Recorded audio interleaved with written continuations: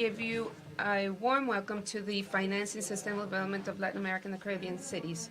The IDB Cities Network gathers a group of mayors, officials, speakers, and all actors that are facing the challenges that are present in our cities in Latin America and the Caribbean.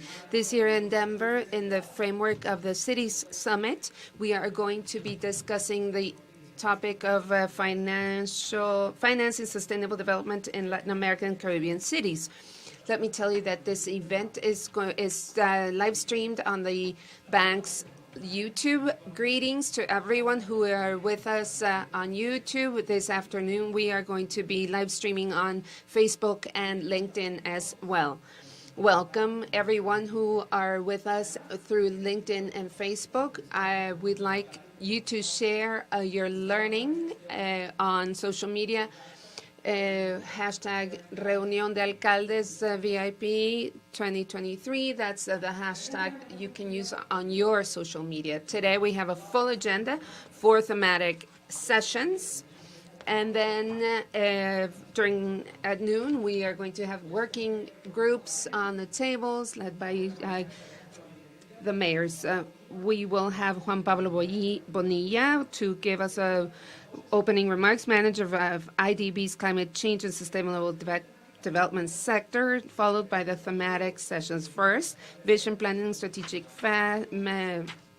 financing, the thematic section 2, strategies to access the credit market, which is led by the Denver mayor, and then the thematic. Then we will have the Latin American and Caribbean mayors conversation, and then lunch. And after lunch, we will have thematic sessions 3 and 4. And to close, we have the closing remarks by our president, Ilan Goldfan. We will be taking an official picture of the event before we have the inauguration of the summit. We are going to be having a reception by the host city here. So without further ado, I will give the floor to Juan Pablo Bonilla, manager of the IDB's Climate Change and Sustainable Development Sector.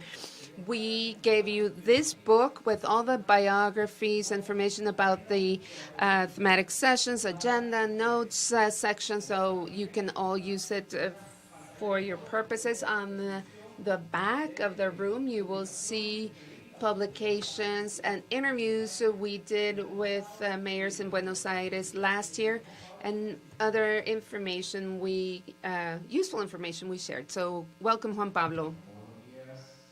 Good morning, everyone, mayors of Latin America and the Caribbean. First, I'd like to thank you for being with us today.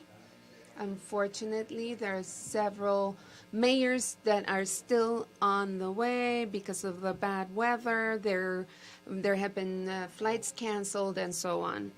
The IDB considers this to be a great opportunity. One of the results of the Summit of the Americas this past year was to hold this city summit. The IDB is financing some of these meetings tomorrow for financing, and it was important for us to meet and bring together the network of mayors of Latin America and the Caribbean so you can exchange experiences and findings and lessons learned before you meet in the broader summit.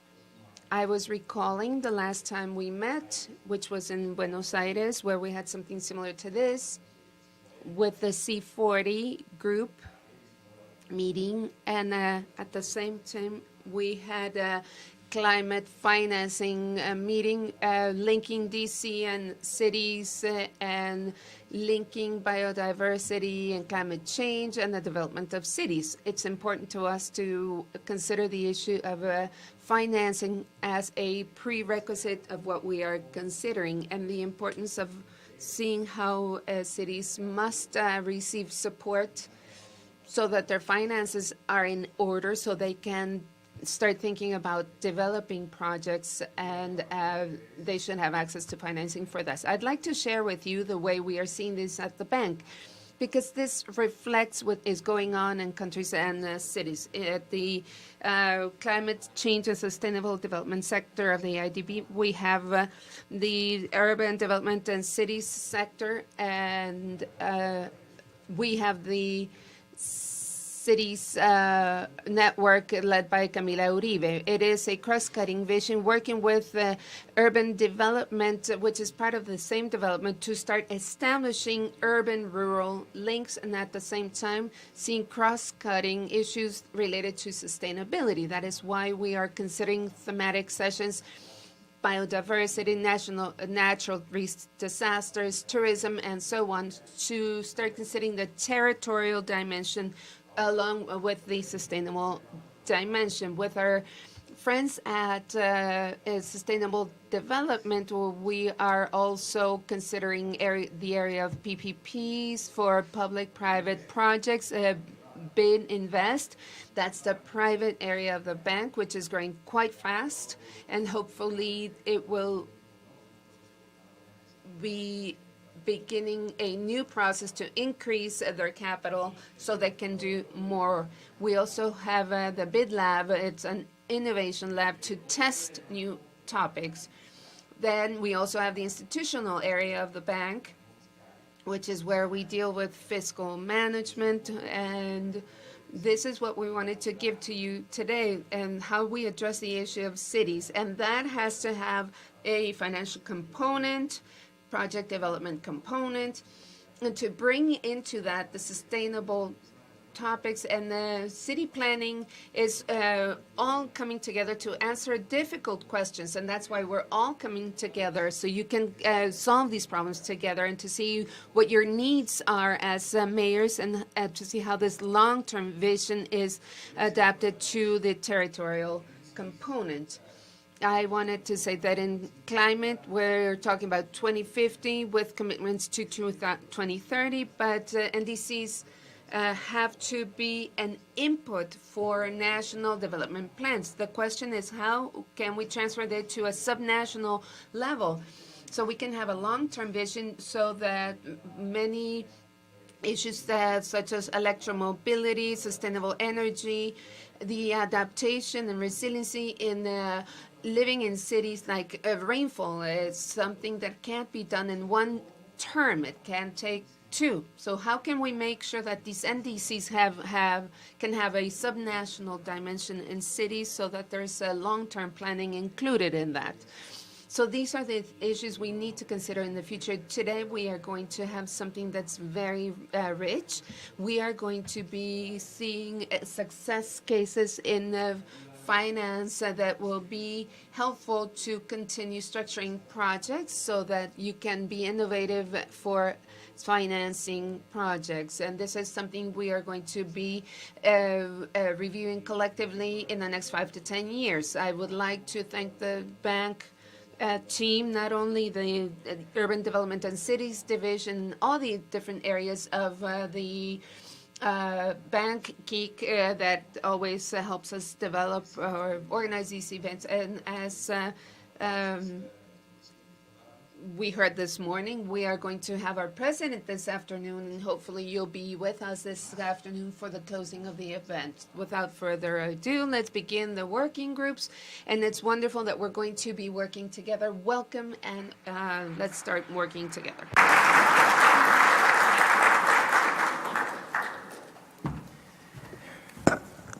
Muchísimas gracias. Thank you very much, Juan Pablo. So we're ready to begin our first session, our first thematic session, called Vision Planning and Strategic Planning, Strategic Financing. First, I would like to make sure that all mayors are connected to the internet, because we are going to have a participatory exercise on Menti. So make sure you're all on the internet. We are going to ask you to go on to Menti. Perhaps the code is already on the screen. So mayors, if you already have access to the internet, please go to menti.com.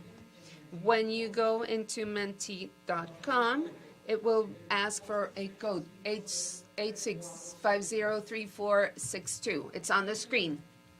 When you enter with that code, you will have the opportunity to answer a couple questions that we want to ask you in a couple minutes.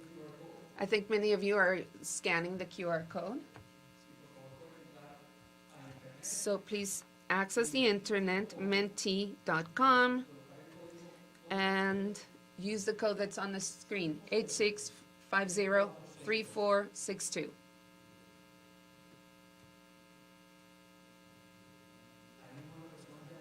Nine people have logged on, 12 people on,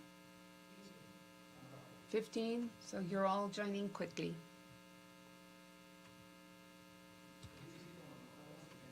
It's difficult when the mayors don't bring their assistants because this is so hard to do, right?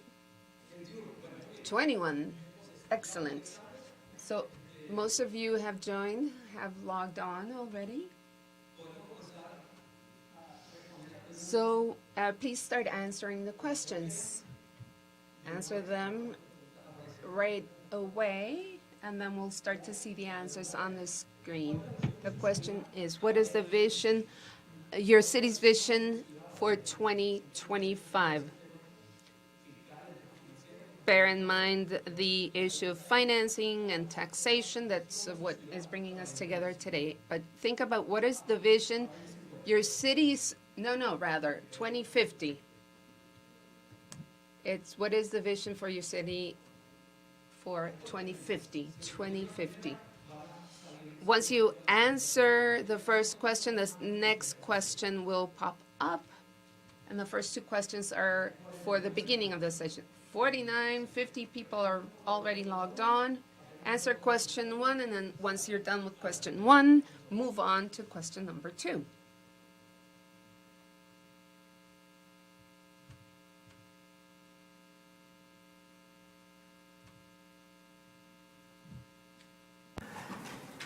Ahí están varias de las respuestas.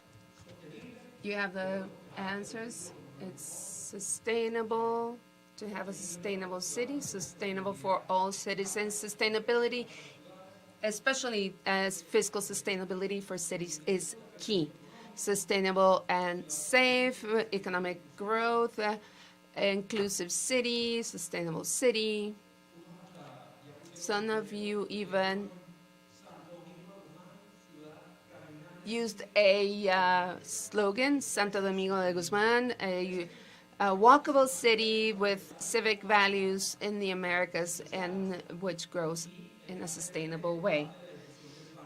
And this is going to be part of our initial discussion for the first panel.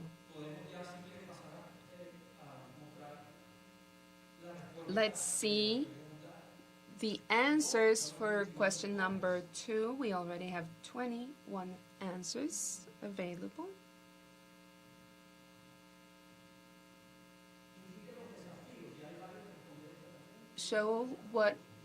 Tell us your most relevant challenges for financing projects in your city, which is what brings us here today.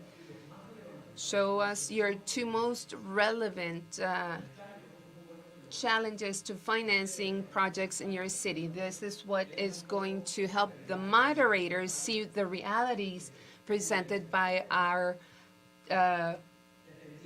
mayors. Unemployment, dependence on the central government. These are real challenges for subnational governments because they have to answer to the central government, bureaucracy and processes, government culture. So we already have 38 answers. We have the Cities Network team here, and they're going to keep these answers and publish them in our future products so that you can be informed for information purposes. So we have 40 answers. We see we're doing quite well. We're making headway. So the moderator for the first session, Tatiana Gallegos. Tatiana Gallegos is the head for vision for housing and rural development of urban development of the IDB. Tatiana and Rafael Greca from Curitiba. Welcome. Tatiana, Claudia, and Rafael, please come to the podium or come to the stage.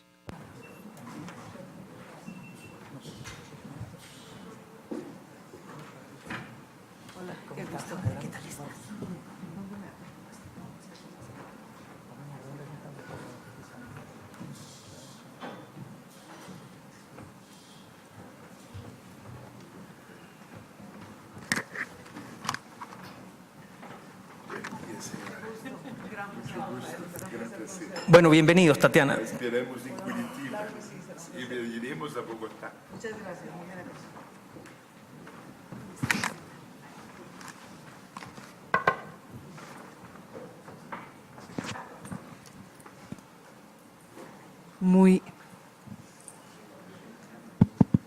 Muy buenos.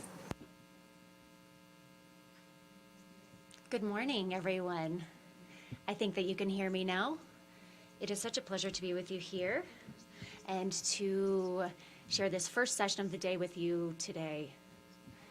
As Juan Pablo was saying, that this is the Mayor to Mayor 2023 meeting where we are going to be focusing on financing sustainable development for cities in Latin America and the Caribbean. Here for this first session, we have Rafael Greca. He is the mayor of Curitiba, and Claudia Lopez. Welcome to both of you, and thank you very much for being with us this morning. What we wanted to focus on in this first session is how the vision and planning are strategic in determining how we're going to structure strategic investment solutions and financing solutions. And so I would like to begin speaking with Claudia. Bogota is not just your country's capital. It is also the economic hub of Colombia.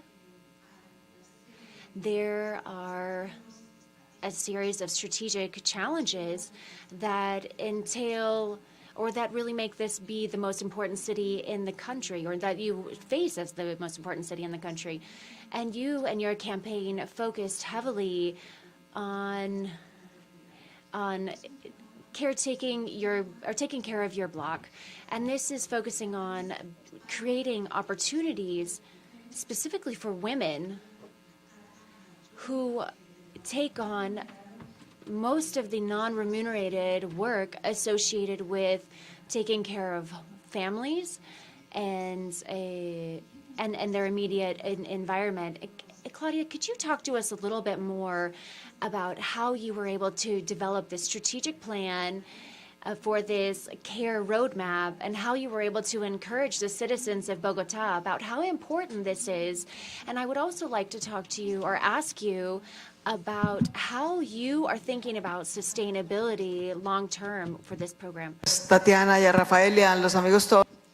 Thank you very much. I'm so happy to be here with all of you here today, and thank you for those who are with us virtually, and thank you to the IDB for this invitation. I'm sure that this will be incredibly productive sessions that we'll have here today. Bogota is a large city. For those who have been there and those who have not, you are welcome.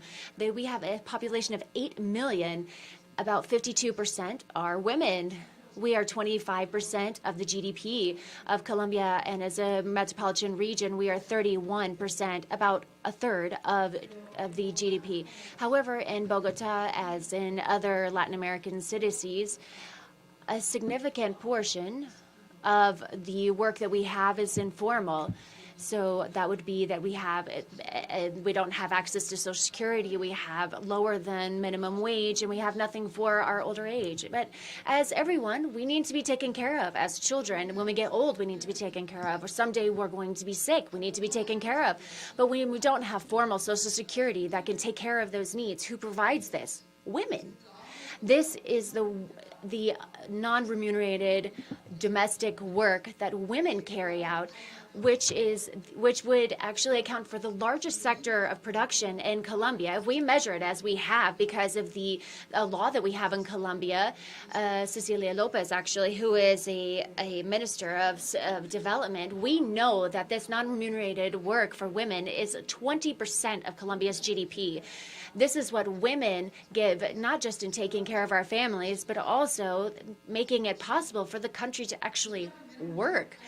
And so as the first popularly elected female mayor of Bogota, we need to be responding to all of the population, but also the women, young women, middle-aged women, older women.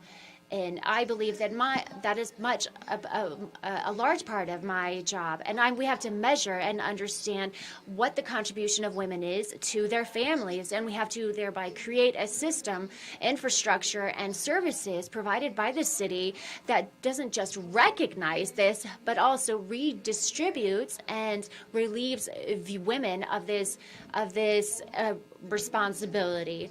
It's something that is obvious, but has never been done in cities before. But we know that we have to have but we all know that we have beautiful parks and community centers and public schools, very high quality, and honestly, they're unparalleled in terms of pedagogy and infrastructure in comparison to private schools. But that's just designed for young children. And the women take their kids to swim class and they sit back and they just watch them. They're just waiting for their kids to learn how to swim, watching them. So what do? What is this caretaking structure? We grouped them in these services in blocks. So let's say a 15-minute walk from someone's house or in a bicycle, something that you can get to easily, and provide services exclusively for relieving women of this overburdening that they have and take caretaking. For example, community laundromats. It's very common in the United States to see where you can go to a coin laundromat and you can wash and dry your clothes. We didn't have that in Bogota. Women had to spend their entire Saturday washing their clothes by hand. And so we have public and free community laundromats. That frees up a lot of their time. And in that same infrastructure, this caretaking structure, we are trying to take care of the women or the people that they have taken care of.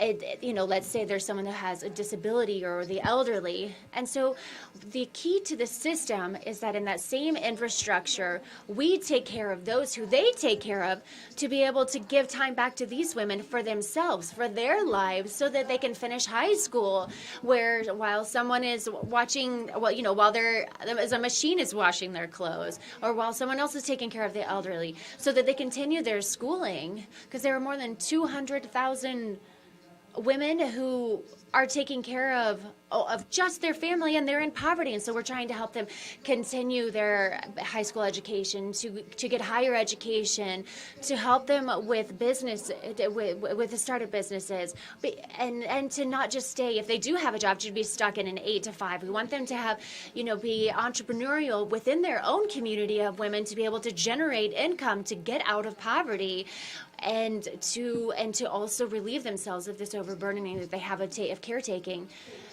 Why have we been able to do this? Well, politically, this was my mandate. 52% of those who elect us in Bogota are women.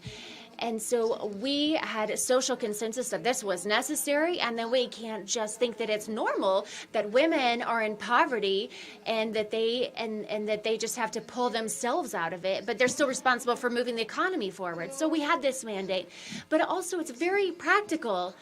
If I were to build a perfect caretaking block with the laundromat and all these other services, I would just be starting the first one now, because building takes time. So we were very practical. We used the infrastructure that already existed with all of their varying physical structures. We even went and had women going into the same classrooms where their children were studying at night, where they could go to university classes there. We're using parks so they could learn how to ride a bike, something that oftentimes women didn't know how to do it. No one had taught the women or the girls how to ride a bike when they were little. We were teaching them how to be entrepreneurial, how to start their own business. And so being practical in that area helped us to do that. Today, Bogota has 18 caretaker blocks. And then I'll end with this. A massive achievement that we have in terms of sustainability is it is actually we're using tax dollars or tax money to invest in these infrastructure, but in the territorial ordinance, all of the different areas are going to be including when they're doing city planning, they're going to be deciding, where these could go. Obviously, we're talking about roads and sidewalks and water and talking about how climate change is involved in this. And Bogota actually has a long-term vision in terms of city planning, in terms of mobility, social economic structure, the ecological structure. And we are also including caretaking as part of this plan. And with the city council, I have submitted my government plan, and the city council approved the institutionality of this caretaking system. And Bogota, over the next 15 years, is hoping to have 45 caretaking blocks so that any woman in any part of our city, regardless of the socioeconomic level or the population in that neighborhood, will have some sort of caretaker block within 30 minutes of their house, and they can be relieved of these extra duties, and they can get time back, because getting time back is the number one way to help a woman get out of poverty, because she can go make money. This will be a more inclusive and more sustainable city that can progress. But we cannot just progress on the backs of these women, but it has to be thanks to the empowerment of giving women their voice and giving them economic power, because they are such an important part of our population. Thank you very much, Claudia, and congratulations. Congratulations for all that you have achieved in these years. Rafael, I would like to talk to you about planning. When I think about Curitiba, one of the many things that comes to my mind is the initiative and the vision that the city had in 1965 through an ordinary law that established the institution of investigation of Curitiba, which we also call IPOC. And many other cities the urban planning and opposition group, and we have seen a lot of advances come out of this planning institute, but a lot of them have closed. They've opened up and then they've closed down. But IPOC is still really a landmark decision and institution. And I want to ask you, what is the secret of Curitiba and IPOC, and how have you been able to include long-term city planning with participation in other sectors in society and other departments to be able to really reflect this long-term vision? When Curitiba began with this urban planning, Brazil was a dictatorship. And so for the mayors who were appointed, it was easier to measure urban transformation because there was no discussion. And we have a virtue. Our mayor was elected he was actually an architect, Raimeler, and he began to work with a single focus. And then other mayors followed him. So we have a case of a 65-year case, 70 years perhaps now, of everyone walking lockstep. The urban planning was never changed.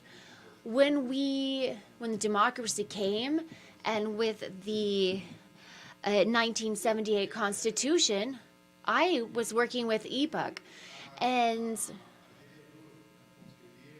I became a counselor of my community, a councilman for my community. And we focused our efforts on maintaining the standards that had already been put in place. And in 1995, well, actually, there had been a review of this every single 5 years, but this was really never modified.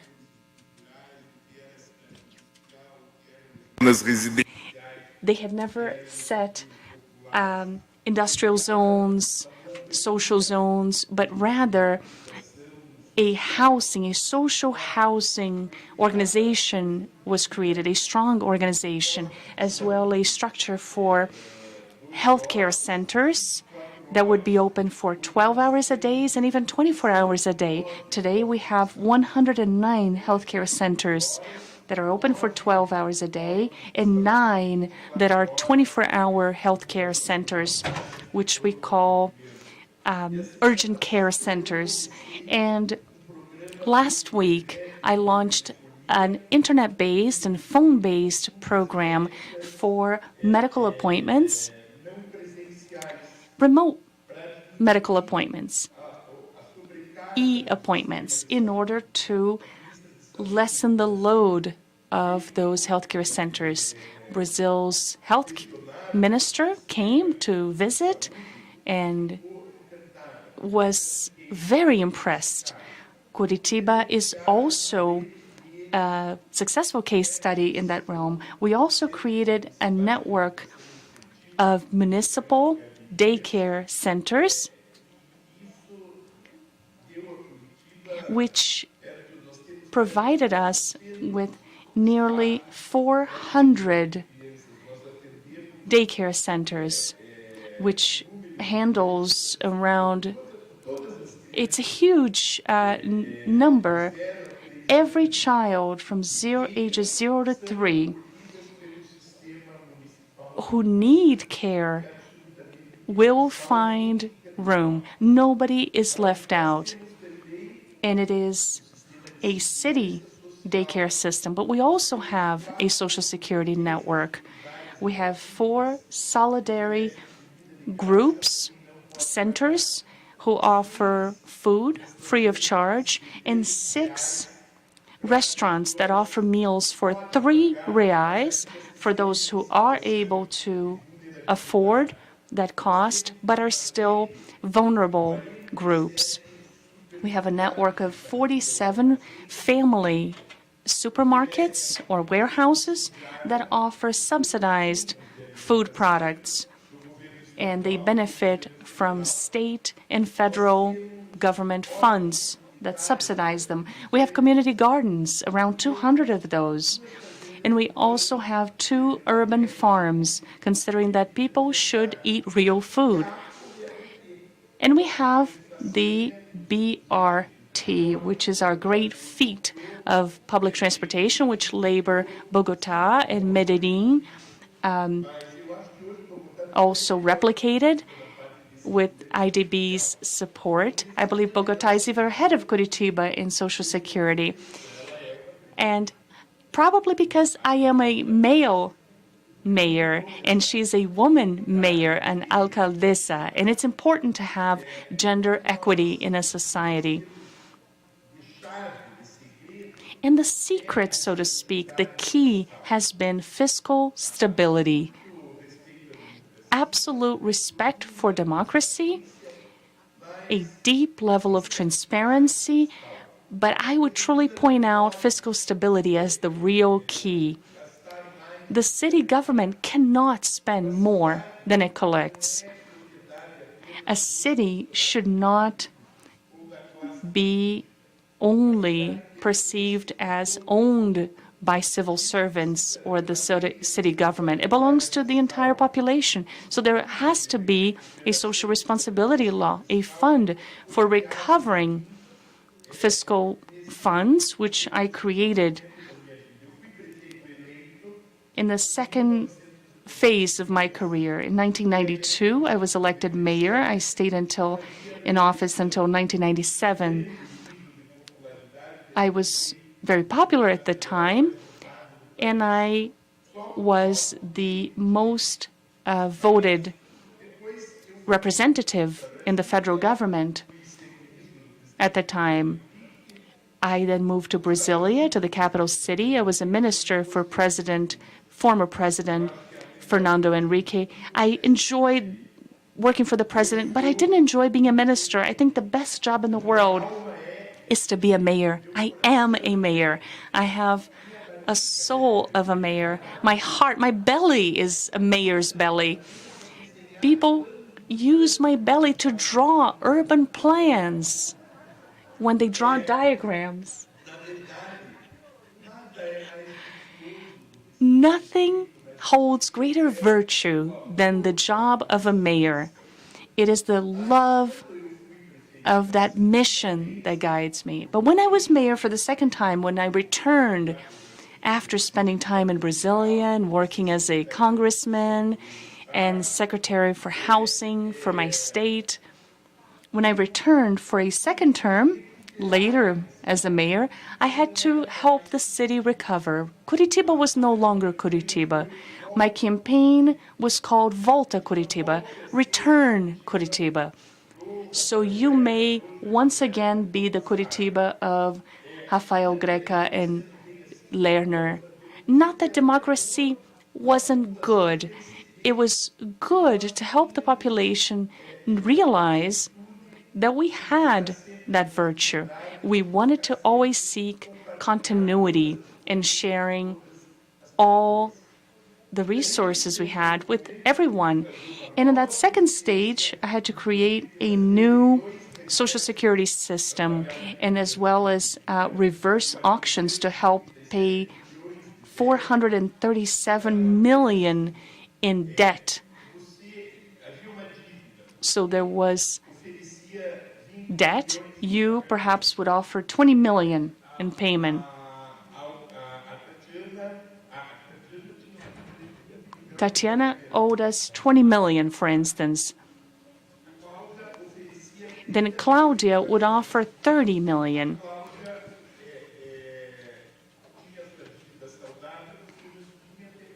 Then Claudia could pay off her debt unless you bid higher.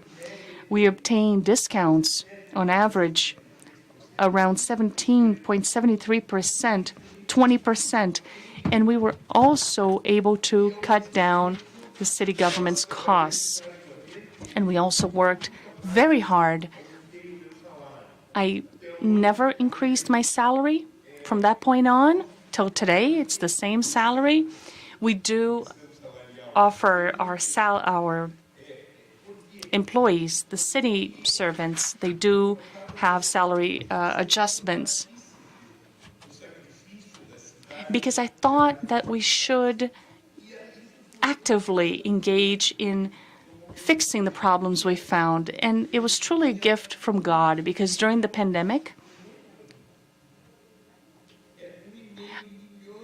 I had 1.5 million reais as a surplus at the time. And that surplus allowed us to finance, basically to subsidize public transportation when demand dropped. It allowed me to finance the health budget going from 1 billion reais a year to 3 billion. My health secretary became a congresswoman because the population was so thrilled with her work. We had a very strong stance during the pandemic. We had to go against the federal government, which denied the pandemic essentially and denied access to vaccines. And we faced that situation with full confidence that I had to do my job as a mayor well. And the population's happiness springs from their politicians' virtue. Today, our city is in good shape. We still have a surplus. Our budget is around 3 billion reais. And 3 days from now, I will be announcing the purchase of 70 electric buses. We will invest money from the city coffers, 200 million reais. That is a trade-off, similar to what IDB allows us to do, so we can have the second bus line. It will cover 38 neighborhoods, 22 kilometers of urban streets. And there is another axis financed by the BRICS Bank, east to west, and we also want electric buses. We are currently carrying out tests with German, Swedish, Chinese companies, and Brazilian companies. Everyone can be a part of this public tender.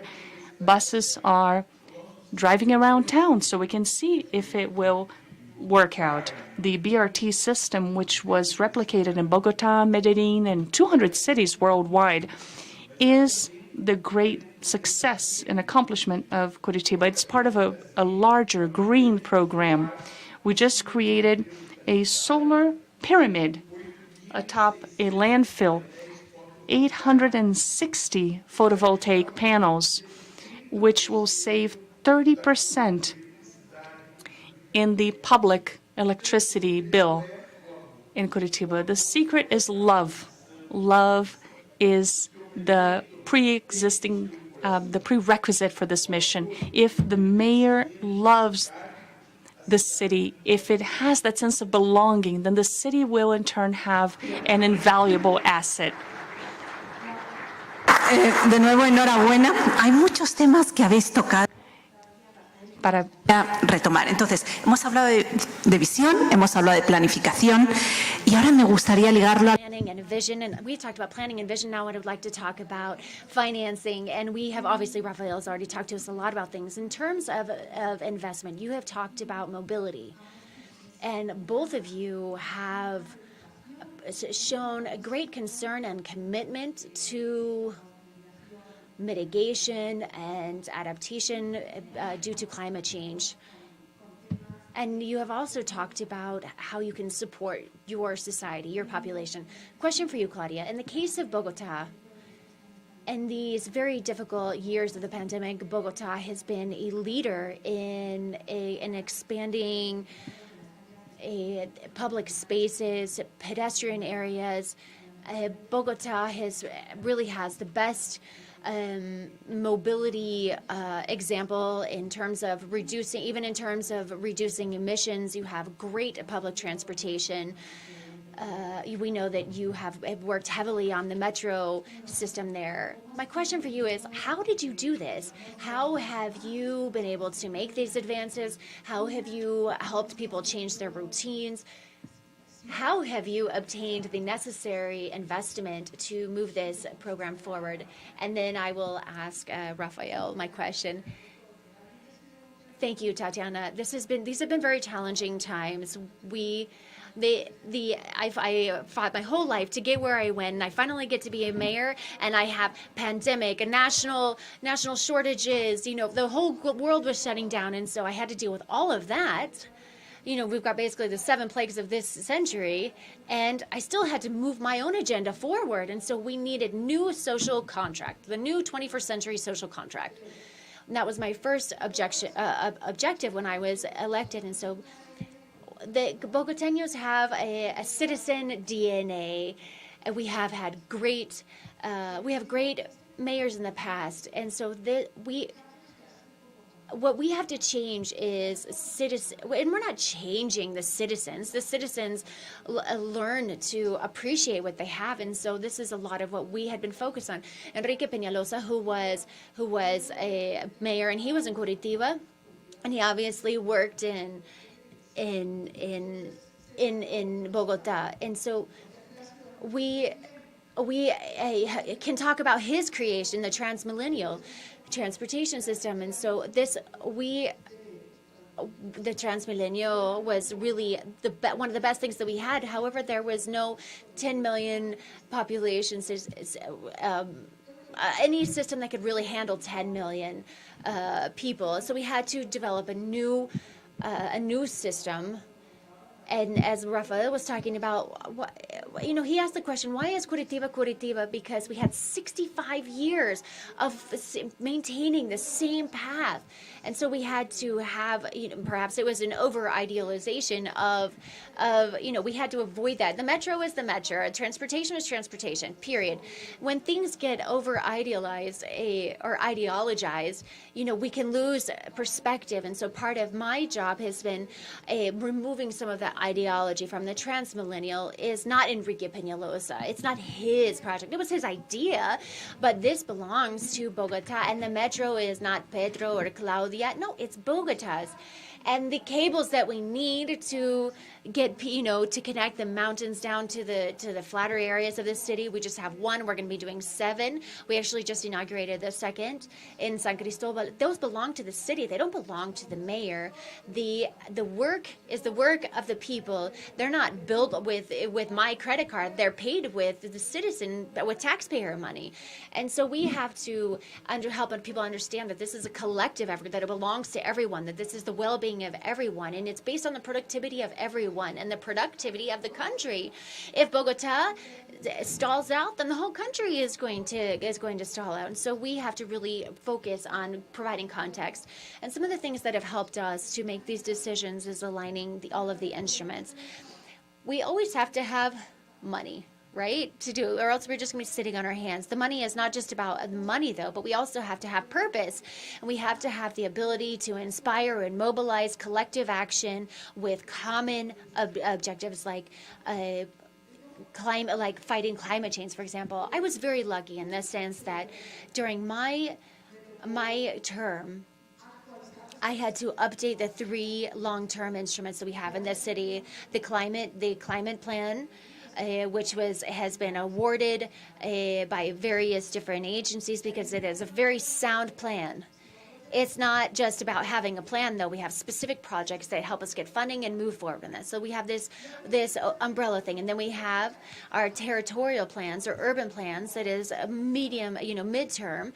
But it is aligned with these investment climate change plans. And then we have our sustainable mobility plan, which allowed us to reach an agreement with the national government, with the department of government in this city.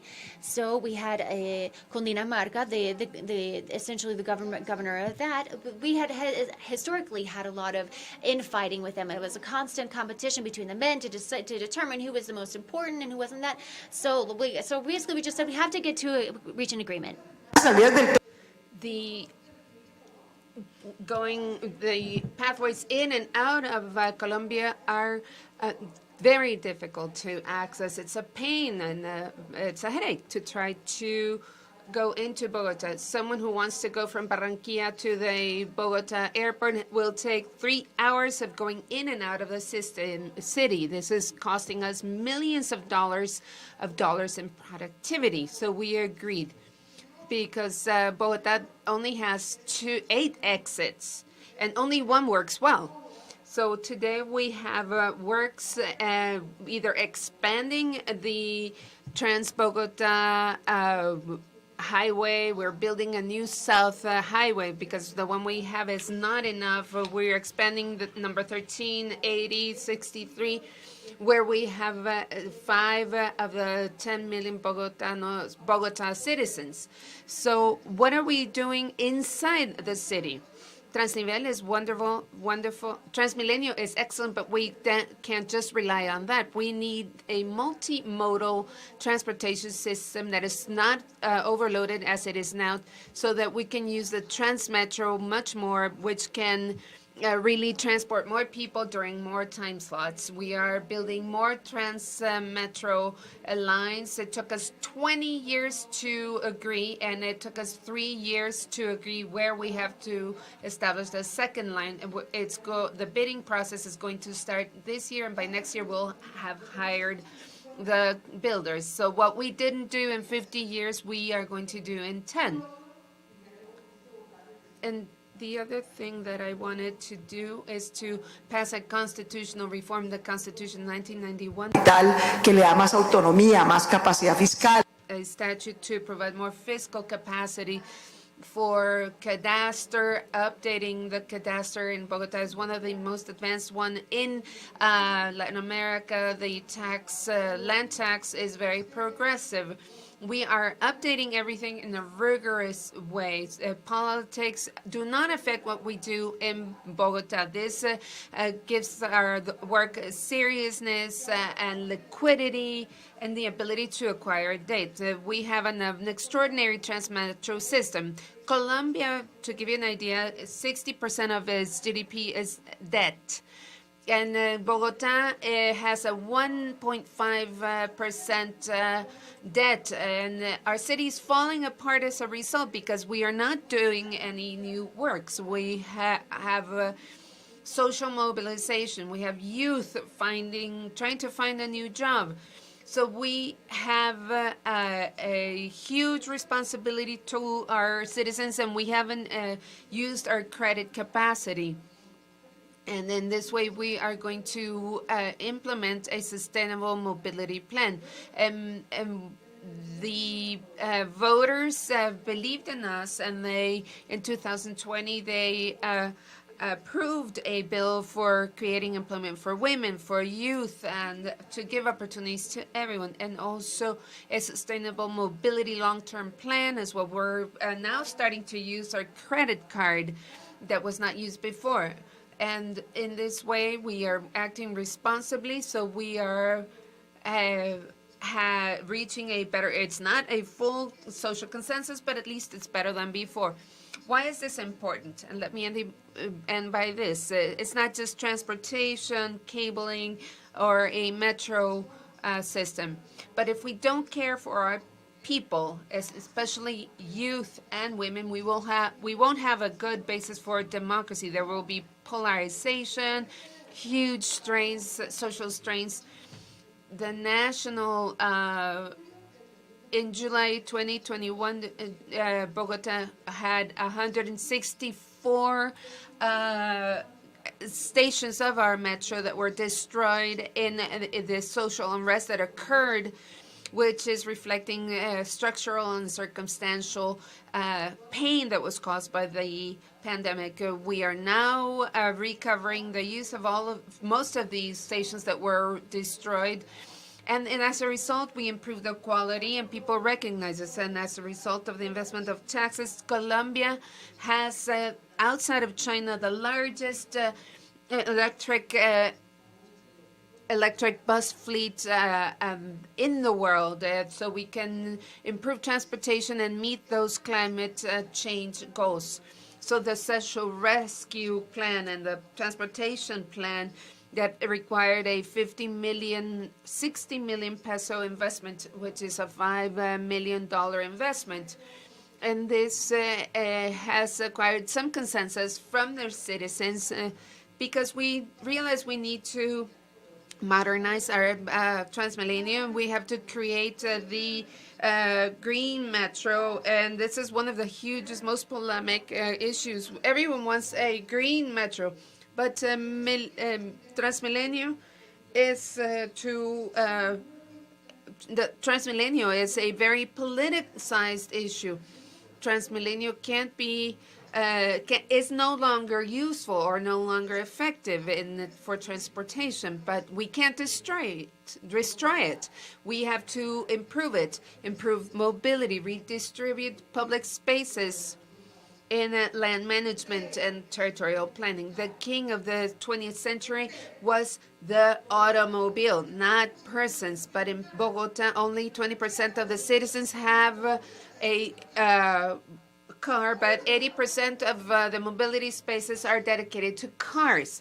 Everyone else is pushed aside. So we need to have sustainable cities, green cities, cities that protect the life of pedestrians, cities that respect climate change will require respecting the lives of citizens, of pedestrians, of mothers that are walking with their children, of people who are exercising on the trails, and giving priority in spaces and cost time incentives for clean transportation. Bogota is then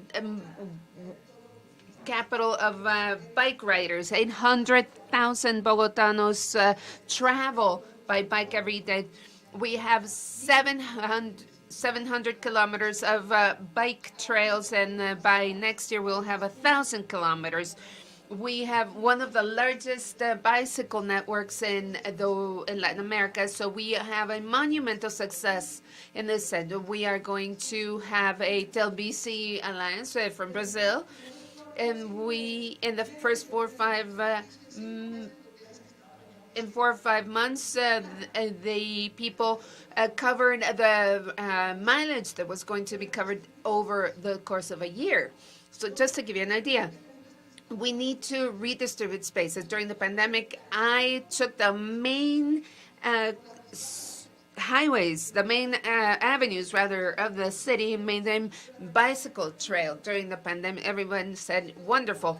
And then after that, people said, let's go back to the past. And I said, no, let's not go back to the past. Let's move forward.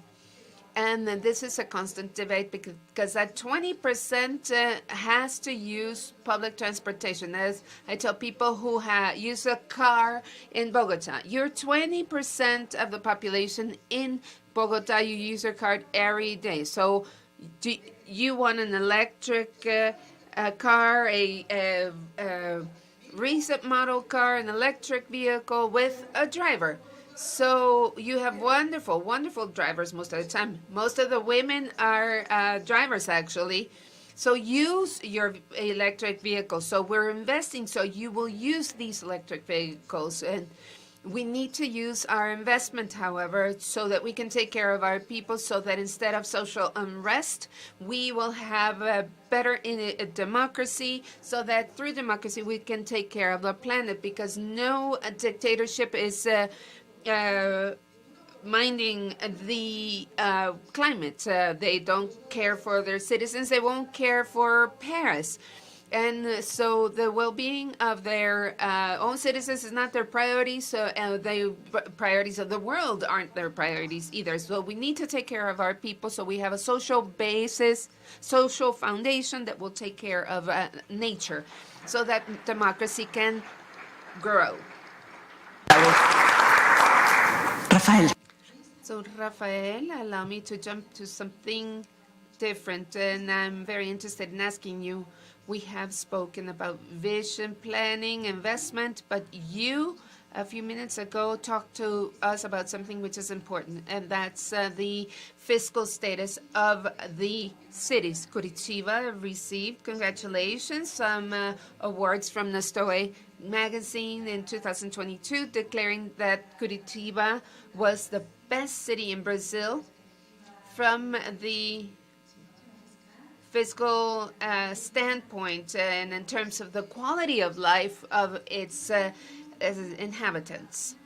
This gives us a clear connection between services provided by cities to the people who live in them and the way in which it is responsibly managed. I understand that this has been done on the basis of two main goals. First, fiscal responsibility, and the other one was the issue of planning and innovation in investment, such as BRT, and that is an ongoing effort. So what are the concrete measures that are you considering to implement through the pluriannual plan 2022-2025 that is 2.4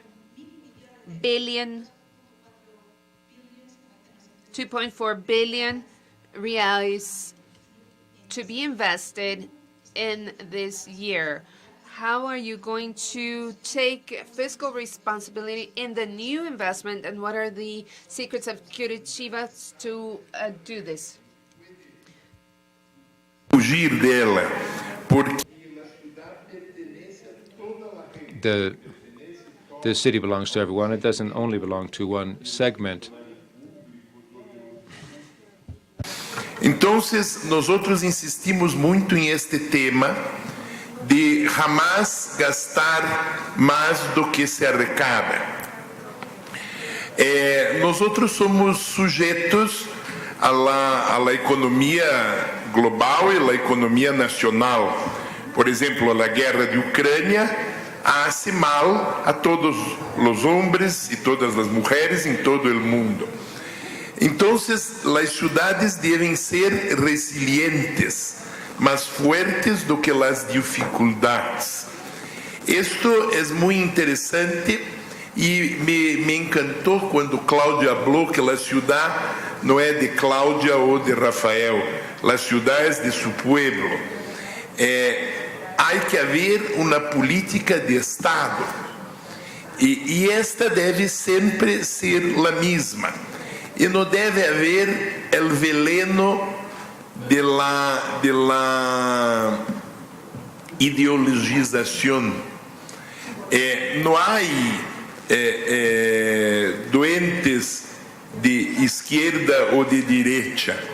Hay doentes. Y doentes necesitan de medicina.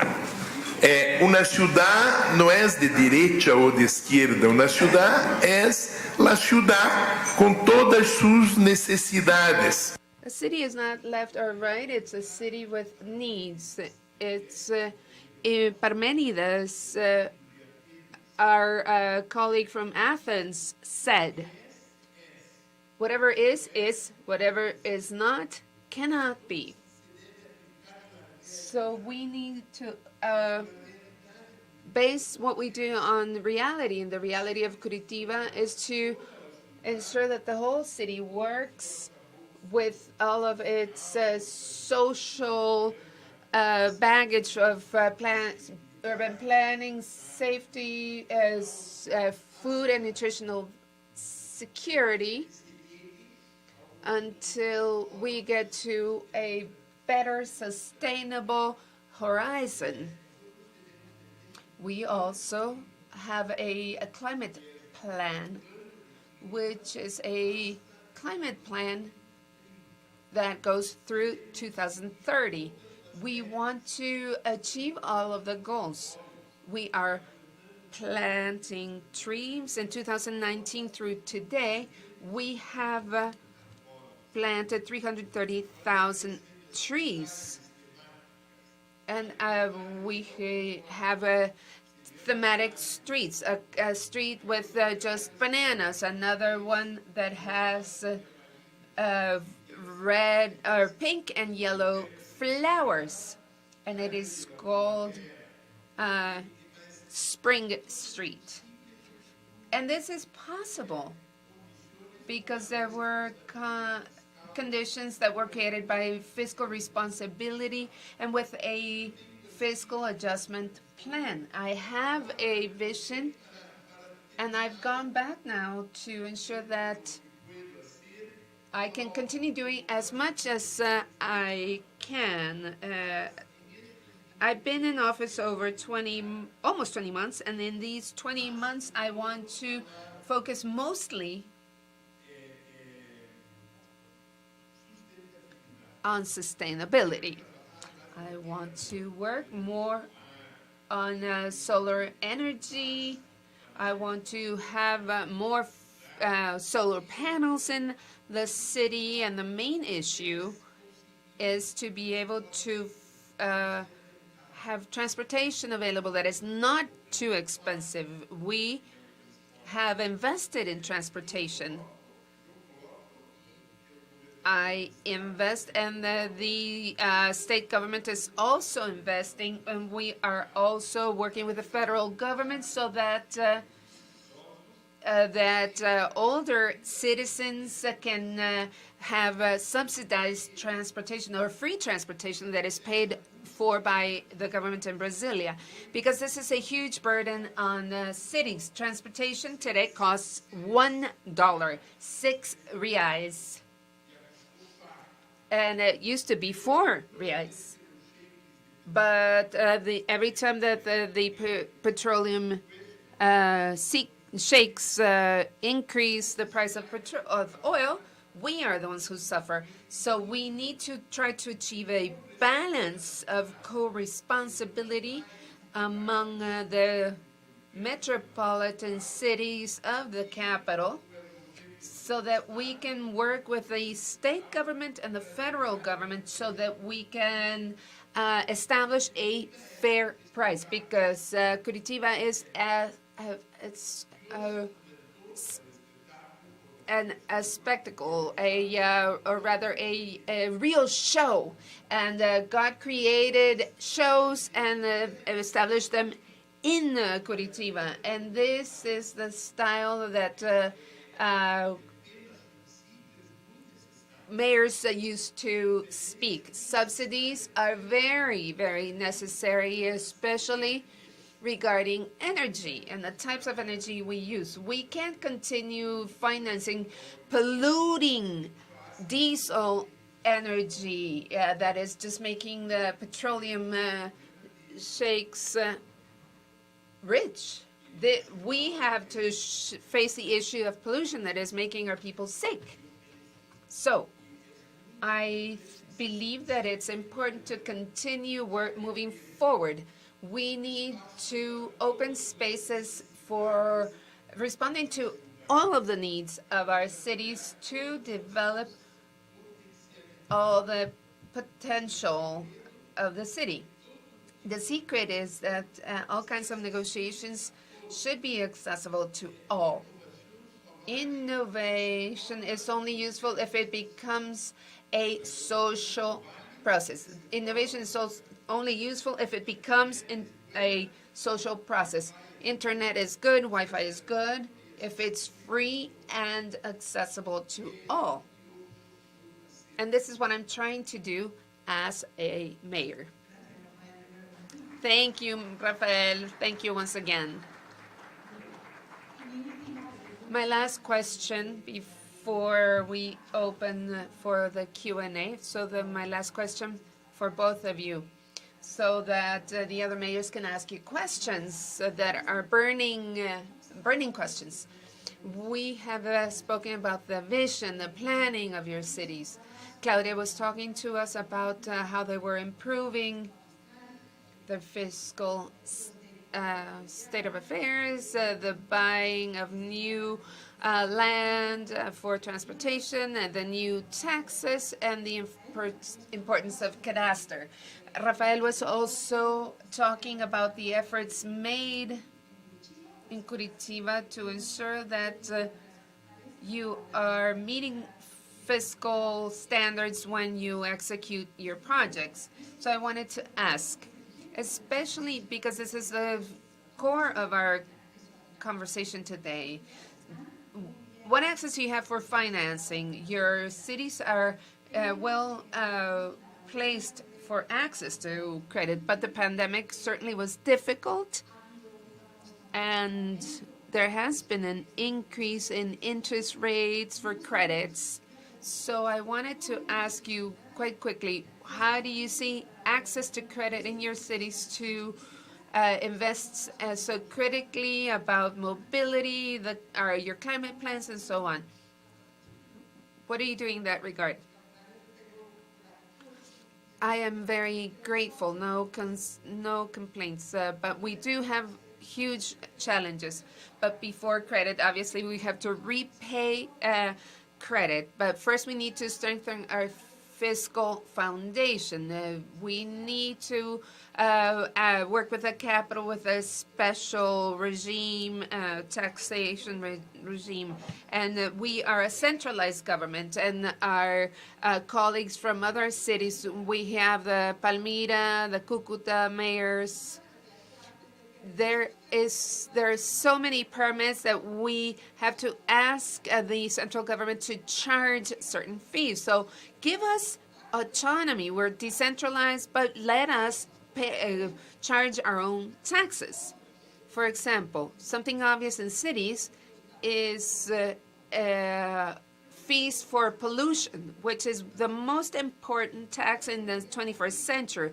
I would talk to the IDB and tell them, we need to develop innovation. We need to have cars to measure how far they go and how much they pollute. And the ones who travel the most and pollute the most pay the most. This should be applicable to all vehicles, whoever the owner is. And we need to evolve quickly. Ecological evolution and fiscal evolution. We need to focus our efforts on this. For the past years, we have been restricting circulation. Certain license plates cannot circulate certain days of the week. So we wanted to say, if you want to pollute, you have to pay. And we have a special tax for that. We're doing well with that. And not because we're collecting taxes, but the people are thinking, well, how can we manage our trip? They're doing carpooling, because if I'm going to take out my car, we have one person who's driving and all four will pay for that tax. So this has been incentivizing carpooling. This is going to be a good way to collect taxes. This is a significant or a concrete effort we can do, and public transportation also. In Colombia, I don't know what your reality is, but Colombia has 8 metropolitan areas where 70% of the population lives. We have made huge investments in mass transport, public transport, but we need to balance the incentives that we give to cars and motorcycles, because we can't just use the World Bank, the IDB money, the central government money, building cable and so on. If we're not disincentivizing the use of a car and motorcycle, they are competing with our system. So every person who gets a salary in Colombia pays a transportation subsidy. In cities like Cali, Bucaramanga, Medellín, Bogotá, Cartagena, and so on, where there's mass transport, we need to pay our transportation subsidy with public transport cards that can be used in the public transportation, not to be used in private vehicles like motorcycles and cars, and because they're competing with public transportation. What can, for example, our peasants do if they don't have access to Wi-Fi or to transportation? In urban areas, we need to subsidize transportation so that people use mass transportation. So Colombia has a special fee, and we have a mine of public value, which is our soil. It's valuable because we live on it, we use it. So those of us who live on it should capture the value of it through public income, and to invest in public transportation is fundamental. It's a crime, really, it should be a crime to have public works without capturing that public income. Colombia is building amazing infrastructure that goes through cattle ranches, and they're not recovering that value, and that is absurd. So those mechanisms to capture value are fundamental. And finally, I would tell multilateral banks. SDGs have a deadline of 2030, but there was a pandemic, a war, instability in logistics and finances and so on. And all of this is not helping us, and we have to make a global decision, a serious and a global decision to redefine the goals, to meet them by 2035, and for that, not 2050, but 2035. But we need for that special lines of credit to finance the social well-being of countries. So Latin Americans continue thinking the poverty of women, that domestic work, as I tell all men in Colombia, this is a service for caretakers. Where men in the world start caring for others, they don't know how to sweep the floor, how to wash, how to take their kids to school, how to take their parents to the doctor. Well, if they don't know, we can teach them. Schools are part of that care network. We have to redistribute the overburden of domestic care and non-remunerated tasks for women. So you ask, what does your mother do? She doesn't do anything. No, she does nothing. She gets up at 4 a.m. to cook, to clean, to take one here or there, to help them with the schoolwork, so on. They work 7 hours more than your father. Do not say your mother doesn't do anything. Thank them with your love, but also help them in what they do, so your mother will live better. That she will that will lead to better income and better education for her. Instead of coming home, watching TV leisurely, as thinking that only the mother is responsible for the well-being of your family. And we have to have inclusive social security networks to relieve women in their care responsibilities, so that the youth in our region can have opportunities of the 21st century, and to protect our elderly. We're all going to be old. Something that breaks my heart as a mayor is to see little kids. So we have public education in Colombia.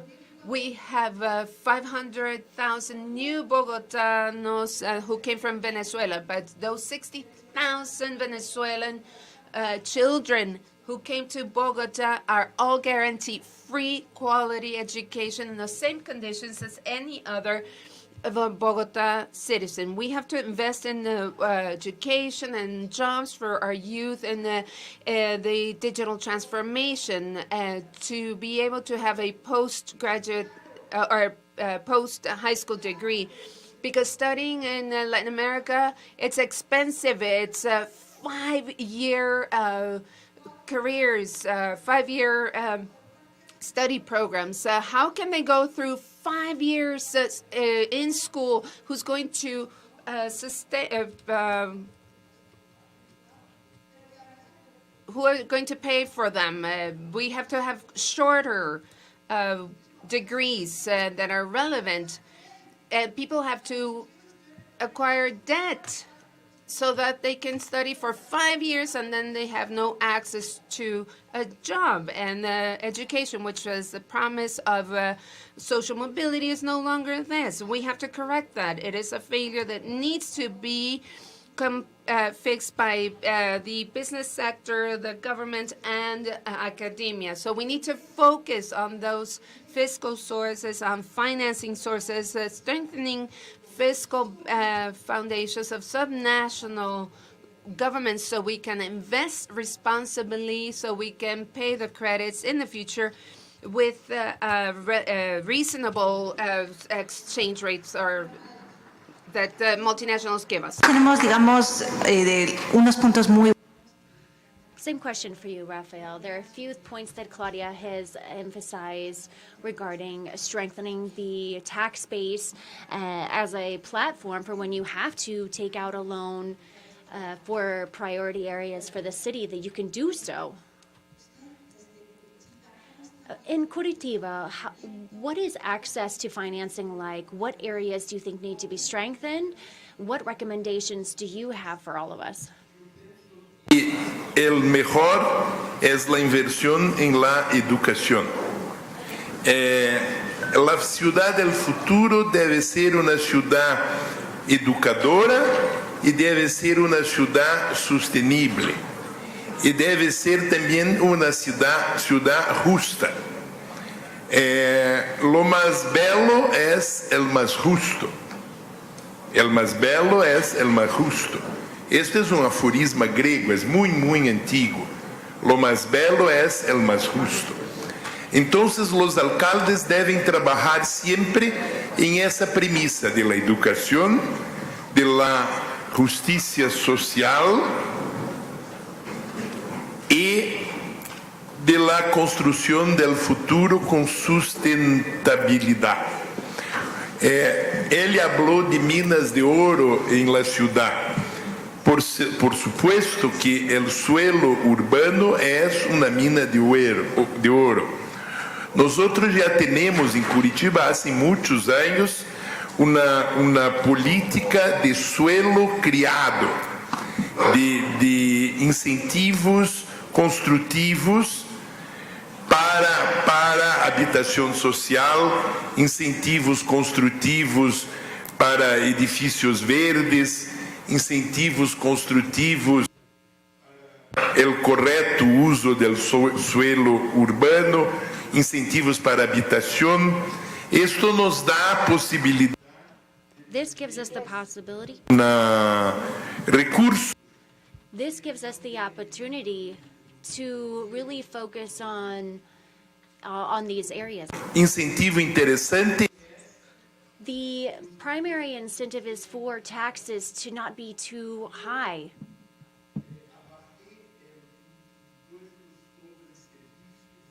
I have reduced taxes on services from 5 to 2%.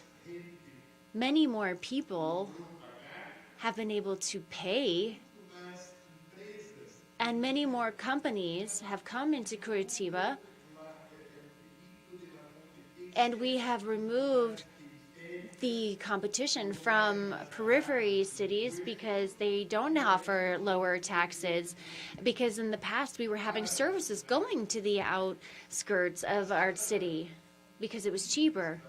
We've actually even had congressional meetings and conventions. And one time a gentleman came when I was not yet mayor, and he said to me, I am going to hold my convention in Florianópolis because in Curitiba the tax is 5%.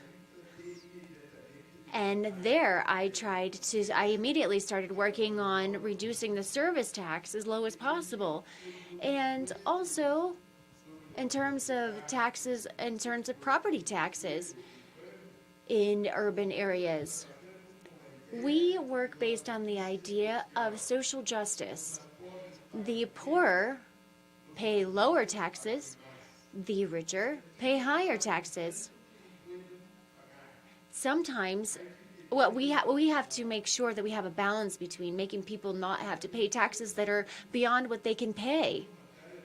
We cannot kill the towns that have the golden eggs, right? We have to keep them paying, because businessmen and those who pay higher taxes, they are also an asset in the city. A city is an equation based on co-responsibility. It is also a job that requires harmonizing these different components, and that requires us to provide equal opportunities, and at the same time not break down a person's potential. And Claudia talked to us about educating the youngest on topics of innovation.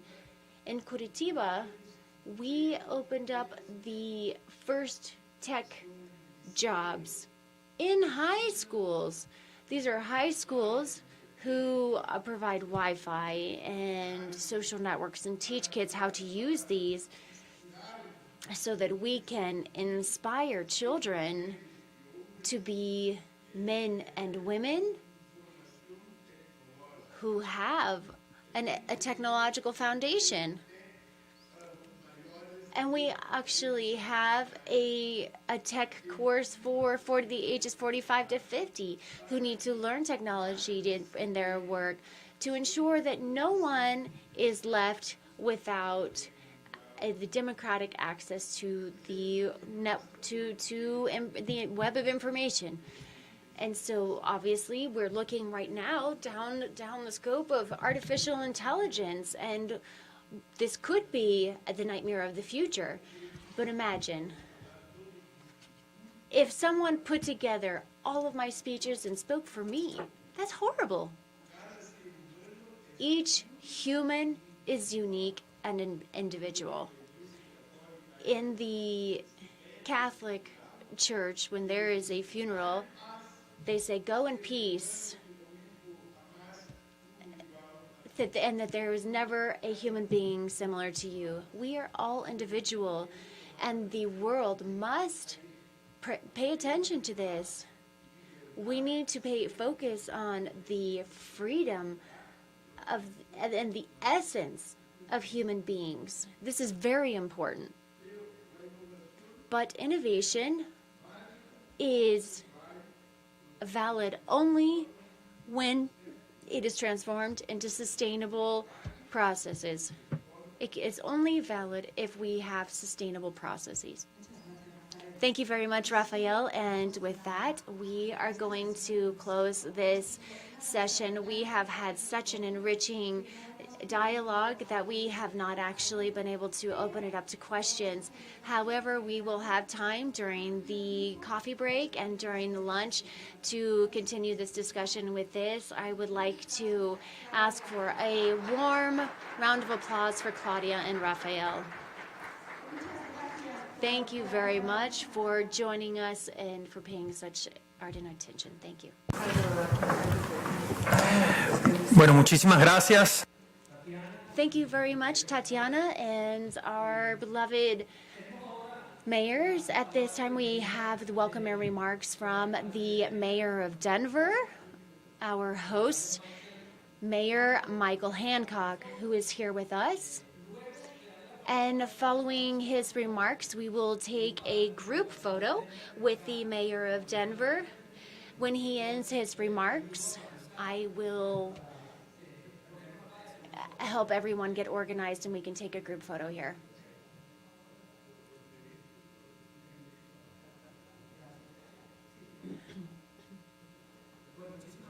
Thank you very much. If you need your translation receivers, please go ahead and get one because he will be speaking in English. Welcome, Mayor Hancock.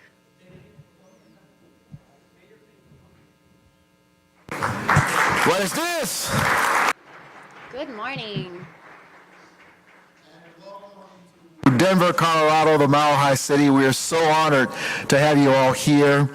Proud to see so many mayors here to roll up their sleeves and do this important work that is happening around our hemisphere.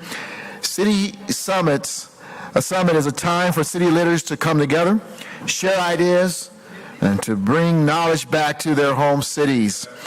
Cities are a melting pot of ideas and approaches. It is so crucial to have opportunities like this where we can come together and we can talk about what works. Strengthening democracy and public health, fostering clean energy transitions, meeting environmental challenges, increasing access to critical digital technologies, ensuring the safety and the well-being of immigrants to our homes, and combating the spread of influence of misinformation. These are all the issues that these cities around the world and around our hemisphere are working on and I will be discussing throughout the week. And so I'm proud that our community will be the epicenter of those vital discussions and collaborations. Cities are where the work happens and where policies get implemented. So it's important that we elevate the voices, our voices in these discussions, and that we look at the best practices of collaboration, and we look at the best practices of actionable items that we can take back home to improve the lives of the people we serve. The next few days will help us all learn and become better community leaders, no matter where we come from. I see many faces in this room that I had the pleasure of meeting while in Los Angeles last year at the Summit of the Americas, where we discussed many of these issues. And I'll never forget a conversation I had with one mayor from El Salvador, where I asked him what the key issues in his city were he was dealing with. And in those few seconds, he really gave my State of the City address. The same issues he was dealing with, we were dealing with right here in Denver, Colorado. And so we do know that a lot of the issues are similar. A lot of our approaches can also be scaled up. And so I'm excited for these conversations. I want to recognize the Inter-American Development Bank. They have been essential partners to have and have proven they have approved and supported dozens of scholarships for Latin American, Caribbean mayors to be here at the City Summit of the Americas. And we appreciate their support and their leadership in promoting public and private sectors. Will you give the Inter-American Development Bank a round of applause to say thank you? They continue to be the largest source of development financing for Latin America and Caribbean. They are working to make economic development sustainable for the region. It's a perfect example of cross-continental coalitions this summit is meant to encourage and to build upon. I also hope that while everyone's here, that you take the opportunity to explore our city. I promise you we're going to turn the heat up in Denver. I have already ordered by executive order that the sun come back out. For my friends. I want just for you guys. Otherwise, we will let it snow, but we want you to be warm, right? And we want you to recognize and enjoy. I hope you get out and enjoy the cultural warehouse that's also been set up for you. But really, on behalf of the people of this city, the 730,000 people that call this city home, welcome to the Mile High City.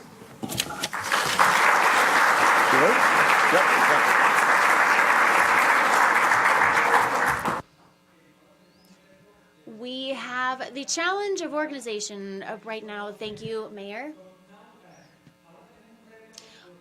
So now we're going to try and organize ourselves to take a photo here with the mayor.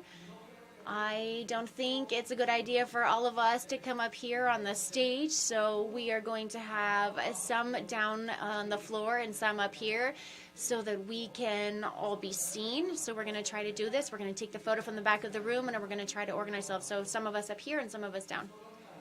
Just mayors, please. Just mayors.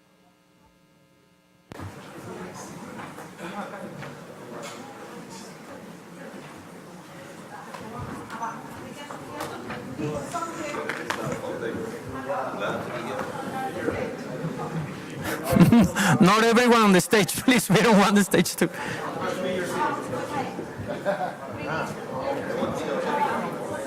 Porfa, algunos abajo para que no se nos vaya a estar muy pesado.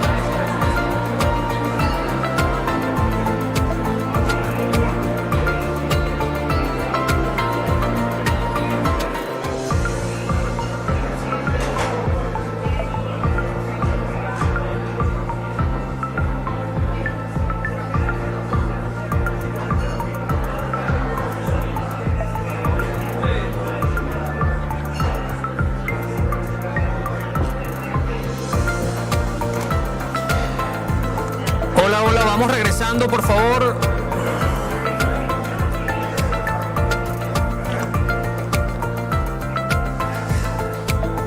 Estimados alcaldes, si vamos tomando asiento, por favor, que vamos a iniciar nuestra sesión. Please take your seats so we can go to our thematic session number 2. We are going to start shutting the doors.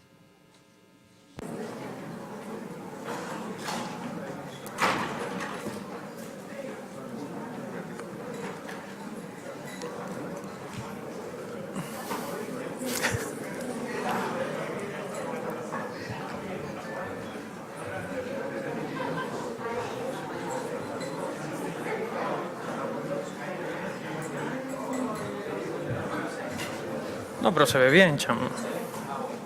O lo pongo. Es que el tema de los cables, chamo.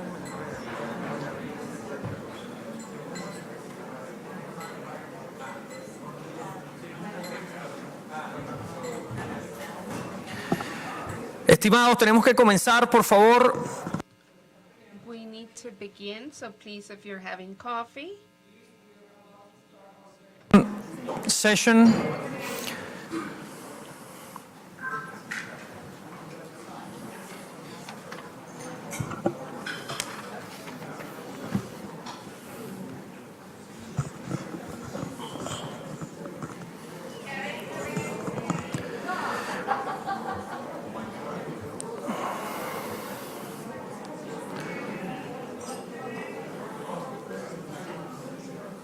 Bueno, vamos a comenzar la sesión. Let's begin our session. Please, everyone, take your seats. We are ready for our second thematic session of this morning. So if you have not signed up and if you haven't signed up on the table outside the room, you need to have your badges so you can participate in the group discussions. If you have not, for the mayors who have not signed up yet, please do it during any of the breaks or during lunch, so we can assign you a color which corresponds to your group. Let's go into our second session this morning called Strategies to Access the Credit Market. I will invite the moderator, Christine Martel. She's a professor of Public Affairs, School of Public Affairs of the University of Colorado, Denver. I will ask Helen Krager, who's Senior Vice President for Credit Officer for Moody's San Francisco office, and we also have Luz Elena Gonzalez Escobar, Secretary of Administration and Finance of Mexico City. Welcome. Please take the stage at this time.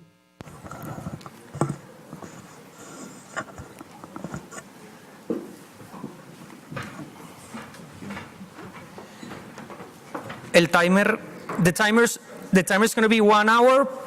Just remember that you have 1 hour. We're going to put it there. Where's the clicker to change the slides? So, give me one minute. Okay, I'll bring it to you.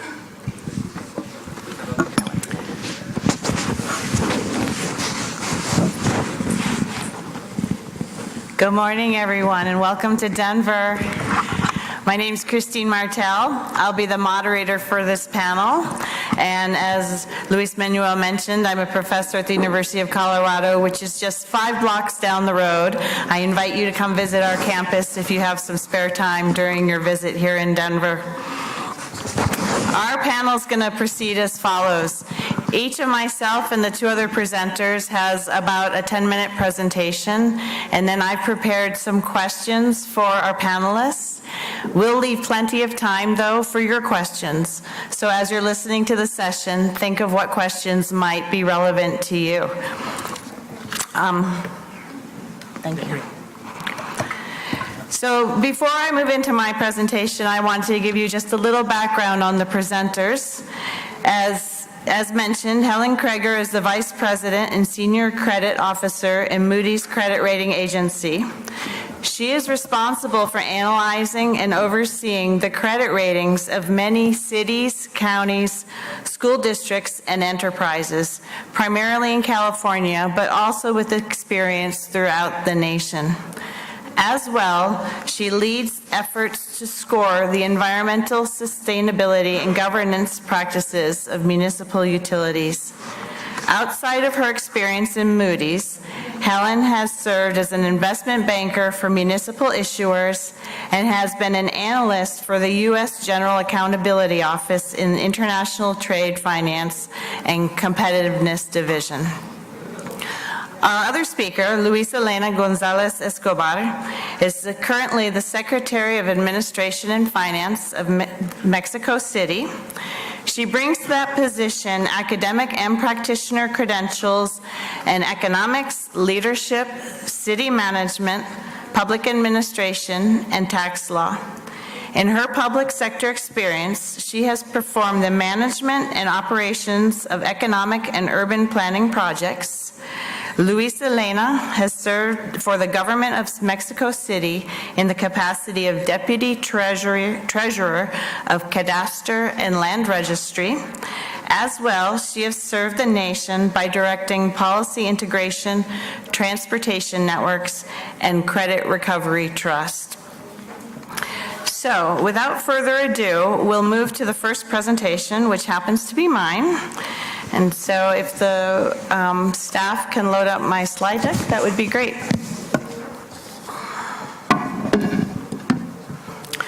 I'm going to speak today about municipal fiscal health and borrowing for infrastructure finance. Here we go. So it's no surprise to anyone in this crowd that there's infrastructure shortages across the globe. Infrastructure shortages in efforts to mitigate climate problems, renewable energies, housing stocks, public health centers, schools, libraries, investments, transportation, sanitation, water services. In fact, the annual financing gap is about $1 trillion annually. And with that, there's also a shortage in using capital market finance to pay for some of these investments. And what I want to share with you today, and what I want you to encourage you to start thinking about, is that with your leadership, your city can move in the direction of financing some of the investment projects that your citizens desire. So borrowing for capital finance occurs within a system of financialized governance, which means that you're not alone. You as mayors and your cities have to work within a higher level context of your regional governments, of your national systems and laws, and of a variety of market actors. And to be able to work functionally and effectively and efficiently within this system of financialized governance, you need to understand that environment. You need to understand who the financial intermediaries are and what their incentives are and how they align with yours. You need to understand what products they have, what services they have, and the benefits and the risks of them. And you need to develop your own agency with respect to these actors in the broader system. And to do that, I'm going to argue that you need to be thinking about your credit quality, the credit quality of your jurisdiction. Because when you do, you're going to be able to realize a broader array of financing options that you can use for any multitude of infrastructure projects to achieve your social and equity goals as well as your investment goals. My research has been based across the globe in a study that I did recently of 73 cities across 37 countries. Our research shows very clearly that improvements to your credit quality result in you having broader access to capital market debt. And what stands as the basis of this credit quality? It's municipal fiscal health. There are three aspects to this that you need to be paying attention to. The first is, can your city operate? Can you pay your bills on time? Can you pay your service providers? Can you pay your employees? Can you provide the fundamental services that your citizens desire? The second one is, can you invest in and maintain your capital infrastructure? And to what degree do you maintain that capital infrastructure? And then the third leg to this stool is, can your city pay off its debts? Do you have enough money and revenues that you collect to be able to make timely and full payments to your creditors? The reason you want to care about municipal fiscal health is because it's good for financing investments. In fact, it's fundamental to financing investments. When you can expend within your revenues, expend within your means, when you can broaden your revenue base, especially with your own source revenues, when you can maintain a level of debt service that is consistent with your ability to pay, then you have higher access to capital market financing. And so fiscal health sits within a broader view of credit quality. In this graphic on the screen, the two middle columns represent the municipal fiscal health. It has to do with how you manage your fiscal part and how you manage the debt part. The left-hand column is also important, and this pertains to your economic fundamentals. Unfortunately, these are harder to control in the short term, but they are something to pay attention to for your long-term trajectory. As well, in the right-hand column, you'll see that there's another fundamental, which is the governance and management. And this pertains most specifically to your roles as mayors, because it's your job to maintain the governance and the management of your jurisdiction, to have high administrative capacity, quality of governance, sustainability, and be able to integrate planning efforts into that. The row in the middle, the light blue, those are some indicators that you can look at, but there are many others. These are just some exemplars. And so your governance and your management matters in this effort. Please don't take it for granted.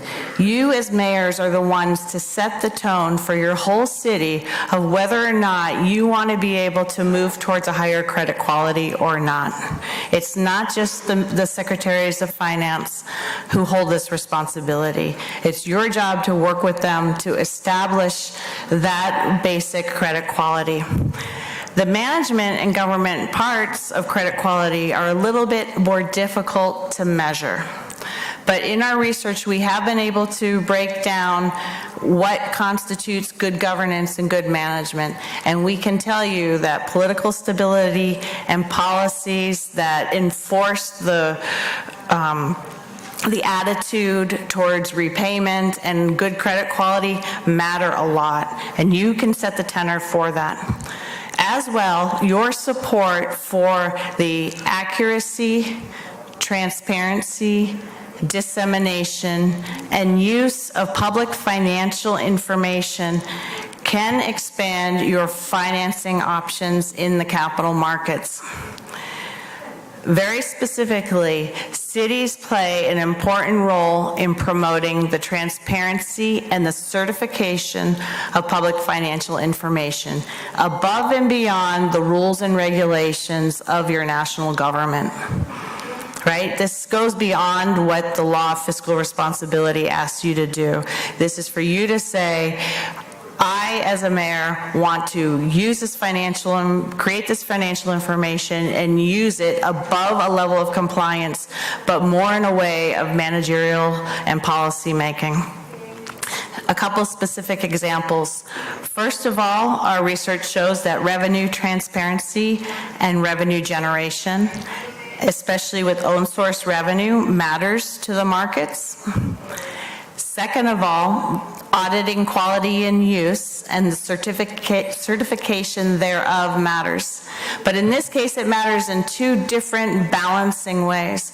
On one hand, you have audit independence, which acts as a means of reining in city debt so that it can be sustainable. And then on the other side, you have audit quality and depth and use of that information in a feedback cycle that helps you take the information from your own government and be able to use it to improve your managerial strategies. With quality improvements with improvements to your credit quality, you should be able to access financing from a broader array of options. Not just public sector financing, but moving into private sector financing and ultimately to capital markets. And so I want to challenge you that with greater administration and fiscal autonomy and with greater credit quality, your city can be more easily access a broader array of capital at costs that are beneficial to you. So I will leave you with the final message to say that you have the option to leverage a broader array of financing options when you put your agency into the equation. Your agency as mayors to be able to say, yes, I am going to lead our city and bring it to fruition to be able to realize what it is that our citizens desire. And to do that, I suggest you focus on three things. The first is to establish strong credit quality by understanding the credit fundamentals that I have presented here, understanding what is within your power to change and what is not. The second, included in that, is to develop your municipal fiscal health, with an emphasis on revenue generation. And the third part of that is to take your managerial and governance lead in the city. Another point is to use your leverage position as mayor to promote the transparency and the certification of your financial information. And then, thirdly, once you have that financial information, use it to improve your governance. So, for example, if you invest in your cadasters and you have all this information of property taxes, then use that information as part of your forecasting. If you do audits, use those audits. And then pull all that financial information back into a benchmarking exercise where you understand what your credit strengths are and what your credit weaknesses are so that you can then evolve them over the course of time, which will require you to identify that data, track that data, and use it on an ongoing basis. So with that, I'll say thank you and then turn the stage over to Helen Krager. Thank you.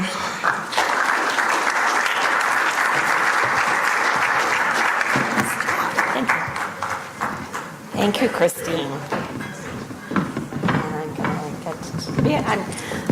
I love the fact that Christine pointed out the importance of governance in establishing credit quality with the market, because we're going to see that in a very specific way when we look at the scorecard that we use to determine credit ratings. I was told I had to pick a language this morning, so I picked English since I'll be talking on technical terms. But I studied Latin American studies in college and lived in Peru and Mexico, so I'm looking forward to speaking Spanish with all of you at break. I'm going to be talking today, first of all, about what a credit rating is, how we derive our credit ratings, and then I'm going to share with you some examples of projects that we've seen financed in the United States, because I think some of them and the scope of them may actually surprise you. So first of all, what is a bond rating? A bond rating is our forward-looking estimate of credit worthiness. So it's not a determination of the quality of life or how great your city is, but it's a very specific relative measurement of the likelihood of default, and in the event of default, the likelihood of recovery. And in determining credit ratings, we look at macroeconomic factors, factors very specific to an individual city or issuer. And analysts bring that analysis to a rating committee. All of our ratings are decided upon by a committee. We vote on the rating outcomes.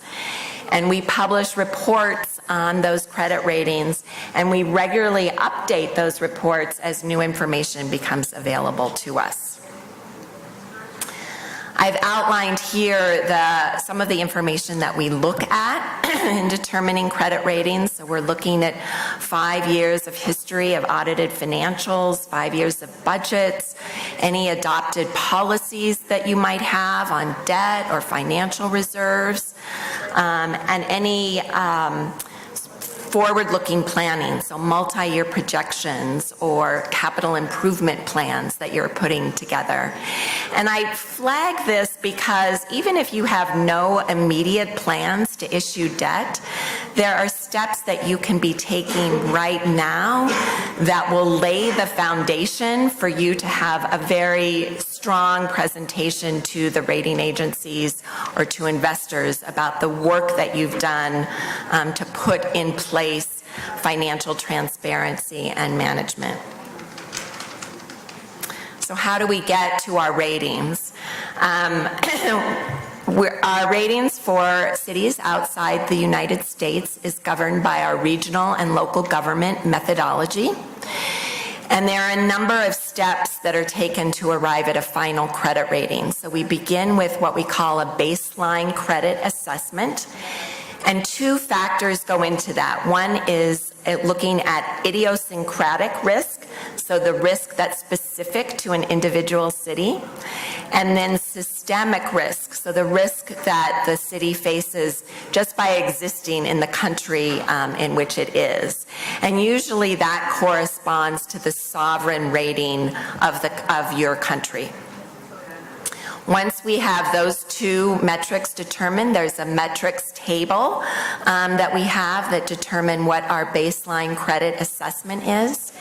And then we fold on top of that the assessment of the likelihood of transfers or assistance were the city to get into financial difficulty.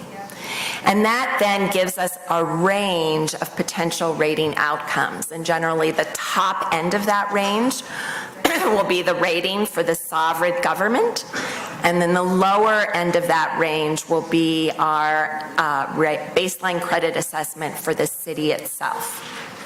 There are some exceptions to that. Buenos Aires, for example, is rated higher than Argentina because of the diversity and strength of the economy as well as the management of that city. But generally, that is the range within a rating, within which a rating falls. And then we determine by vote whether we think that there are specific factors that make the rating particularly strong within that category or shows weakness within that category.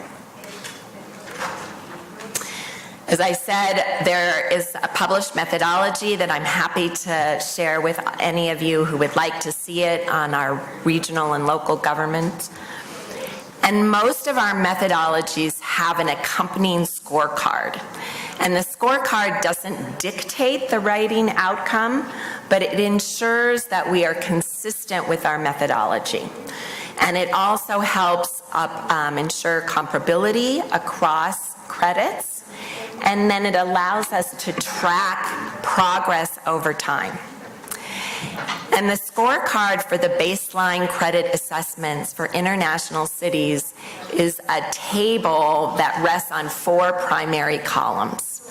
The first one being economy, second one being what we refer to as institutional framework. The third major area of analysis is finances and debt. And the last is management and governance. And I point out here that that accounts for 30% of the final rating score. And so you can see that there are a lot of factors within your control in terms of transparency and reporting that have significant impact on what your final credit assessment is by the rating agencies or by investors.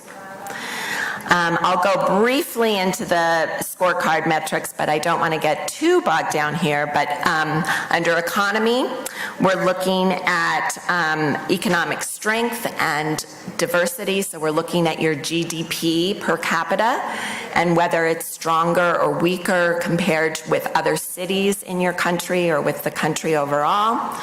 We're looking at how diverse your industrial base is in terms of your economic volatility and how volatile that economy has proven over time.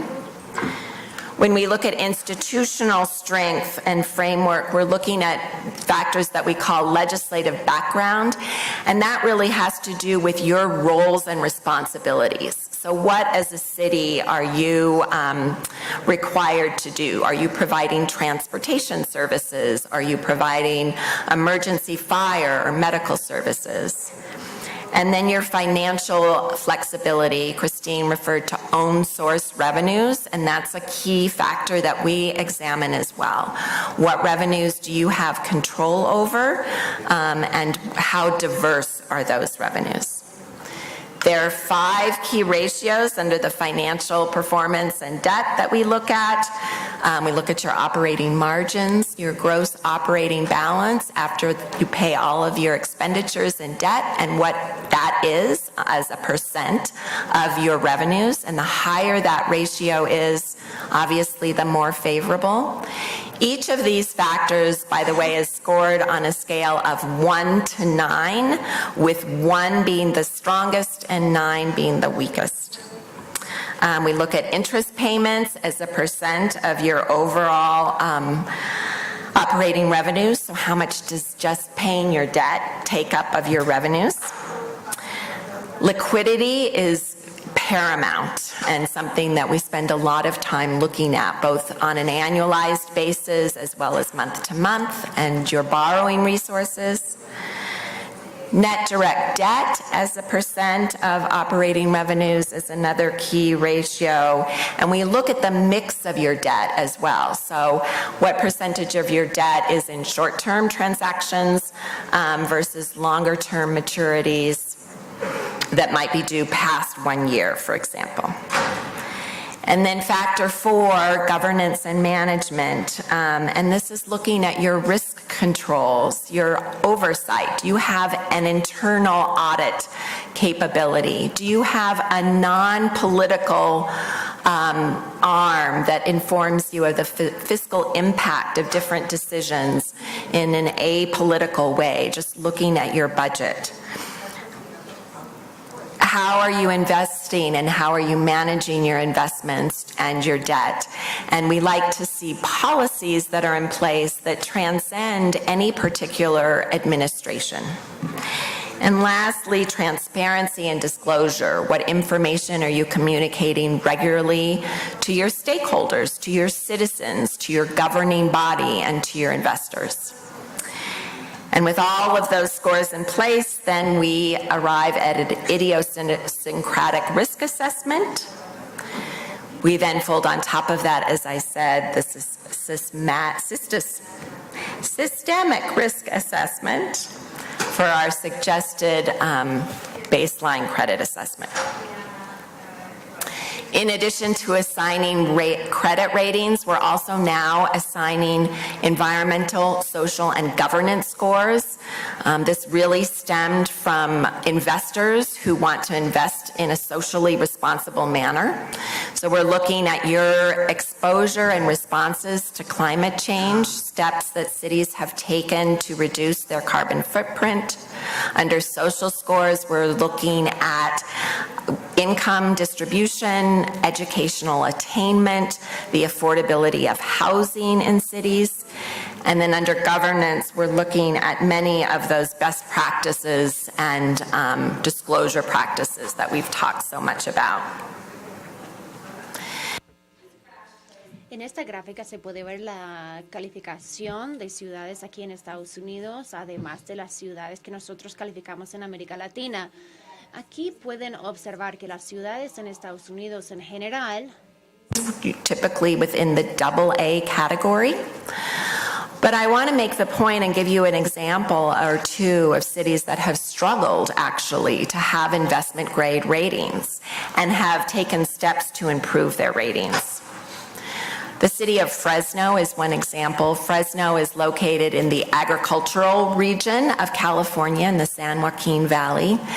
It has a population of a little over 500,000 people with fairly modest wealth metrics. Their median household income is 75% of the US, and they have a 25% poverty rate. And all of their revenues were very dramatically reduced during the international Great Recession. Their property tax revenues fell, their sales tax revenues fell as well as people lost jobs. And that required the city really to make tremendous budget cuts. They reduced their police force, for example, by close to a third. But as this graph shows, coming out of the recession, even though their bond ratings, many of them fell below investment grade, below Baa3, into junk bond territory, they have since recovered as they've reestablished strong financial reserves, improved cash position, and restored budgetary balance.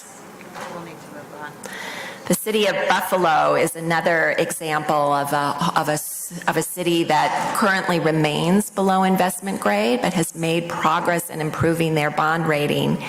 And Detroit's economy, of course, has been significantly impacted by the contraction of the U.S. auto industry.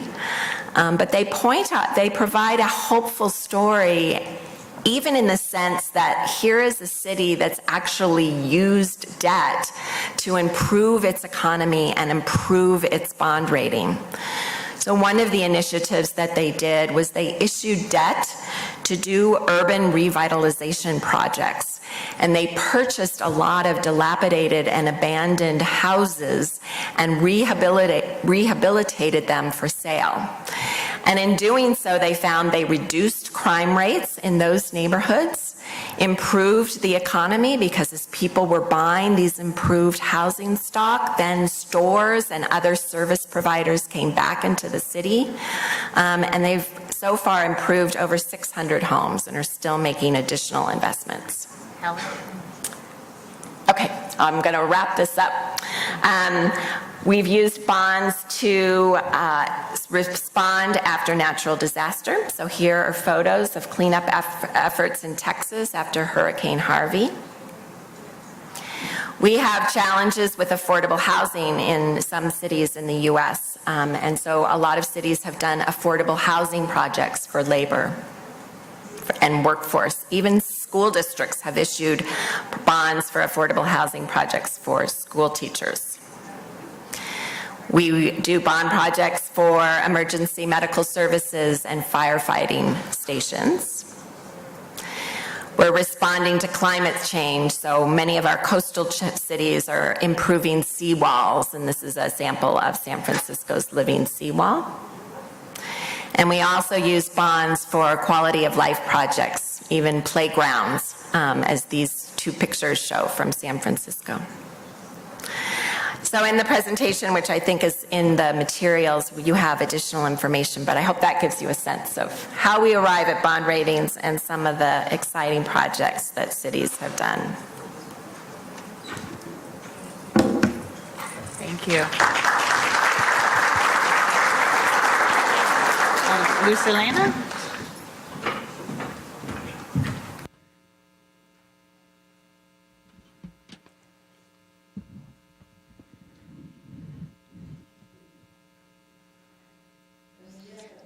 Good morning, everyone.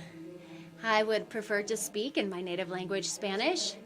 Thank you to the IDB for the invitation, for letting us share the experience of Mexico City. We've got my presentation coming up here. Mexico City is the capital of my country and is the most significant local economy in Mexico. We with about 7.3% of the population, contribute 17.3% of the national GDP. We also provide a significant portion of the formal employment sector, and also during COVID in 2020, Mexico City had foreign FDI that was historic. We received 31% of the country's foreign direct investment, about $19 billion. And I would like to provide some context for this, because even though we were coming out of the worst crisis, we were able to recover thanks to the policies that we were implementing. Specifically, 90% of our economy is service-based. And so we were the most impacted in the country because of the pandemic and the crisis that followed, because services, which were the things that were most impacted, the Mexican economy had never declined so rapidly. Our economy declined 9% in 2021. We have been in government for 4.5 years at this point, and the measures that we have implemented since the beginning of our term were not just left in the pandemic. We have been complementing them with a very aggressive economic recovery policies. The 4 pillars that have allowed us to obtain this recovery, on the one hand, is that of income, that of expenditures, putting resources where they need to be, and the other is that of prudence in terms of a debt. So how did we do it? In terms of income, or revenue rather, we were not able to increase taxes. We are a very sound economy in terms of our own revenue. However, there was nowhere to actually generate that revenue. And so what we were able to do was, by transforming the city treasury, we had a much more intimate and fair treasury with people. And so we had differentiated policies. We were forgiving debt and creating payment plans for groups and the most vulnerable people, so that we weren't going to lose them completely in terms of their payment capacity. We had very specific forgiveness policies, but we were able to we were hoping to prevent them from losing their credit history. We were able to expand payment centers. We took out intermediaries, and we created a series of applications and possibilities for digitizing all of these processes. And then on the other hand, for the larger taxpayers, we did have payment plans, but we were not providing forgiveness with them. And we also have financial autonomy.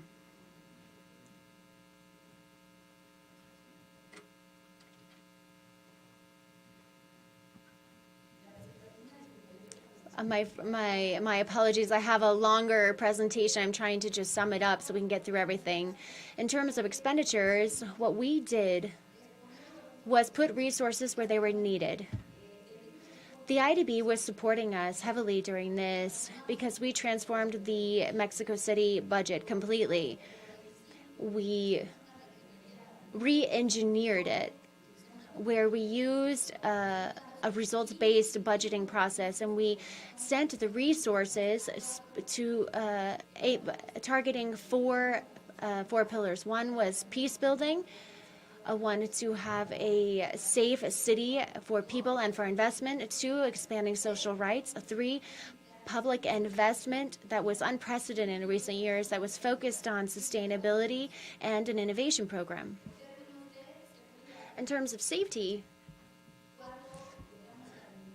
when our term began a few years ago, we had a very high crime rates, and now I can say that Mexico City has become a completely safe city for people and for investment. We have reduced by 50% high impact crimes, and this is very significant. We did this through 4 significant strategies. One was taking care of children in the most vulnerable neighborhoods, providing direct education and development opportunities. 2, more and better police. And we actually increased the salaries by 50% for our police officers, and we had them doing more community policing to have more direct contact with their communities, and people actually had the direct phone number of their police officers to be able to contact them. We also tried to provide more dignity to the role of the police officer, so that they would be seen not as corrupt. And this is something that has changed. We have been able to provide more dignity to that role, and we have done this in conjunction with intelligence work. The Mexico City Police has the power to investigate, and this allowed them to not just arrest those who were violent offenders, but also sending them to prison. And we were trying to, and that allowed us to diminish this revolving door of them going in and out of prison. And so the police now has the power to investigate, and therefore they're able to access information they didn't have before. We also had a coordination with all of the public safety agencies.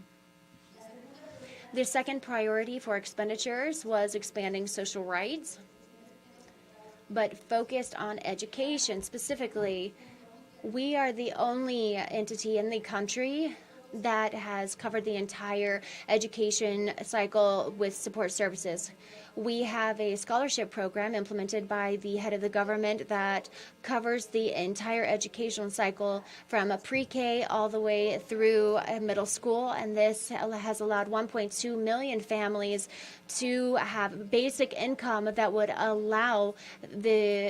ensure that the children would not leave school in the short term. And this was essential during the pandemic because generally the most vulnerable have 1 or 2 children, and through that payment to the families, we were able to distribute monies to the most needy families during the pandemic to be able to ensure that the children or that parents were able to stay home and reduce contagion.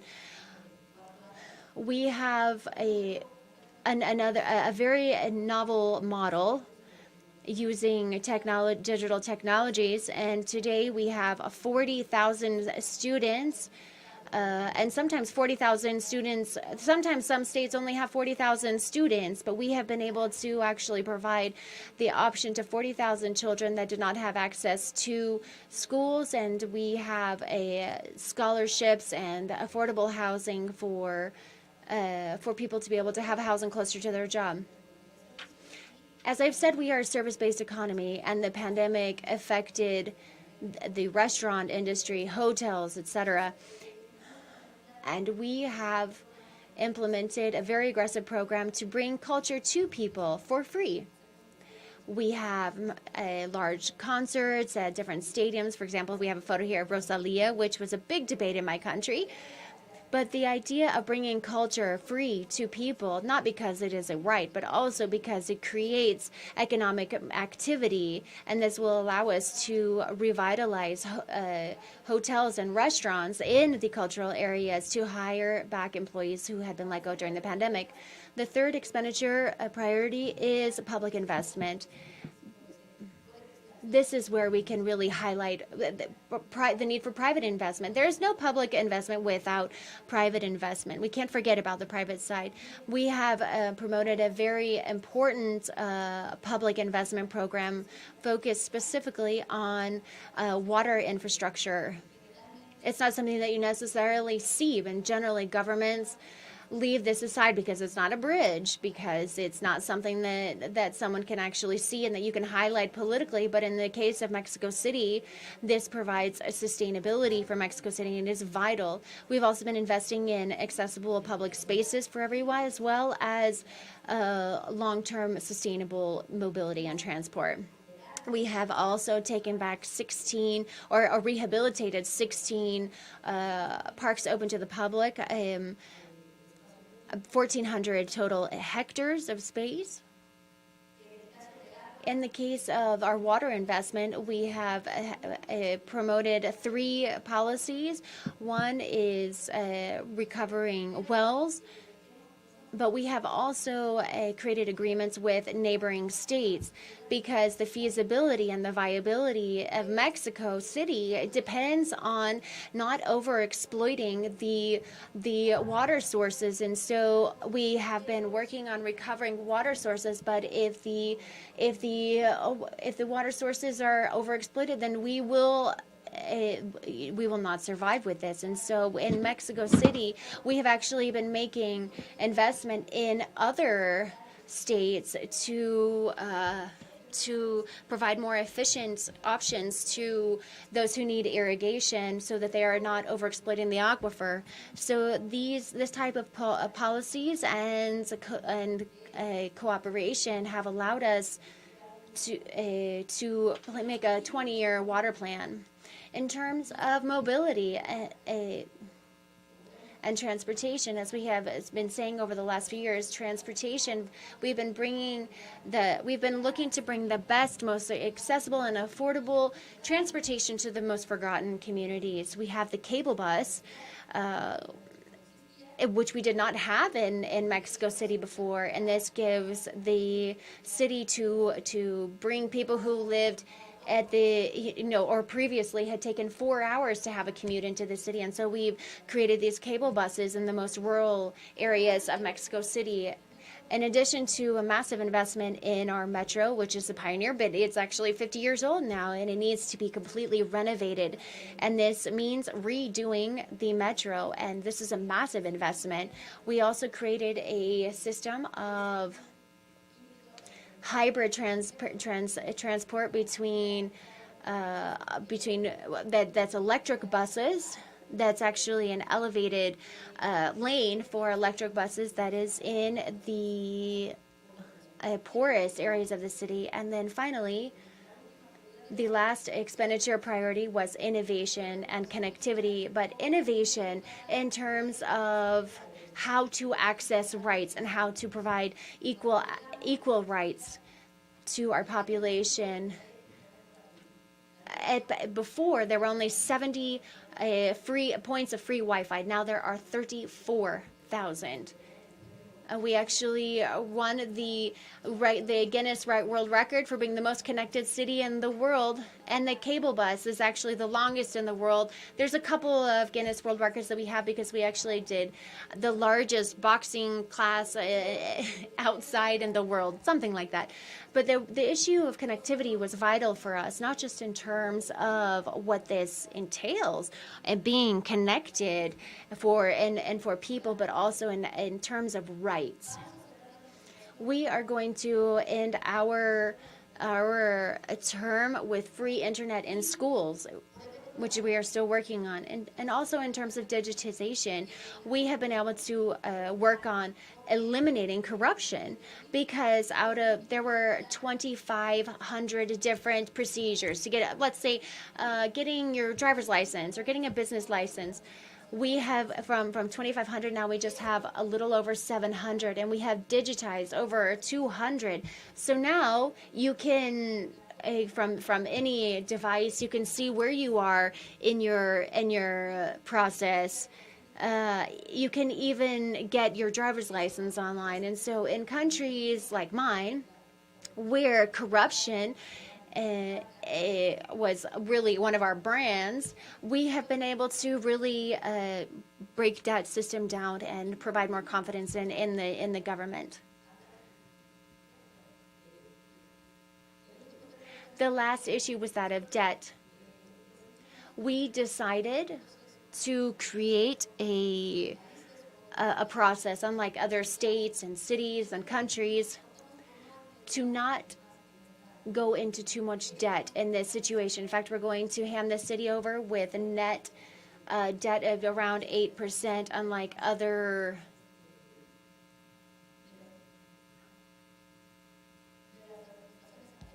previous administrations. What we were able to do was to flip the term of debt around. We We have launched several green bonds, and in 2019, while we were already in the administration, we issued a specific bond that allowed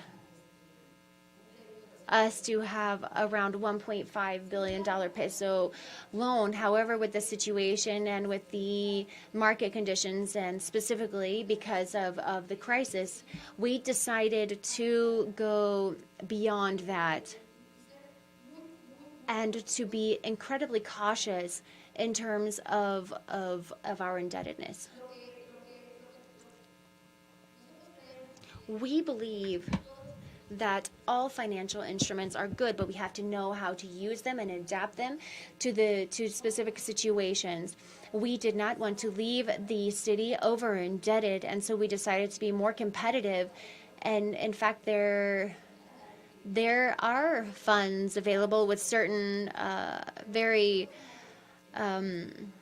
onerous conditions to get funding, but we decided, but money is just generally very expensive right now, but we do have a social responsibility as to what we are leaving to the future generations and future administrations. We have to give them financial viability. And I will end there, and we will wait for questions. Thank you.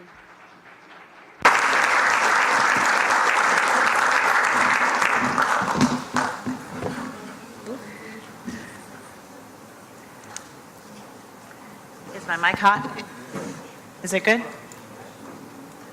Hello? Yeah, okay.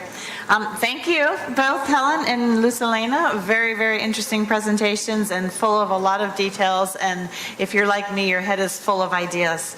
I'm going to start by offering some questions to our panelists. So, Helen, let me start with you. What do you see as the most common source of municipal low credit quality, and how can mayors influence a higher credit rating?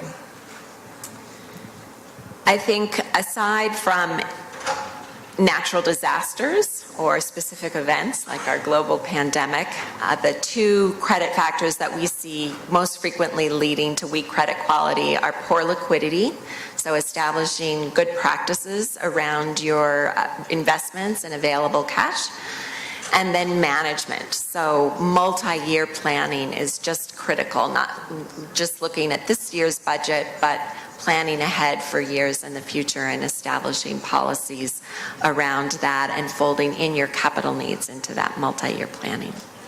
Great, thank you. And a question for Lucelena. What do you wish mayors knew about supporting the finance office?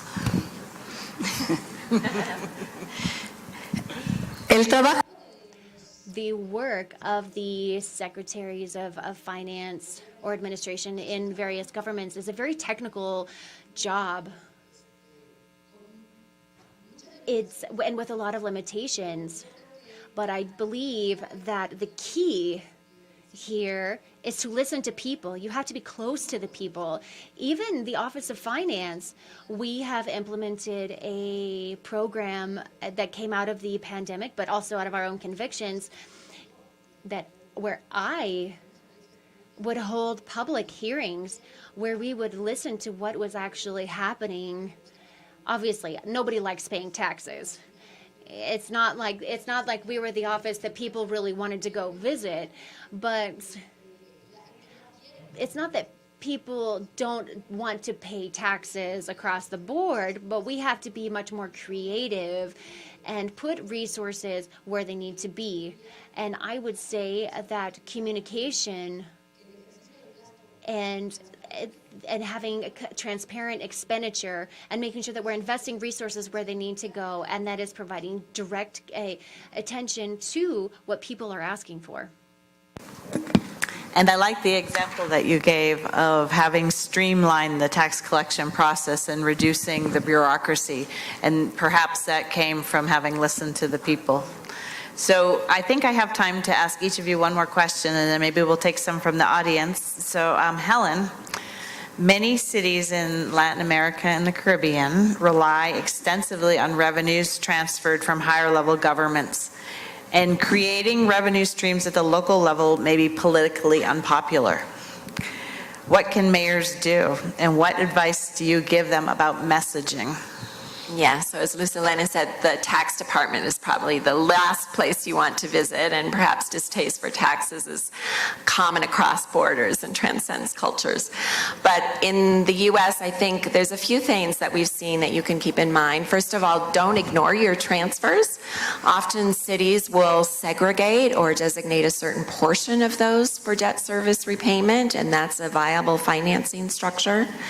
The other thing that we've seen work in terms of communicating politically has been being very specific about the projects that you want financed and working with your community to determine what are the highest priority needs and tying the tax or fees directly to those projects. So we see taxes approved, for example, for a period of 10 years just to finance a specific project.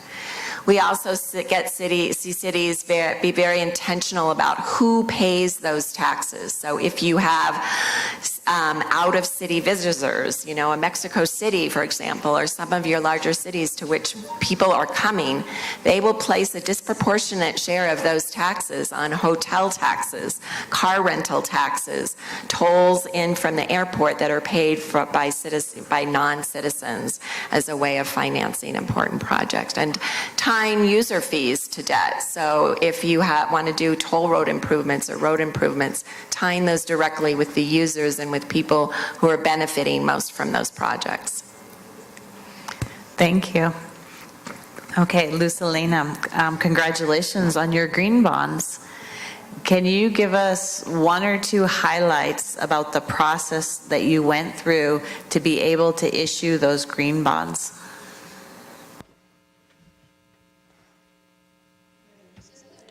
The process for issuing the green bond was very complicated. It's even more complex than issuing normal debt, which is already complicated in and of itself.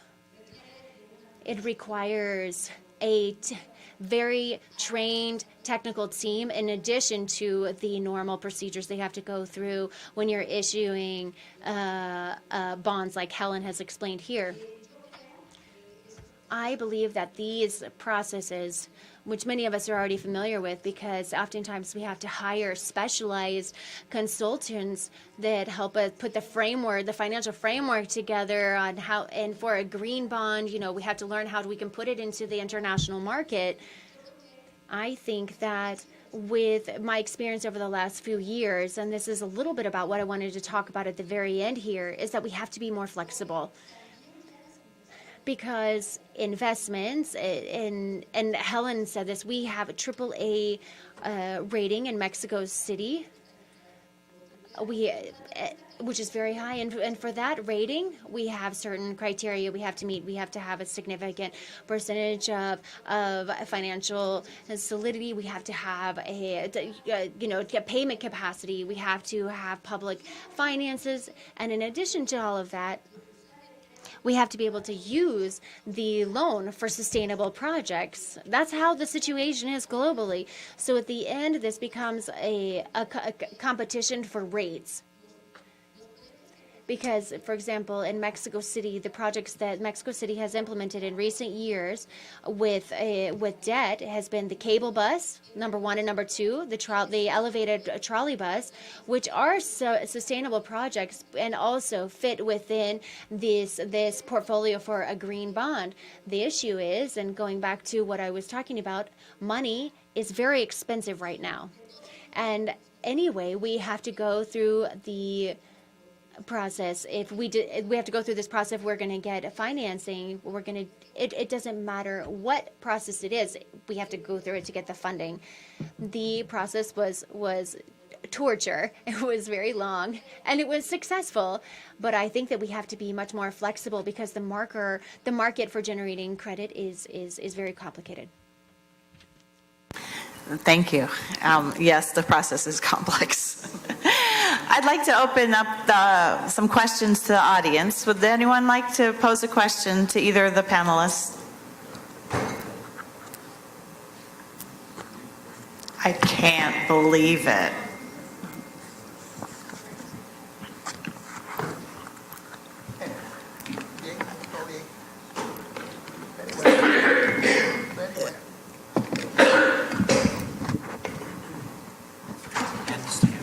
Sorry, the lights are such that I can't see your subtleties, so you'll have to be obvious. Hola, un saludo para todas. Hello, good afternoon, good morning, everyone. Luz Elena, I was very interested. Why has it been so controversial?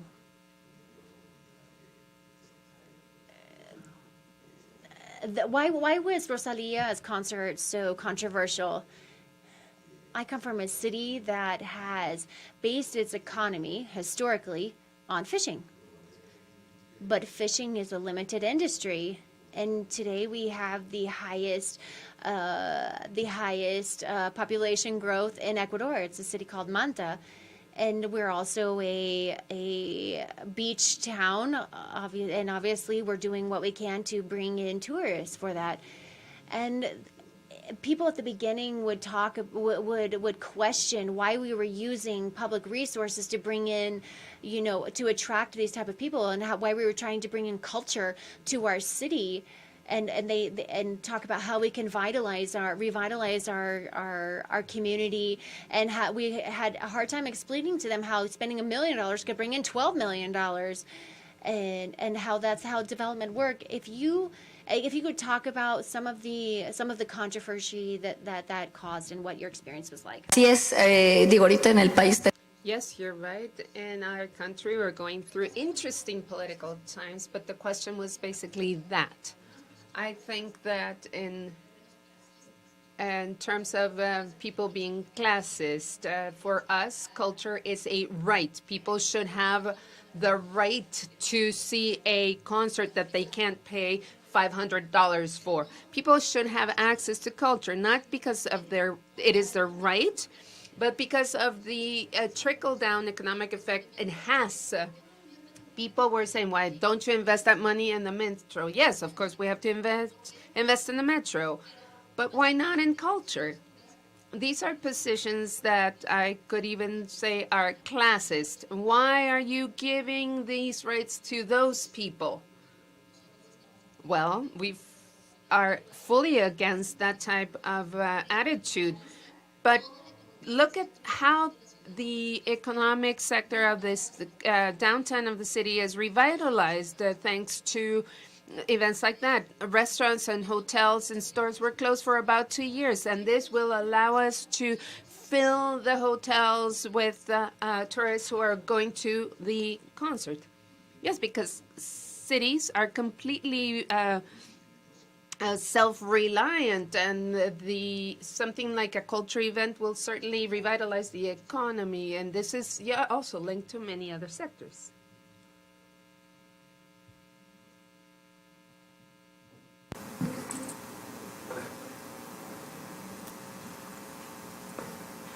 Hola, soy Claudio Castro, Claudio Castro, mayor of Renca, in a municipality in Chile. In Chile, we don't have the ability to have access to credit from the government. This was limited to us for a while now, and the constitutional review we're undergoing right now is openly discussing this to give us this possibility once again. So these are two issues that are related to municipal independence, that is the ability to get loans, and also the ability to have public companies. In a discussion that is also politicized and polarized as well, where the pros and the cons are being assessed, would you recommend to open up that possibility to have public companies and access to credit as well? Because this entails a fiscal responsibility that would not make it advisable in a country that had this before and had negative experiences, but is now looking into it once again. Question. Yes, I know it's complicated, and Chile, as you point out, is one of the most centralized governments, right, without a lot of autonomy on the part of individual governments. And we do see examples, for example, of cities that have companies that they support or own, and to the extent that those are self-supporting, we take those out when we consider your debt burden and your servicing obligations, but to the extent that they're subsidized or require assistance from the city government, those would be included in our evaluation of your debt leverage and liabilities. And it is there's no right answer. It's a complicated balance of the degree of autonomy that's given to cities, but then the degree of control that they have over their destiny and wanting to make investments in projects that you realize are important from your unique perspective that a central government may never get around to or may be much lower on the priority list for that central government. And we have examples in the U.S., for example, of how we have established pooled financing structures for individual entities where they put in reserves for their individual financings that, were they to encounter difficulties, provide some cushion before those obligations then reach the federal government level. So it allows or a state government level. So it allows them to have more autonomy, take some risk, and provide some reserve cushion before then it requires the assistance of a higher level government. So that's one model that we have seen work here, but it's a complicated question. I was thinking the other day, it's kind of like in the U.S. handing the car keys off to your teenager, and you have to trust them to drive safely. On the other hand, if you never let them drive, you have to take them everywhere, and you have to manage their whole lives for them. And so, I don't know that I have an answer, but I appreciate the challenges of establishing that balance. Bueno, mi opinión es, sí deberían de tener. My opinion is that governments local governments should have the possibility, as long as it goes hand in hand in a local level, of strengthening the local economy, because having access to credit is not an issue of laws. You can change the laws everywhere and make it accessible. The issue is who will give it to you depending on your financial strength at your local treasury, because of what Helen said. Because there are no preferences or ideologies or anything. These are models where you have to justify your ability to pay, the generation of your own resources, and also the way you generate resources that you have free access to. Well, of course, yes, but you also need to work at a local level to strengthen the local treasury. In terms of public operations, for example, the metro wouldn't be able to exist if it weren't a public company. If we have cable bus, VRTs, which are metro buses in our case, we have electric transportation. All of these public companies fulfill a role in society to be able to give access to rights to their citizens. Sorry, I'm working the system out. We have 4. Can we take? Thank you. I'm fortunate that our panelists will be here throughout the day, and unfortunately we'll have to carry on our robust conversation with them later in the workshops and during the breaks. At this point, I want to wrap things up, and I want to just conclude with a couple observations that I had. The first is the message that knowing your strengths and knowing how to navigate in the system is really important.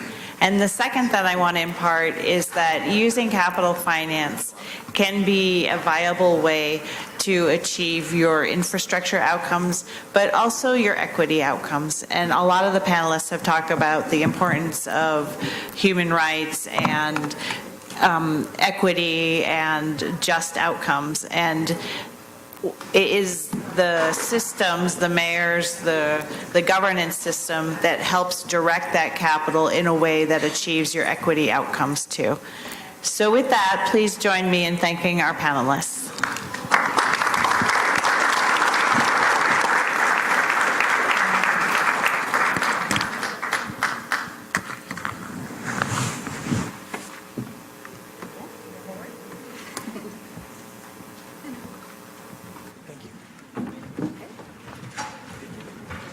Muchísimas gracias. Thank you very much. Thank you much. Thank you very much to everyone, to the panelists, Luz Elena, Ellen, and Christine. We are now going to invite everyone who is with us virtually. The next session is a on-site working session for working groups for mayors. So everyone who is with us virtually in 2.5 hours, you'll be able to come back. The camera will be looping a video until we come back from lunch, so you can join us by LinkedIn, Facebook, and YouTube, sessions 3 and 4. But this is a closed session for mayors. Please take advantage of your time, have some lunch, get some rest, and we'll see you at 2 o'clock. To our dear mayors, we are going to have our working session. I ask moderators from the back to help us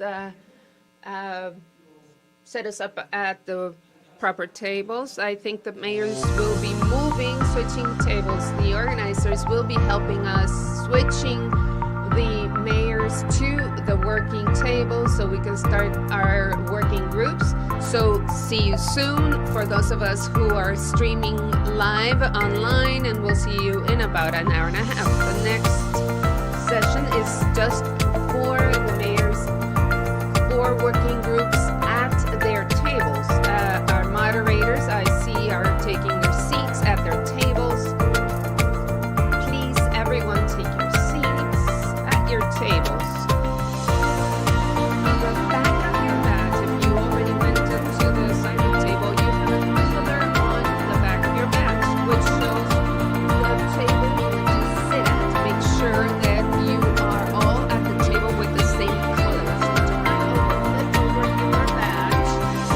You will see a color tag on the back, and please go to the table that has been assigned that color.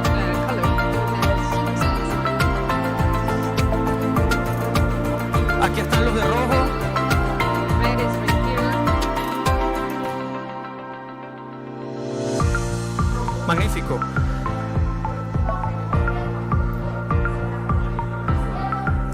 Los amarillos están ¿dónde, Andrés? Aquí están. Where's yellow? Yellow is right here. Red is here.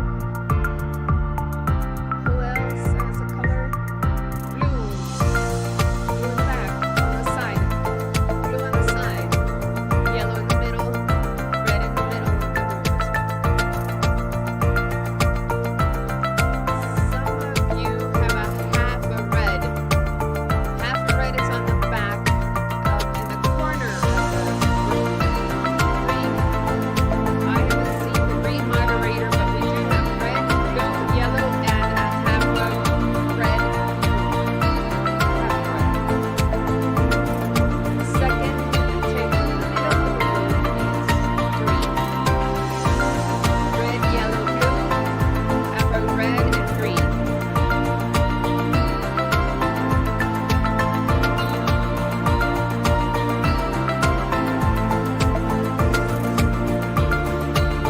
Estamos contra el tiempo, entonces. So we're running out of time, so please move as soon as you can. La última de allá atrás.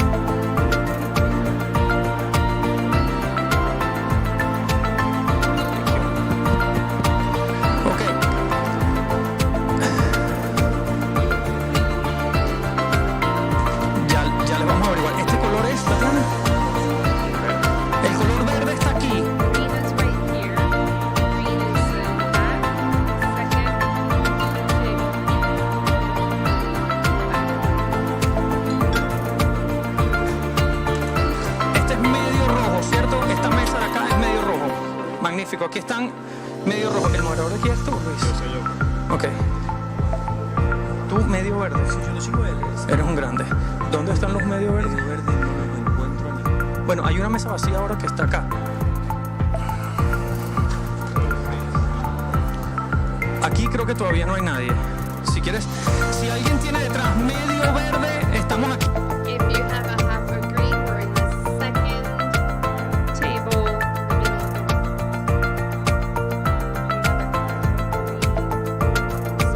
Medio verde, estamos aquí. Medio verde. Ok, magnífico. Si alguien más tiene medio verde, estamos acá.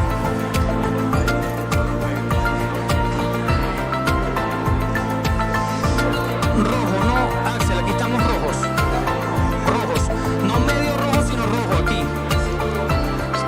Magnífico.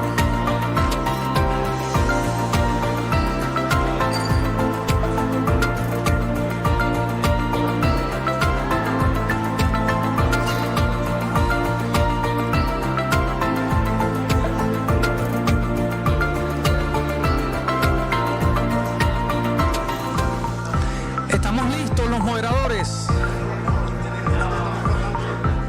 Azul. Bueno, hazlo con 4, no te preocupes. Si los buscas.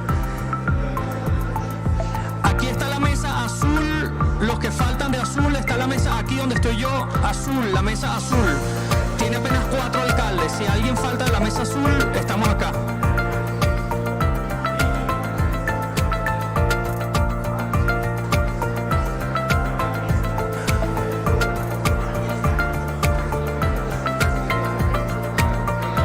Dale, chévere. Gracias.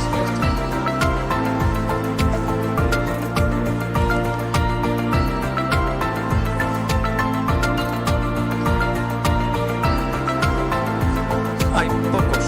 Sí, pues porque. ¿Será que te quieres sumar con Jason que está con 4? Claro. Magnífico.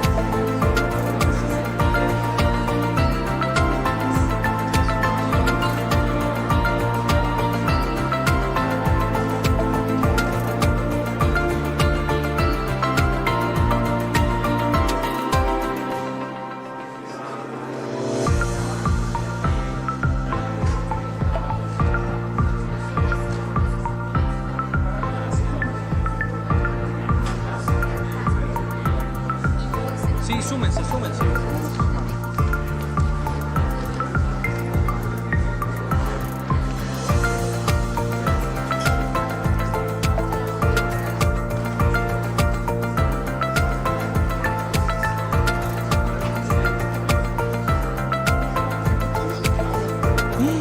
Ahorita lo hago al final.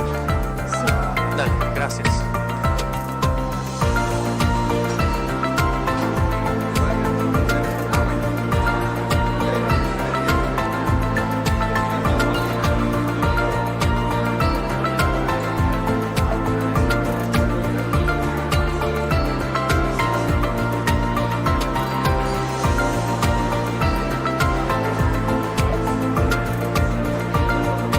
¿Cómo?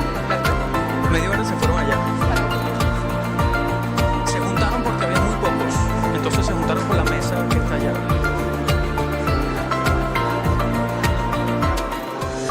Allá está. Vayan. Ánimo. ¿Dónde allá? Sí.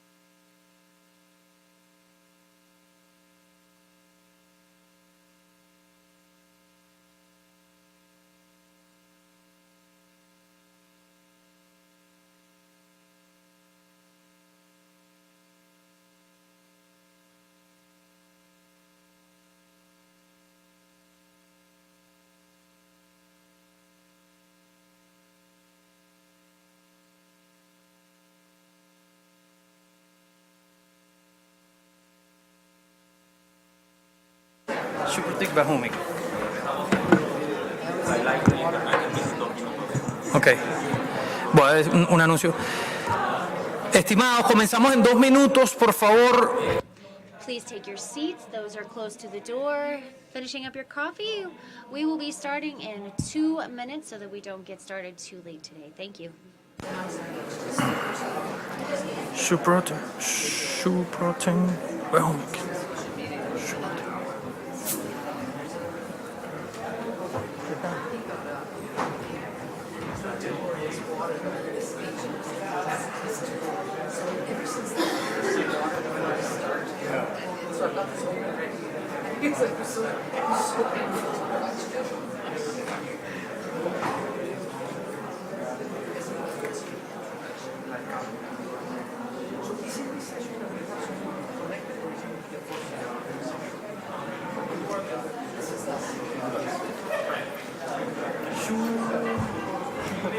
shoe protein, Bahumi. I'm ready with that.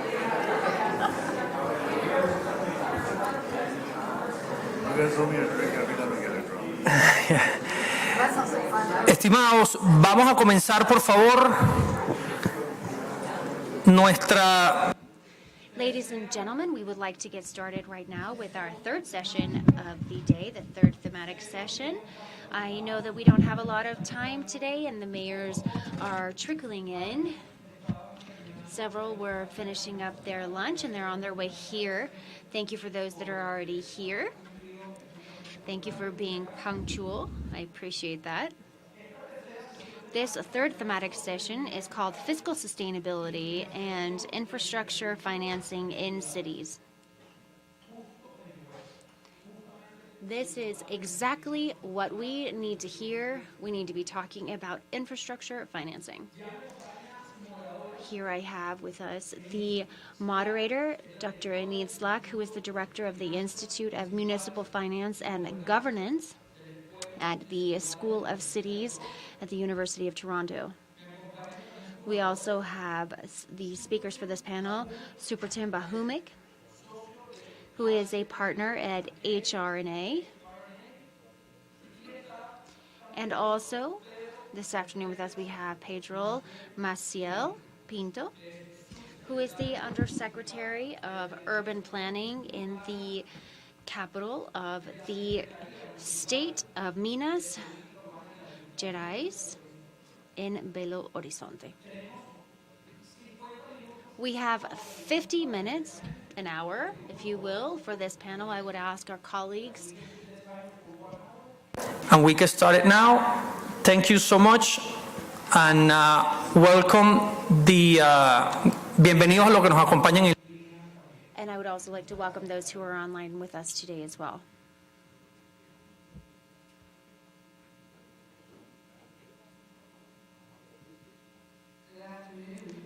Thank you very much for that introduction.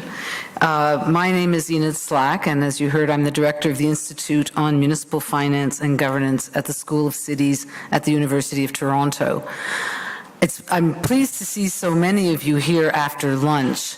This is a very difficult time to put on a presentation. You've worked hard this morning. I saw you working in your groups. You've had lunch, and it's kind of time for a nap. But I assure you that our panelists are going to provide you with some very interesting information, and they are going to keep you awake for the next hour. I'm really pleased to be here and moderating this session on fiscal sustainability and infrastructure financing in cities. This topic is really important because cities play such a major role in meeting the Sustainable Development Goals, the SDGs, particularly goal number 11, making cities inclusive, safe, resilient, and sustainable. Infrastructure is vital to the growth and development of our cities, and also in making our cities inclusive, safe, resilient, and sustainable. But so many cities are struggling to pay for infrastructure that they need with the resources that they have available. And we heard a little bit about that this morning from you. They face problems in finding money to maintain the existing infrastructure in a state of good repair and also paying to build new infrastructure. Of course, one way is to look to other levels of government, the state government or the national government, for funds. But are there some ways that municipalities, cities can look at paying for infrastructure from their own sources? And I was so pleased when the mayor of Bogota this morning talked about land value capture. One of the ways that cities can pay for infrastructure is by capturing the increase in land value that comes from public actions. Public investment in infrastructure, for example, such as building transit stations or a transit line, or from changing planning rules, for example, allowing for greater height or density of buildings. So why is land value capture such a good idea? And I don't want to spend all the time talking about that. I want to leave time for our speakers. But let's just say that investment in infrastructure increases the value of the land in the vicinity of that infrastructure through no action on the part of landowners. The governments invest, as the mayor of Bogota said this morning, land values go up. One way to pay for that infrastructure is to tax the increase in land values that results from that public investment. Sometimes we refer to this as tax increment financing or TIFs. Secondly, when a municipality allows developers to exceed height or density restrictions, there's a windfall gain for developers. If you go in thinking you're going to build a development that's 8 stories, because that's what the zoning says, and suddenly the government says you can build 12 stories, that's a windfall gain. That's a gain to the developer. And the question is, who does that gain belong to?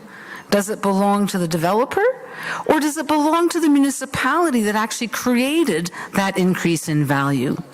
So we sometimes talk about density bonusing, that's what it's sometimes called, and that's a way to capture at least some of those benefits to pay for infrastructure. Now, land value capture can take many different forms. I've talked about a couple of different tools, and its use varies in cities around the world. And of course, as you know, circumstances are different in each city. Cities have different responsibilities for infrastructure. They have different permitted revenues. They have different intergovernmental relationships, different technical capacity, and a whole range of other factors. And so for that reason, we would like today in this panel to look at some best practices from specific cities and ask the question, what are the opportunities and challenges of using these funding mechanisms? So with our panel this afternoon, we're going to look at examples from 2 cities. First, we're going to look at tax increment financing and some of these other tools as well in New York City. And then we're going to look at density bonusing in Belo Horizonte in Brazil. And we're hoping at the end we'll have time for questions from the audience, but also examples that you may have of density bonusing or tax increment financing or any other land value capture mechanisms that you can share with the other mayors in the room. So our panelists today, as you heard, are Shuprotim Baumick and Pedro Maciel. As you also heard, Shuprotim is a partner at HR&A Advisors, Inc. in New York City, and Pedro is the Municipal Undersecretary of Urban Planning in the city of Belo Horizonte. So each of these persons is going to do a short presentation, then I'm going to ask them a few questions, and then we will have time for questions and answers from you, the audience. Thank you. Shuprotim.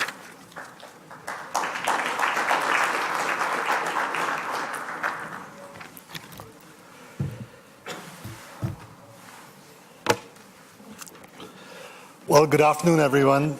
Thank you for lunch. As Enid says, it's always a challenge, but hopefully the 3 of us can provide you enough food for thought and keep you engaged for the next 50 minutes or so. So my name is Shuprotim Baumick. I'm a partner at HR and Advisors, and I want to thank sort of IDB for organizing this conference and providing me the opportunity to share some insights into the district financing strategy in Manhattan, on the west side of Manhattan, and specifically a 20-acre, 2 parcels, 20 acres in total, called Hudson Yards, also on the west side of Manhattan.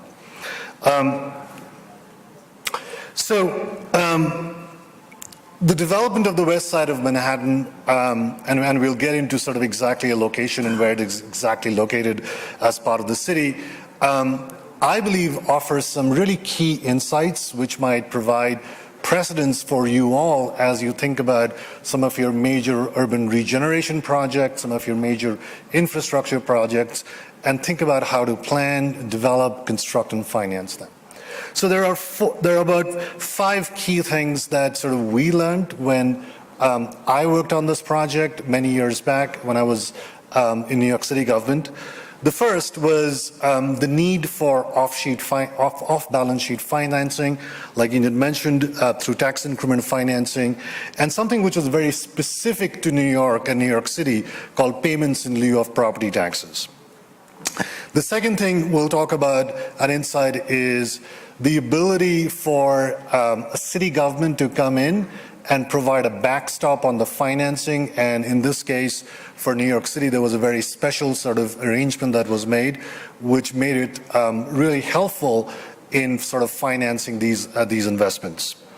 Third, this was not just about financing and infrastructure, it was also about financing all the other enabling sort of things that are needed to create a vibrant mixed-use 24/7 district, which included things like open space, public realm, parks, and things of community facilities and things of that sort. How do we all do this? In the case of the Hudson Yards on the far west side, we'll talk a little bit about special purpose entities and their roles and what they achieved. And then finally, speak specifically about Hudson Yards, the 20-acre development, and what the arrangements were for the development as a flagship project for the entire Hudson Yards, entire west side. So just to kind of provide some context, and I don't know for those in the back of the room if you can see the map on the left clearly, but the dotted line, blue line, essentially shows the 60-block area on the west side of Manhattan, which was rezoned from essentially what was a manufacturing zone, a manufacturing area, lots of public utilities, lots of open parking garages and parking lots.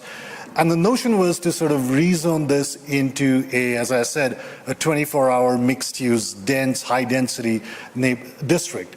And the idea for this was really the fact that New York City, at the beginning of the 21st century, all the elected leaders, economic development officials felt was losing its competitiveness to other parts of the country and other parts of the world. So the idea was, how do we create a new third business district in the island of Manhattan, which is going to be attractive to the new generation of companies and industries that are coming on in the 21st century.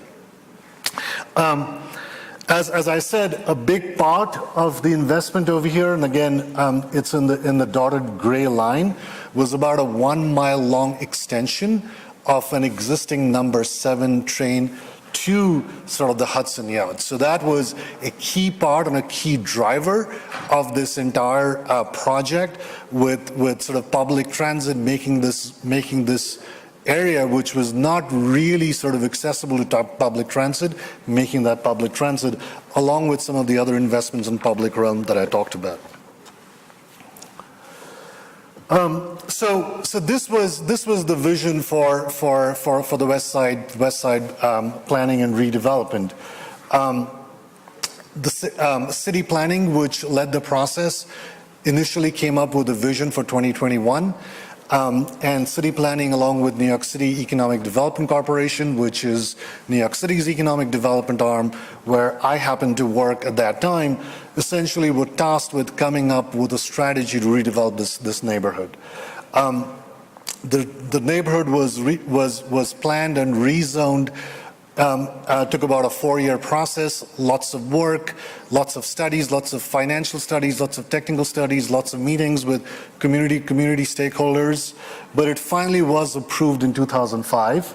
Again, as I said, the notion was this would be a 21st century mixed-use district, and it would sort of essentially accommodate and welcome and be attractive to emerging companies like tech and media, which hadn't yet come to New York really about 20 years back.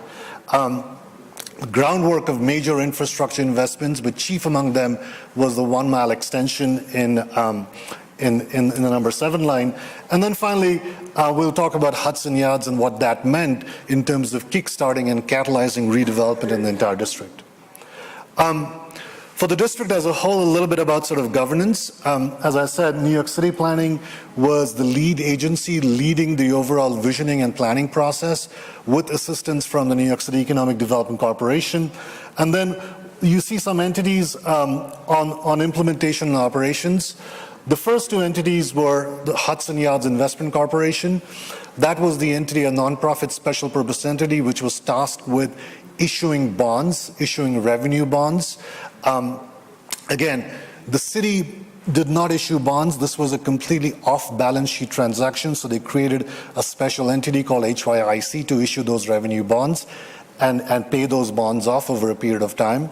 The second entity was Hudson Yards Development Corporation, again, a local development corporation, a special purpose entity, and their role was the overall design, planning, operations, and construction of the entire district, except for the construction of the 7 line, which was done by the Regional Transport Association called the MTA, the Metropolitan Transport Association. So those were kind of the 4 major entities that were involved in the overall planning, design, and construction of the larger West Side district. Now looking a little bit of sort of understanding, we have this big expense that we need to pay, extend the subway line, create great open space, public realm. How do we all pay for this? And again, as Enid mentioned, there are a number of different tools to pay for this, and I know Pedro is going to speak about something which is specific to Belo Horizonte and Brazil. But when we look at all these tools over here, there are some tools which are one-time tools, one-time revenue tools, like infrastructure levies or density bonus rezoning. And then there are tools like tax increment financing, ground leases, land value tax, which tend to be recurring tools where the revenues come in every year, as long as for the period of sort of engagement and agreement. So we, as part of the city, as we thought about how do we finance this major infrastructure improvement, looked at a number of these tools, and obviously the filter we looked at was sort of a political filter, a legal and a regulatory filter in terms of thinking about what's feasible from a legal and regulatory perspective, what's feasible from a political and community perspective, what's going to make sense, what's going to fly over here. And when we looked at those filters, we look at a number of different lenses to understand how do these different sort of tools stand up against things like revenue magnitude, like how much actual money, if I really levy this particular tool like TIF or density bonus, how much money will I actually recoup? What is the cost of recouping that money? Revenue stability. We know that some of these tools, especially the recurring tools, are over a long period of time, 20, 25, 30 years, those bonds exist. Thinking about the market and the sort of the ups and downs of the market, thinking about revenue stability. Support for policy goals. We heard in the mayoral session this morning about the mayor of Bogota's policy goals around community facilities, healthcare, things of that sort, affordable housing. So thinking about, are there ways in which we can think about policy goals and potentially ring fence some of the revenues we can raise for those very specific policy goals. And then finally, ease of implementation. How easy it is to implement some of these tools. Do we have an existing cadaster system which we can utilize and leverage to sort of think about some of these tools? So we looked at a number of these sort of lenses over here to understand which specific tool could then be applied in the West Side and Hudson Yards context. And what we came up in this particular example over here for New York City and this particular project were the tools that you see that are highlighted in dark. So among the one-time revenues, the tools that we used were density bonus rezoning sort of fees and charges and the transfer of development rights. And then for ongoing recurring revenues, we looked at tax increment financing, a version of tax increment financing, and a version of ground leases that were going to come back to sort of the city and public entities for land that was owned by the city and public entities. I don't want to get into a lot of detail. I'm going to hopefully during Q&A we'll get a chance to talk about this, but this essentially gives you a sense of, the role that the investment corporation, HYIC, played in issuing the $3.5 billion in revenue bonds, what those revenue bonds were supported by in terms of development revenues. And a big piece of this was it turned out that New York City backstopped the interest payments on this package for a period of time, which turned out to be, in hindsight, a really, really important thing because it did two things. First of all, it lowered the interest rates on these revenue bonds that the market was willing to accept. And the second thing was, right after the rezoning, as all of you know, we had the great financial crisis of 2008 and 2010. So having New York City government stand behind and backstop some of those interest payments was really critical in getting the clock started again and getting forward momentum on this progress. Now, specifically thinking about the Hudson Yards, that 20-acre piece of land that I talked about, the MTA, the Metropolitan Transit Authority, owned Hudson Yards, and you can see a photograph of that. This was like open rail yards where they stored trains and other kinds of equipment, which was not needed either during the course of the day or over the weekend. And the MTA made a decision essentially to sell the Hudson Yards and the air rights over the Hudson Yards in a public procurement process. So a consortium of Related, which is a New York City-based private real estate firm, and Oxford Properties, which is a pension firm based in Canada, pulled together a joint venture and essentially won the procurement. The MTA executed a 99-year agreement, ground lease agreement with this consortium. At the end of 99 years, in nominal terms, the MTA is going to get back about more than $2.5 billion of money as a result of this ground lease. The JV of Related and Oxford is responsible for all of the design, planning, and construction. They're responsible for building the infrastructure, some of which involves actually building platforms on existing rail yards, which are operational. Very, very complicated project.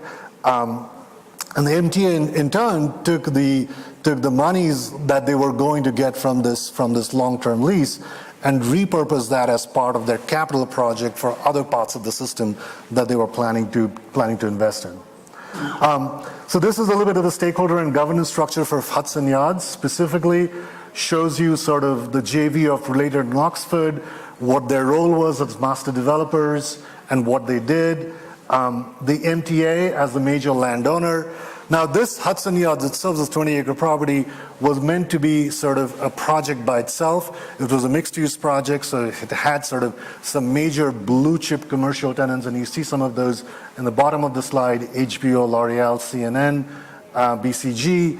But it also had sort of about half the space in the 20 acres was devoted to open space, which included public realm, places for the public to gather, and sort of a multicultural facility called the Shed, which was sort of a facility which could, depending on the venue or the event, could expand or contract as needed. And here you see some of the actual sort of photographs of Hudson Yards as things stand now. The Shed, the Arts Center, is the one on the right. It's a very cool building. For those of you who have been to that part of Manhattan may have seen this. And then I'll just sort of last couple of slides, I'll just end with, what does this all mean? This big investment that the public made of $3.5 billion over the last 20 years. What did that result in? So you see Hudson Yards over here in blue. Obviously, a humongous amount of redevelopment happened. But then, as you see what's happened in the entire large sort of 60 block west side Manhattan area, you see a lot of projects happening, private projects happening over there, both residential and commercial and hotel property showing up. So significant amount, so this public investment of $3.5 billion leveraged a significant amount of private investment in the larger district. And then I'll just sort of leave with sort of some four key takeaways for the West Side and Hudson Yards project that I think that might resonate with some of you and some of the work that you're doing in your cities. The vision, we believe, even though it must include a number of private, community, nonprofit stakeholders, has to be driven by government. It has to be driven by a public sector to create such a sort of a unique and complicated urban region project. Strategic upfront public investment, in this case the subway extension, was critical.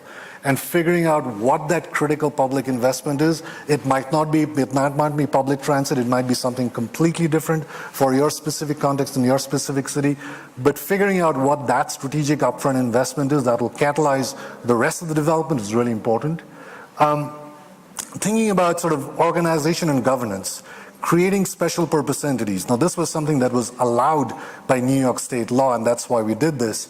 It's really important to figure out a way in which cities, and we heard this in the morning session on credit ratings, cities are sometimes challenged by credit ratings. So the notion over here was to create something which is off balance sheet on the books, which can then sort of issue bonds to fund some of these investments. And finally, sort of the new organizational capacity in some of these new special purpose entities that we talked about, HYDC and HYC, to manage such a long-term complex project. So with that, I'm going to stop and hand this over to Pedro.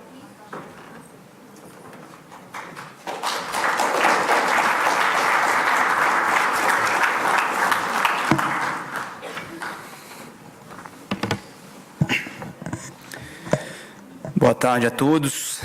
Primeiramente, agradecer. Good afternoon. First of all, I would like to thank the IDB for this invitation to come here and talk about such an important topic to such a distinguished audience. I would like to thank the previous speaker, and I am going to now turn to another subject, which is the master plan for the city of Belo Horizonte, which was recently approved in 2019. It went into effect in 2020, and it presents us with some interesting instruments to ensure sustainable development in the city and investments in infrastructure, which is a challenge for almost every city represented here today. In order to give you some general context, Belo Horizonte is a city of 2.5 million inhabitants. That's the center of the city. We have the metropolitan area, which then adds up to 5.2 million. We have 7,000 square kilometers per inhabitant. And some of the challenges we face have to do with social inclusion. We have currently 361 social interest, social projects and settlements, 157,000 housing units. The center-south area of the city are well served in terms of infrastructure, but other areas are quite different, and there is a great deficit. We have an area called Isidoro, and there are 20,000 people living in that area with no sanitation, no electricity, no services whatsoever. So that's an example of the type of neighborhoods. We can see here Isidoro, and there's zero infrastructure, and it's social exclusion that leads families to be in risky areas, environmentally risky, unsustainable models of occupation. We have serious public health issues in those neighborhoods. Another challenge is that the growth we have seen in the city leads to total saturation in terms of transportation, as well as water services, electric services. And yet another challenge that has been faced recently has to do with irregular development, which leads to the grounds becoming completely waterproof, which means we have flooding, constant flooding, and that in turn leads to great losses for the city because we need emergency funds to repair all of this damage, and we end up losing our focus on urban development. So today, the territory is basically 57% of renewable areas. And what we mean by that is that these are areas that are precariously occupied with potential for improvements. In the center and south, where there's most of the infrastructure, 80% of the area is already well consolidated in terms of development. Another issue we notice is great concentration of economic activity in the center and the south. So almost the entire economy depends on a very small section of the city. And we notice in those images to the right and on the map, the darker squares. Those darker squares represent potential new sub-centers, commercial and service centers for the city.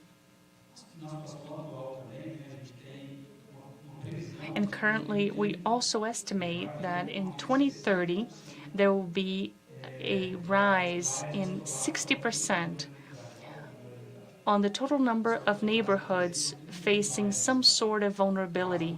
That's 331 neighborhoods if we are unable to implement solutions outlined in the master plan. Moving on to solutions. Our master plan followed a main guideline, which is objective number 11, to transform cities in sustainable and safe cities and communities. So we are aligning that plan with development goals, and I believe it is the only master plan in Brazil to have a full chapter dedicated to aligning our goals with the SDGs. And you will see that theme throughout the plan. Those are the pillars in our current plan to recover the value of land and real estate properties for investments. We all know how powerful that is. We heard the mayor of Bogota here. It makes no sense to not charge for the value that land has, and it's generated based on public investments. So that's the infrastructure pillar. We also want to redistribute the population through revenues we hope to obtain and link population density and occupation to our ability to support that population, which is represented by installed infrastructure. In Belo Horizonte, we have solid data behind our plans, and it points to certain areas that already have good infrastructure so that those can receive higher numbers of inhabitants, better public transportation, etc. We're also reserving specific areas for social housing. There are 3 areas focused on that pillar. We are also going to reserve special areas for large equipment and for industrial projects. And perhaps the key pillar is probably what we call centrality. In order to create a more compact city, we are hoping to direct the population towards potential areas to become new centers, so we're not stuck forever with economic activity concentrated in one small area of the city, and the rest of the population have to commute in and out and avoiding other areas of the city which lack infrastructure and cannot generate revenues either. And the final pillar has to do with the environmental preservation and recovery areas. As I talked about, soil and water drainage, that is a priority for us right now. And now going into the main focus of my presentation, which is how to capture that land value and obtain more revenues. We have BPH, which is a benefit for those who build social housing or social projects. For every square meter, they obtain an additional square meter elsewhere. We have TDCs, which have to do with land being used for cultural and environmental projects. So any property categorized by the city as cultural environmental interest, they can generate additional benefits for the developers. And we have what we call urban kindness. Those are not generating revenue per se, but they are categories, incentives for entrepreneurs to build in urban kindness in the sense of having the potential to solve problems when they develop a project. So better water drainage, for instance, that wins them extra benefits once they build those elements into their plans. And urban operations, whether via consortia or simplified urban operations, given a specific area, we allow for some flexibility in urban planning, and in exchange, the entrepreneur either generates revenue for the city directly, or they will implement some trade-offs that will mitigate that project's impact and at the same time improving the overall infrastructure for the city.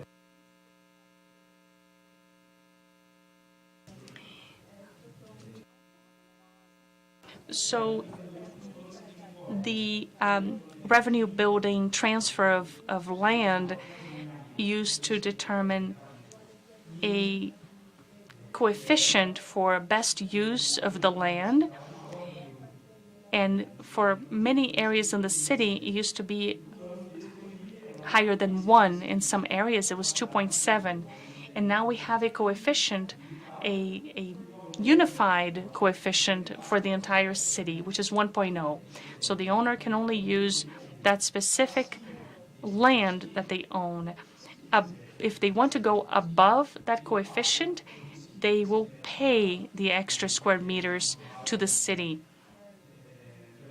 We have a calculation to assess land in order to tax them, and that is updated at every transaction. So we have a well-priced value of land, and based on that table, we apply a formula to charge owners for the additional land they are creating, so to speak. So it's as important to have a basic land use coefficient, but it's also important to establish a maximum coefficient, keeping in mind the overall support capacity of each region to receive the additional volume of population. So when we keep in mind that support capacity and where specifically we want the city to become more densely populated, it's very important to keep in mind. And the monies generated through that process does not go directly to the city coffers. It goes into education, into health. We have two specific funds to absorb those revenues. A housing fund, so every bit of money that comes in through that land value process, go into a housing fund managed by the city council for housing. And we have civil society, legislative, executive representatives on that council, and they decide how that money is going to be used, and it will be focused on infrastructure and social housing in those specific areas. And we have another fund which is called Central Development Fund, and its goal is to allow for all this planning I'm describing to you to be feasible. So the master plan in itself is wonderful. I see in it immense value. However, if we don't have a fund to feed these initiatives and to allow us to actually fulfill that plan and guide the city's development, it would be of no use. So all the money that comes in through land use calculations goes into that fund, and 25% of other sources go into that fund as well. Just to give an idea, the master plan, even though it went into effect in 2020, we went through a transition, and during the first 3 years, the previous plan's coefficient was still in effect. So very early in 2023, downtown, for instance, the coefficient was still at 2.7. Once February rolled around, it went to 1.0. And even so, even as recently as that, we already have 50 million into that fund. Of course, 50 million is not enough to solve all the city's problems, but it's already sufficient to finance multiple initiatives and projects that had been shelved for a long time. And it also allows us to leverage for additional credit, international credit. It is earmarked money, and nobody can use it for anything else. It is for infrastructure in Belo Horizonte. And in my opinion, that is already an impressive amount of money, considering that money was collected during that transitional period. In our forecast, and I can say it is a very conservative projection, we hope that by the end of the year, we will be able to add about 150 million to that fund. And since we are generating new opportunities for business and new city centers, so to speak, in the short term, I can't say that will be the only source of revenue, because for so many years, 60% of our land had not been fully taken advantage properly by real estate projects. And we hope that we will be able to collect 75 million per year. So by 2025, we hope to have collected 190 million in the next biennial. And that is higher than the entire annual budget for a housing fund today. So we will nearly double that total in 2 years. And I consider that very significant. In addition, the more that fund grows, the greater our chances of obtaining additional credit, because then we have our guarantees well backed. We can better leverage investment. And finally, I include here what we call the unpaid land value transfer, which is what we call urban kindness. That kind of project has been presented to us, and we've had great uptake. I believe there have been at least 500 areas that are in project stage or being implemented. So that means projects in which the city does not spend a penny for development. I can only 20% of the maximum coefficient can be reached. Any more than that, and the city has to be paid, but we consider that policy to be very successful. Entrepreneurs are happy because they reach great earning potential for their developments and projects, and public areas are now available for the population without the need for public funds to go into those endeavors. I hope I did not go over my time. Thank you for listening.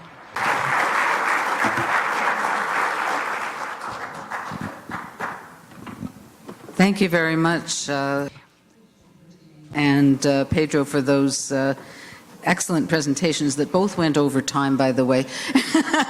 But that's fine. I have a lot of questions, but I'm going to ask each of you one question so that we have time to turn to the audience. Shiprotim, you talked about a number of tools in your presentation, land value capture tools. And I wanted to focus on the tax increment financing tool because we're going to talk a little bit about density bonusing later. And I wonder if you could just tell us, what were the main advantages of TIF? What were the disadvantages? What are the problems that people should be looking for? But also, I think the audience might be interested in what are the enabling conditions to make TIFs happen? What are the legal conditions, the regulatory conditions, governance conditions? So I sort of loaded three questions in one big question, but it's just a question if you could talk a little bit more about tax increment financing. Sure, that's a great question, Enid. So I think the major challenge, I think, that sort of the West Side project faced, and I think this is true for most cities and jurisdictions considering tax increment financing, is if you could fund these infrastructure improvements or other improvements through your existing tax roll, through existing tax properties, you would do that. But in most cases, cities can't take existing resources which are going into schools, which are going into hospitals, which are going to social services for prospective infrastructure investments. So I think the rationale for tax increment financing is not to use their existing sort of flows of tax revenues that are already coming in and that for the most part are spoken for the city's programs, but to use prospectively future flows that might come in and use them and repurpose them for infrastructure purposes. I think a particular challenge, certainly that we spent a lot of time thinking about and sort of was instrumental in thinking about how we think about the packaging, the financing package over here is what happens if the development pattern or the development projections that we are assuming, which in turn sort of impact the revenue projections from which these tax increment financing dollars are derived, don't happen or happen at a later stage. And this is something which we face for the West Side. I mean, as soon as HYIC issued their revenue bonds, the United States and most of the world got hit with the financial recession. And so thinking about some of those externalities and how do you plan around them, how do you mitigate them, I think is a real challenge and a real part of thinking about using tax increment financing. Just a quick follow-up question. You mentioned that you're committing future property tax revenues to go into this development. And is there no backlash with the city or other taxing authorities who would like to have these taxes in the future, who sort of say this development is going to create costs for us? Why can't we use those property taxes? Absolutely. So I think, and this is where I think the political context and the social context and the community context is really, really important. I think sort of in some cases, sort of, especially for property taxes, there are multiple entities which have sort of authority on certain portions of those taxes. So often when we talk about TIF, potentially it could mean that maybe there are schools which get funded through potentially future taxes, and what we say is that we won't use those prospective future school taxes as a part of tax increment financing. We'll only use the portion potentially which comes back to the city as part of the work stream. So there are different ways you start thinking about who else has their tentacles in this future sort of revenues coming in, and how do we separate them out and get, at a fundamental level, I think sort of, their political buy-in. to go ahead with the program. Thank you. I'm going to turn to Pedro, and you talked a bit about the OODC tool, which charges for construction rights beyond the usual height limitations, and you talked a lot about how it works and the formulas. But my understanding, it took a long journey to get there to implement this particular tool. And I think the mayors might be interested in knowing, what was that journey? Who was involved? How did you convince the right people that this was a good idea? Maybe you could talk a bit about that for us. Okay. Works. Indeed, this was a long journey, nearly 10 years in the building process that started in 2011, when the Secretariat at the time put together the regional plans. We have 9 regions in the city of Belo Horizonte, and a study was done to understand these 9 different regional areas, to understand what their potentials were, what the problems they have are, what the political challenges would also be. These 9 different regional master plans, they were taken to an urban municipal planning group. This is a meeting, a conference that's held every 4 years in the city, and they that enjoys full involvement, participation by society, organized civil society, elects delegates who vote on the proposals that are ultimately going to be included in the master plan. So we held in 2015 that conference, and from that conference emerged, through a debate with the local population, organized local population, civil society, technical experts, the business sector, everyone was represented at that conference. So 413 issues emerged from that conference that were to be built into that master plan. 413, really. That was a very small number because the overall number of proposals that had been floated were pared down to 413. But through the voting process, that whole host of proposals was reduced to 413. And they made up a key aspect of the master plan. And also to be able to adopt the less popular aspects of the master plan among the populace. The fact that they had that participation made it possible for its passage. And so that means that it enjoys the support of society, that gives it a lot of force, because ultimately it was a society, a population that decided. Now, when that bill of law is sent to the chamber to be voted on, it comes with all that force of the support of the populace. And then that was submitted to the city council. Again, given the fact that this was a master plan that was that had emanated from popular participation, it enjoyed much popular support, which made its passage easier. Now, something else that I think was very helpful in this process was the awareness raising aspect. The technical team and all the different parties involved had much say, and ultimately the decision makers were swayed by those arguments, and so they were able to show how valuable this is through the different studies that were presented at the conference, presented to mayors, to city council persons who also have much influence within the chamber, because as we were talking about in our group, I don't remember who raised this, but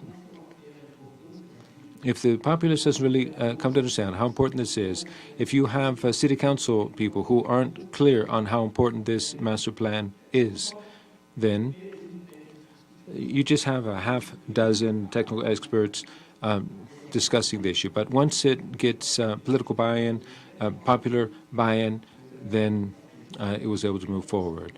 And then the plan in 2019 was approved. And that was the path it took to approval. End up paying this tax. How did they respond? That was to put it lightly. It was a very interesting debate,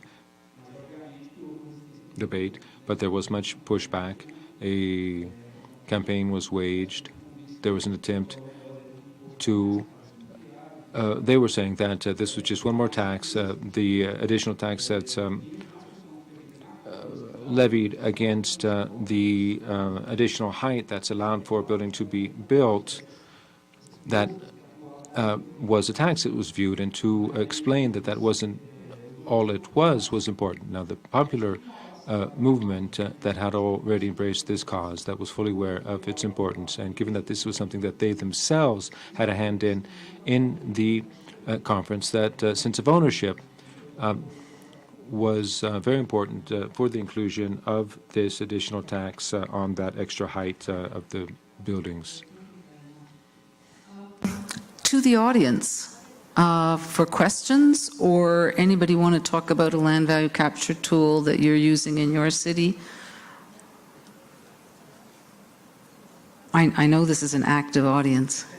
Any questions? I've got a question up here at the front. Do I have a microphone? Oh, you have a microphone. Go ahead. Buenas tardes. Good afternoon. My name is Angela Aguilar. I'm from Costa Rica. I am a mayor. What you're talking about is very important about taxes. I think that all cities that are represented here, we live every single day the obligation that people have to pay their taxes. But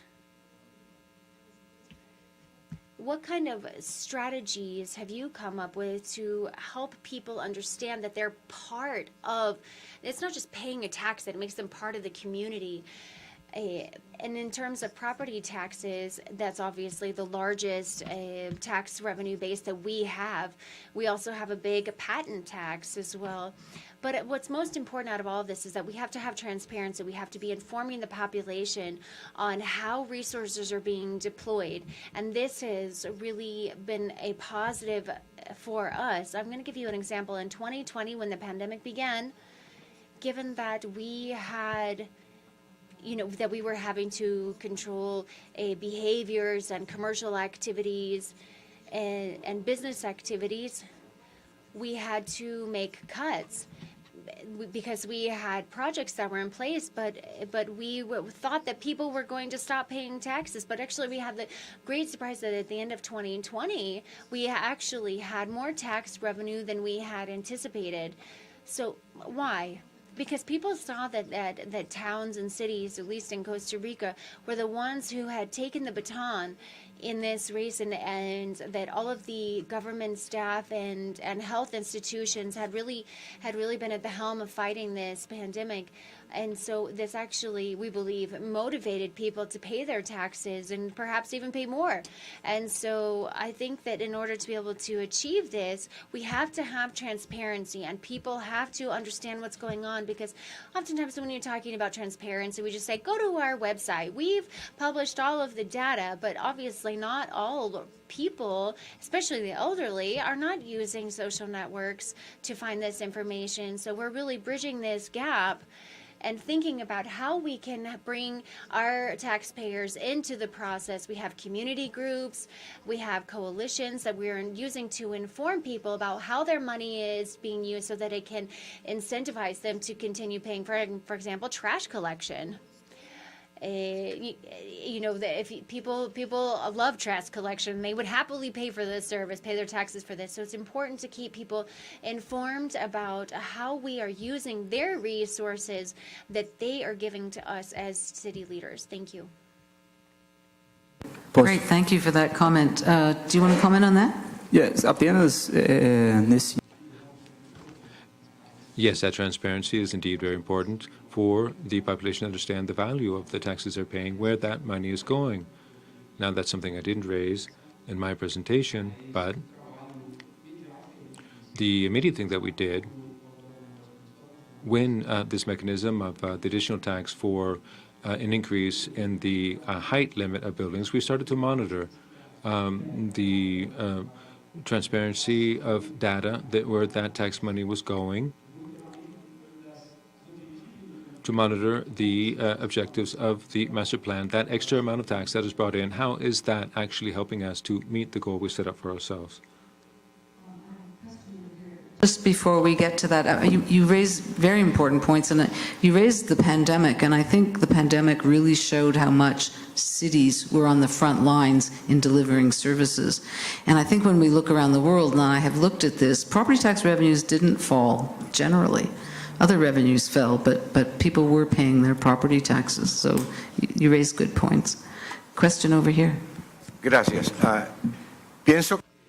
I think that all cities in Latin America have had, and we still have to, deal with urban development and growth that is irregular. We have migration, forced displacement from rural areas into urban areas, which means that many cities, and I'm referring to Cúcuta in the border between Colombia and Venezuela, has historically seen this migration issue, and the city government has not had an effective response. And social deterioration, economic decline, these two go hand in hand.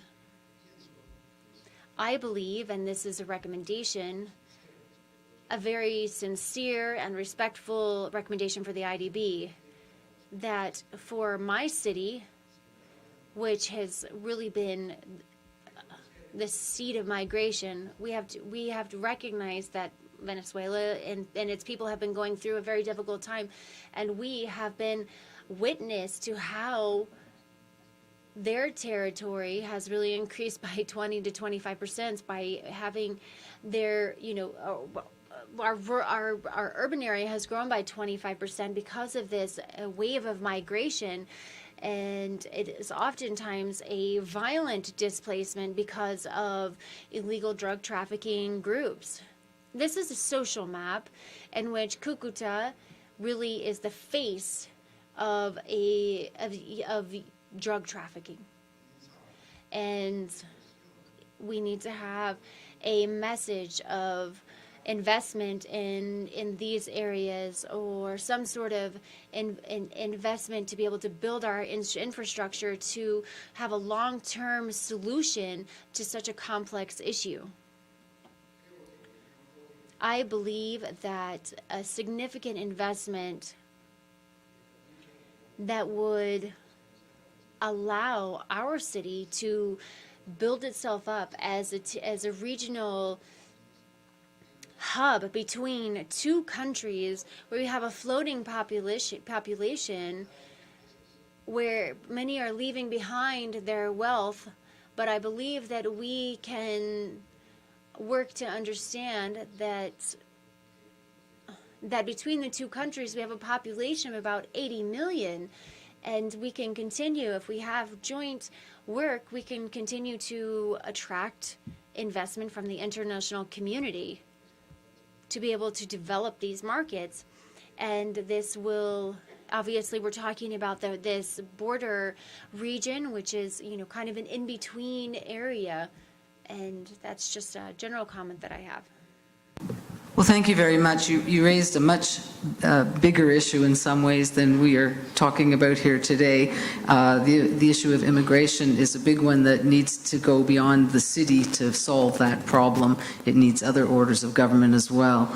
In terms of the infrastructure, what we've been trying to talk about today is how cities can do something on their own. Obviously, they can't do everything on their own, but we are talking about tools for financing infrastructure projects at the city level. Did anyone else want to comment?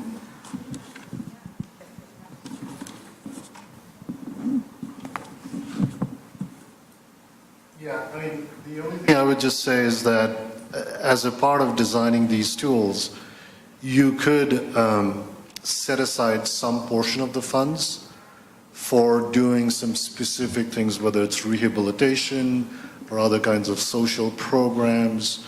Certainly in the United States, there is a focus on on displacement and stopping displacement, creating more affordable housing for low-income and middle-income households. So there are ways in which you can use the broad breadth of these tools to also create very specific purpose-driven mechanisms to help solve for some of those other issues that potentially could come up in an urban environment. Okay, I see the clock says we've run out of time. Are there any more questions? I could maybe take one more. Anybody have another example of a land value capture tool that's being used in your city? Yes, thank you.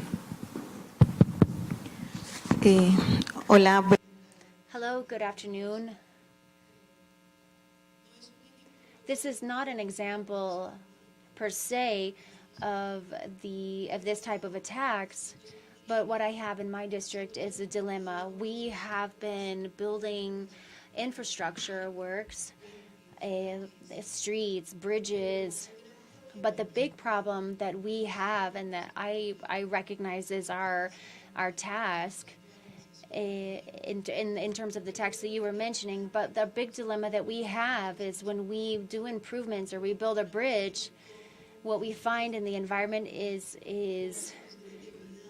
people surrounding us with very difficult living conditions, where it's single women with families, they don't have formal jobs. And so we have a very complex dilemma. And so I'm just researching to learn how I can improve living conditions, but how can I also impose a tax that is going to weigh on these families because they live in such low economic conditions. And so we're trying, not only are we trying to go in and help them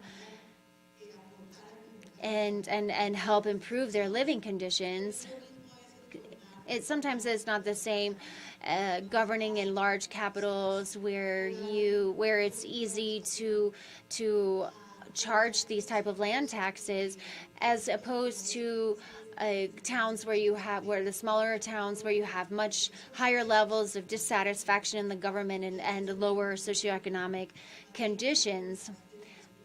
And based on your experience, anyone of the panelists or if anyone here in the audience, can you think of any other alternatives?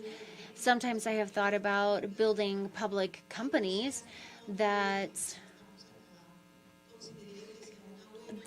could possibly be an alternative for sustainability in a municipality.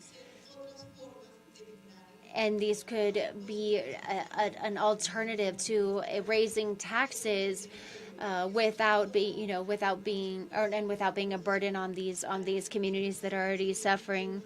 But it is a great dilemma for me. How do we increase taxes, land taxes, on people who really can barely even get their daily meals? About when the government does something that increases the value of the land, either by building infrastructure or by changing the rules that you can build, they are creating wealth that wasn't there before. And these taxes or these land value capture mechanisms are a way to get some of that wealth creation back. But let me turn to Shiprotim. You raise a really interesting question over here in terms of if some of your constituents are not able to pay any of these taxes, how do you finance them? I think in my experience, this is where sort of we kind of essentially zoom out from the city, municipality level to a more federal level and start thinking about, are there social programs or other kinds of economic programs that the federal government potentially can provide for some of your constituents or some of these sections of population who need these kinds of services, whether it's social services, child care, or whether it's sort of workforce training, skills up training, things of that sort. So not a lot of great examples in terms of thinking about sort of how constituents can come up with more taxes or more money But this might also be a situation, I think, where we can look at county or provincial or even the federal government to start thinking about programs which could fund and help some of the local municipalities. Okay, briefly, Pedro. Assim, a questão é que Now, the matter here is that, in essence,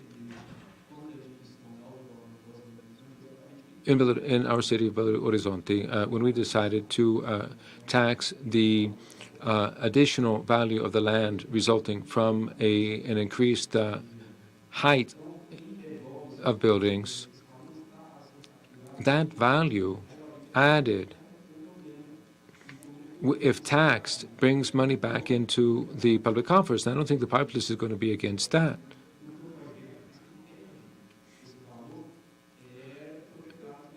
Because the people who were against this were those people who owned land, and the land was, the value was held back for a long time, and then the value of the land increased with this additional height permit. I'm going to bring this session to an end. I think it's an interesting thing to think about how when government creates wealth through increasing height and density or through investing in infrastructure, how we get some of that back for the public. And so that's what we've been talking about. I would like to thank both our speakers, and I would also like to thank you, the audience, for your questions as well. Thank you very much. Thank you.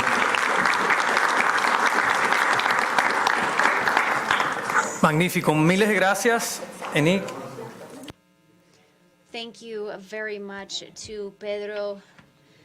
Thank you very much to our speakers. Obviously, infrastructure is very complicated in a local investment level, and it is a long-term, more complicated situation. Thank you for all of your work, and thank you for these questions. And we will have our last thematic session of the day. Before that, we are going to put two more questions to the mayors. There, if you could take your phones out, we're going to have this slide up here in just a second.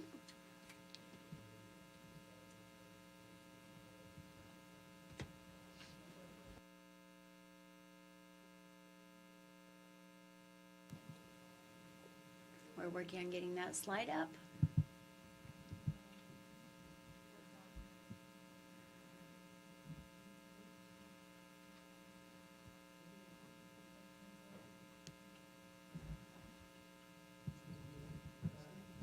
One more second, almost there.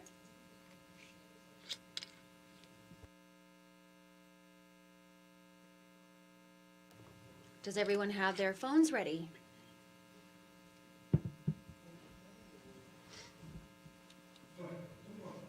Okay, doesn't matter. Let's keep going. And we've got a problem and then we're not able to get it quite up there, but let's just move on to thematic session number 4. Capabilities for an attractive project portfolio. One of the deficits that we have in the mayor's offices in the region is the capacity to create attractive portfolios.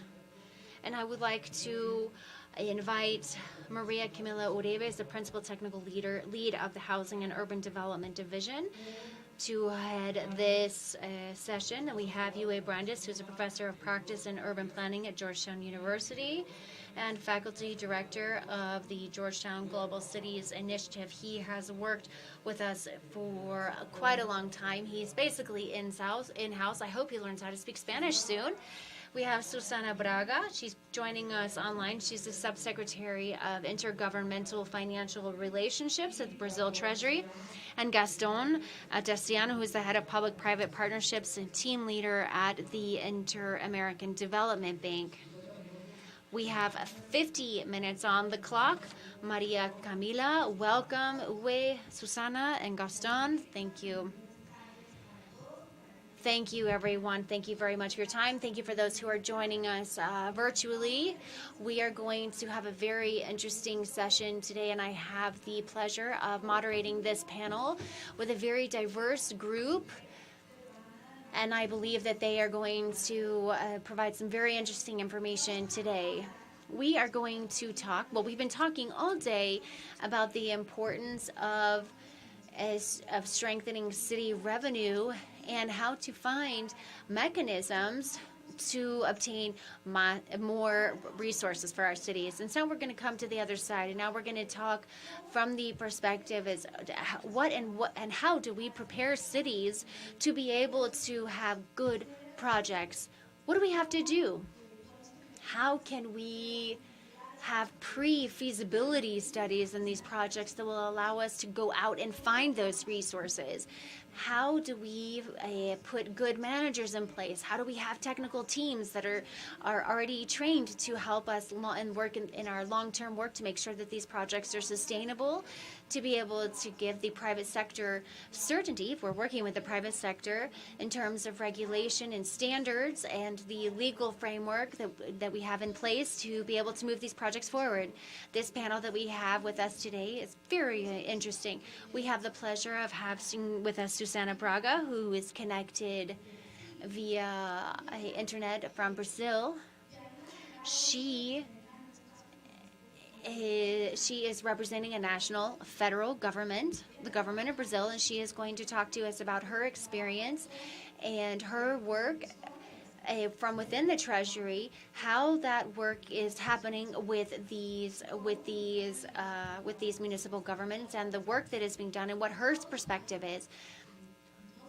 In all of our countries, there is someone who does work like Susana's work and who already has these strategies, and someone who's wearing those same shoes. And so she's going to help us to think about what it is that we need to do from that standpoint. We also have Uwe, as Luis Manuel already talked about. He almost speaks Spanish because he has worked with us for such a long time. He's going to talk to us about his experience in Washington, D.C.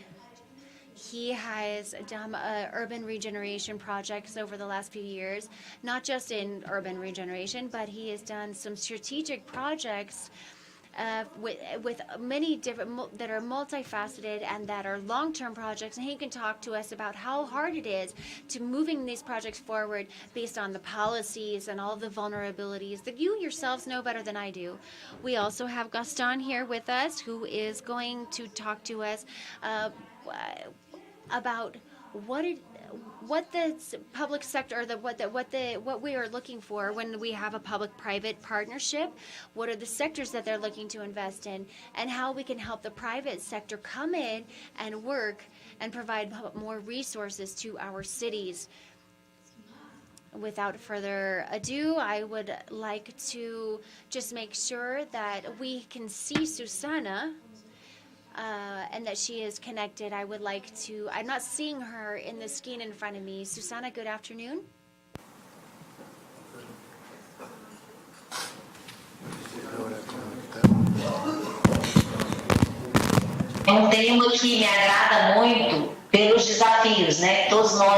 This topic is of great interest to me due to its challenges. I heard some of the previous presentation. I see that cities may be different, but challenges are very similar.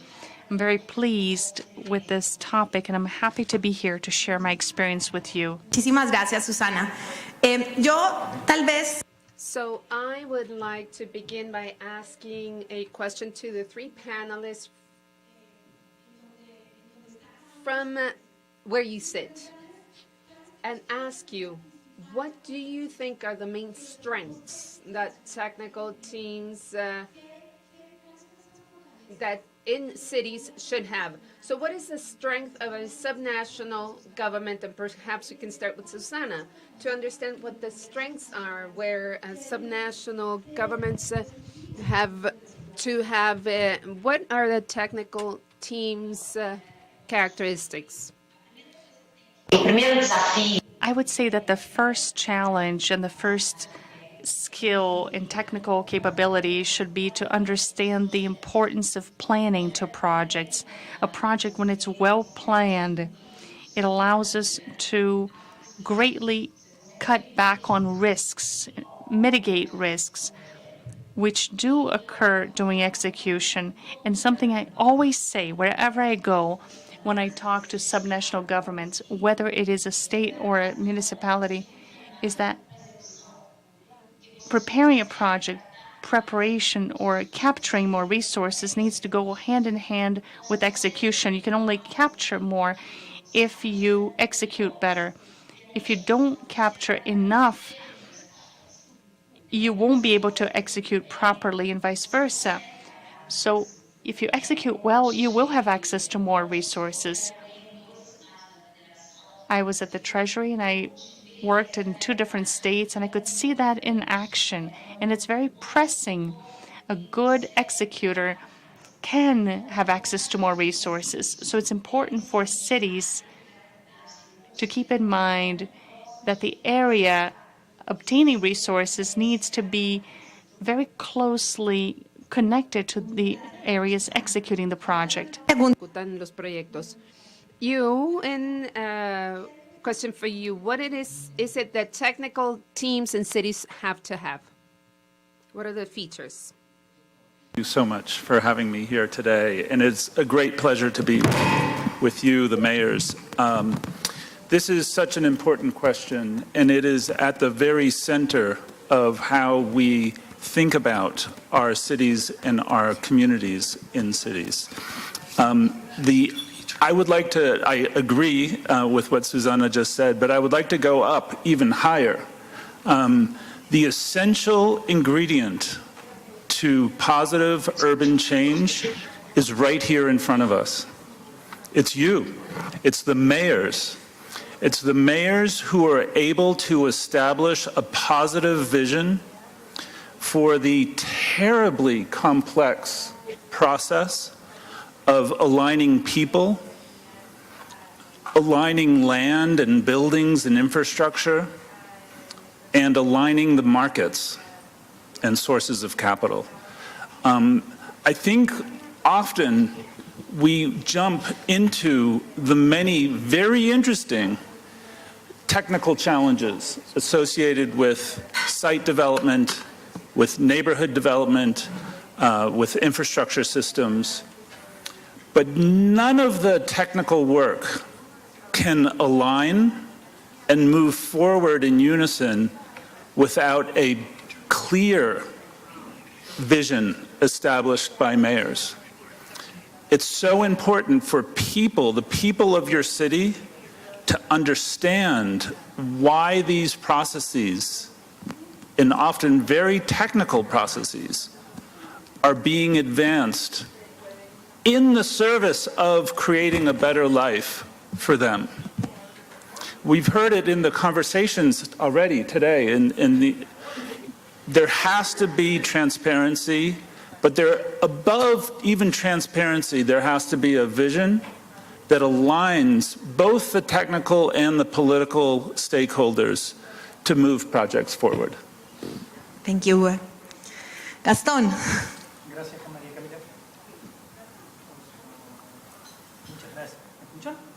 Hola, sí. Hola, bueno, muchísimas gracias. So thank you very much, and thank you for inviting me. It is a great honor for me to share the panel with you.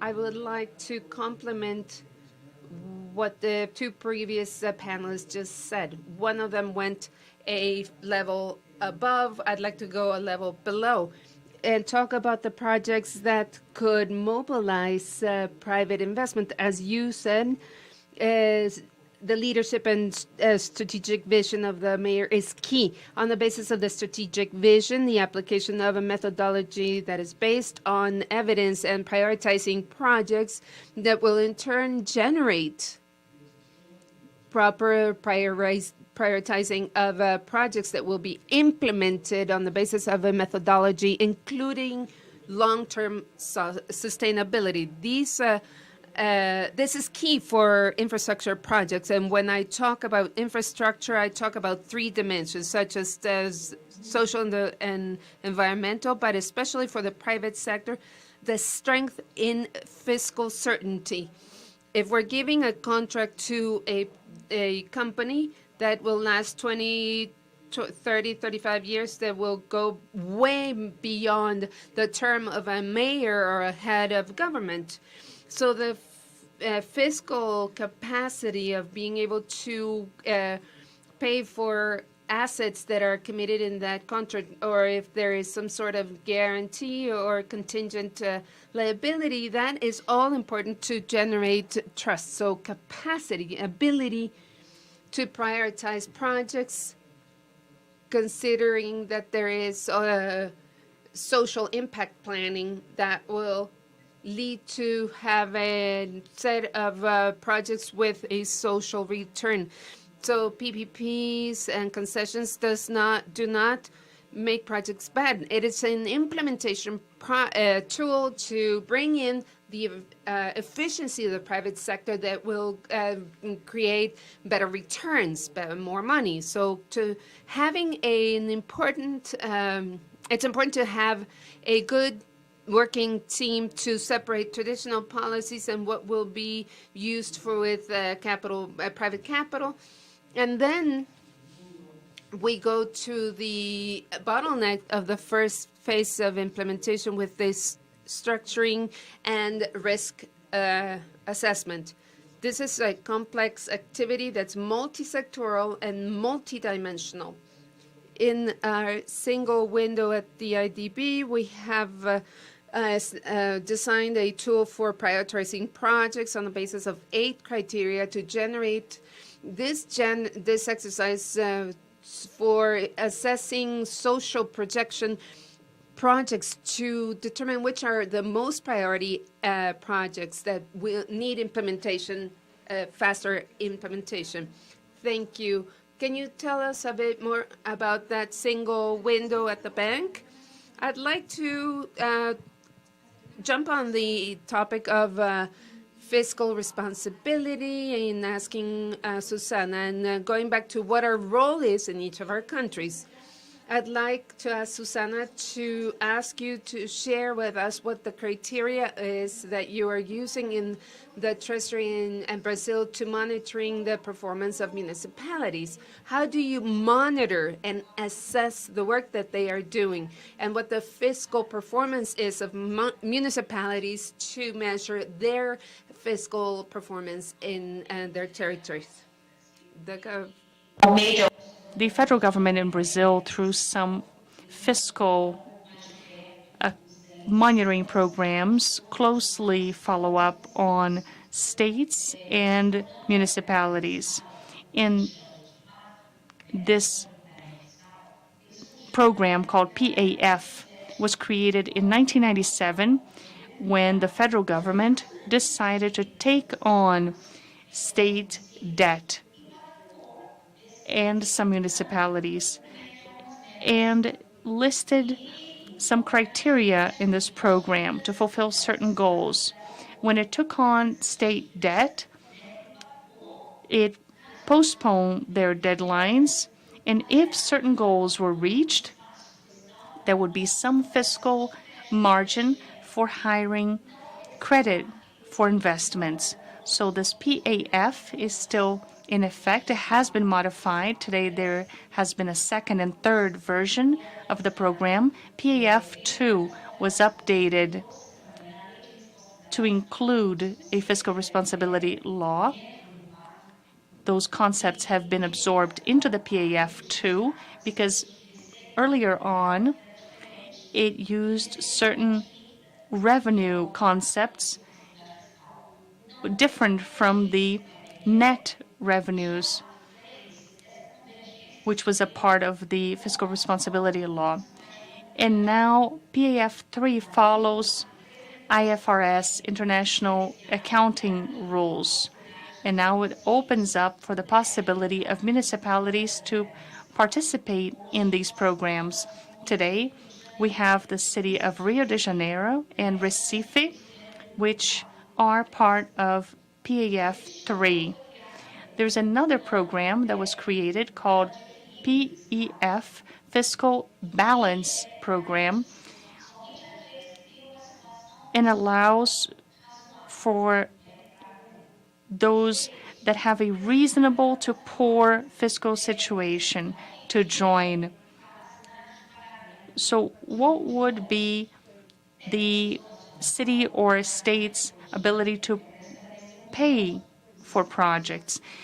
In order to answer that question, a certain ranking criteria, set of criteria were created. So now they're ranked as A or B. States that are in an average to poor situation, inadequate fiscal situation, they're ranked as C and D. A and B are eligible to obtain the federal government's guarantee for credit. Now, C and D rated states cannot obtain the federal government's guarantee for credit transactions. And what that means is that the federal government can take on some risk in order to allow a state to obtain concessional credit in much better conditions than in a regular credit transaction in the open market. But that's only available for those rated A or B.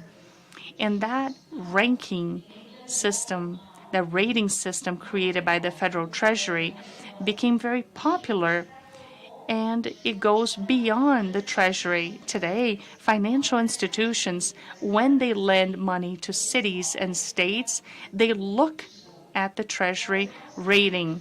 So they log on to the Treasury website and they know, well, this is an A-rated city, so they can have access to credit in better conditions.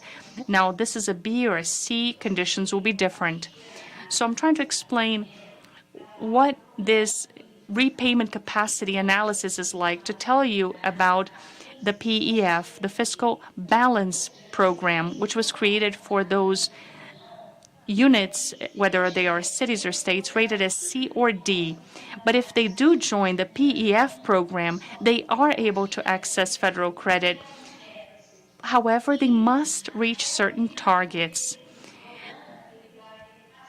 By the end of the set deadline, they have to upgrade their status to B if they were a C, or to C if they were a D, but ideally they need to reclassify as A or B so that they can access government-backed credit. And finally, I wanted to mention a regime called Fiscal Recovery Regime. And that, unfortunately, I couldn't hear. The sound is a very poor quality. I couldn't hear which category qualifies for that regime. The most restricted, it's a more restricted regime, but allows for a state or city with a lower rating to still have access to credit if they join that RRF, but only access to certain transactions to improve tax collection, public management, as well as cutting back on costs. So they get support or funds for very specific actions through that RRF. But in general terms, the federal government monitors the fiscal conditions of cities and states, always trying to improve the fiscal situation and status of cities and states, and allowing cities and states to invest as well. Muchas gracias. Thank you, Susana. I think that you have mentioned many key elements in your conversation, but I'd like you to talk a bit more. In Brazil, municipalities are responsible for their expenditures as well as the management of their income or their revenue. I'd like you to tell us a bit about the measures and the types of things that you do at the federal government to support subnational governments in order to help them increase their revenue so that they can have more money to invest. One of the things I mentioned that the federal government does to support cities and states in investments is the payment capacity itself. Because when a city or state is well ranked, they access the federal government's guarantee, which allows for much better credit conditions. And when I say better conditions, I mean far superior conditions. So if a city or state has access to financing and conditions below market conditions, that means they're better and they will be able to access credit and have higher investments. Out of 27 states in Brazil, 21 are currently rated as A or B. So those 21 states have access to government-backed credit. And the reason why the government can offer better conditions below market is because there is almost zero risk. If the city and state don't fulfill their commitments, the government pays the bill. However, later on, the city or state has to repay the government. So that allows the federal government to give far better conditions to cities and states. And the federal government is also always favoring actions by cities and state governments that will lead to better public management and better tax collection. If a city or state is rated A, B, C, or D, it doesn't matter. If the operation they seek to implement targets better public management or better tax collection, the government will back it. And that kind of operation is exempted from limits, because today a city or state that seeks federal government credit will have to respect certain limits imposed by the Senate. Some people believe those limitations are restrictive and therefore negative, but I believe it's important to point out that it is important to have limits and caps. When you calculate the limits of a certain contract and you notice the city or state debt flow, debt stocks, percentage of disbursements, everything based on limits set by the Senate, when you calculate those caps and you adjust the city or state's finances to those caps, it means that they will follow that operation in a sustainable manner. However, if they get involved in financing in a fiscally responsible way, they will be able to be involved in additional operations. They will go ahead with that operation or transaction. They will have enough money to pay for it, and they'll move on to others. So those caps used by the Treasury prior to obtaining credit is a way of protecting the city or state and allow for them to be responsible in seeking credit. And along with one transaction, they may hire additional ones, because for each one, they will be within reasonable limits. Gracias, Susana. Creo que ha sido muy claro y para todas nuestras ciudades y para los alcaldes que viven en permanente coordinación en muchos países más que en otros, con los gobiernos nacionales, entender la visión desde el gobierno central o desde el gobierno federal es muy importante para gestionar los recursos, pero también para poder mejorar todo lo que significa la inversión de nuestras ciudades. Yo quisiera pasar ahora, Uwe, a hablar un poquito de la experiencia de Washington en el WARF, y quisiera que nos contaras un poquito, pues muy brevemente. Algunos alcaldes conocen la experiencia del WARF, pero otros no tanto. Que contaras un poquito lo. And I'd like to tell you about what that project is all about for the city of Washington. And I'd also like to think about successes and failures, about things that went well in managing in a project that was so important for the city, and how long it took to achieve that. And we'd like to ask you to tell us the actions and what the management process was for those projects, for that project. Lucky to lead a process to reimagine all of the riverfront areas of Washington, D.C. This came at a very important time in Washington where the city was bankrupt and had been taken over by the federal government.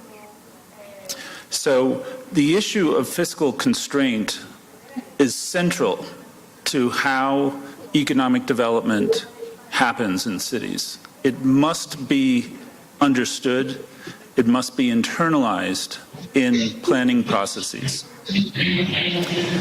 One of the things Una de las cosas we do was engage our citizenry in community outreach efforts in a way that was totally unprecedented. As a federal city, we have a history in Washington, D.C. of the federal government leading urban planning efforts without any input from community. And so the first key to all of this is community engagement and understanding the existing communities of your city and the kinds of communities that you want to create. And the reason why that's so important is that is how the local economic context changes with more people in your city. Our mayor created a very clear goal of bringing 100,000 new people to the city. That was important for our civic conversation, but it was especially important to create a level of certainty for all of the financial stakeholders involved in our urban regeneration process. Second, so we love to talk about public-private partnerships, and they are always exciting, but do not overlook the public-public partnerships. As cities, not just you as mayors, but your staff and the agencies have to understand what other governmental entities are going to require of them. This cannot be a set of decisions that are left till later. It needs to be understood, the policy constraints within which you are acting. And then it is very important, and I think cities are the cutting edge of understanding how the markets are changing.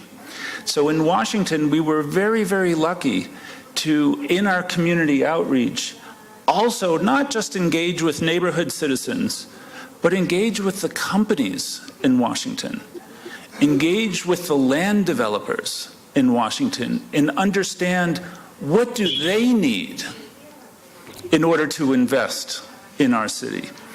And so with the understanding of how you connect to your own people, with the understanding of how you connect out to other public sector entities, and with an understanding of how you can connect and create an environment and an ecosystem for private investment, with those three things, that's where the technical work really begins. And with the wharf, we were very, very lucky to leverage. We didn't have any money, but we had land. We had the power as a city to rezone and control the uses, as we've heard from previous conversations. And with that, we were able to partner with the private sector in order to achieve the goals that we had established in the community engagement process at the very beginning of this journey. Muchas gracias. Thank you, Yue. I would like to go back to and revisit the importance of technical teams, the importance of good management, and from the theoretical point of view, what we have learned about the importance of civil service so that cities can have stable technical teams in the city. So can you tell us a bit about that in the work you have done in Washington, please? Again, cities are people, places, and flows of capital. So we had to create a series of studies associated with a reasonable understanding of how we could grow our population. That required all kinds of land analysis, zoning analysis, and all of the traditional urban planning activities. But importantly, those activities were not completed in isolation. They were completed as a component to and linked to the underlying financial strategy that we were developing in the city.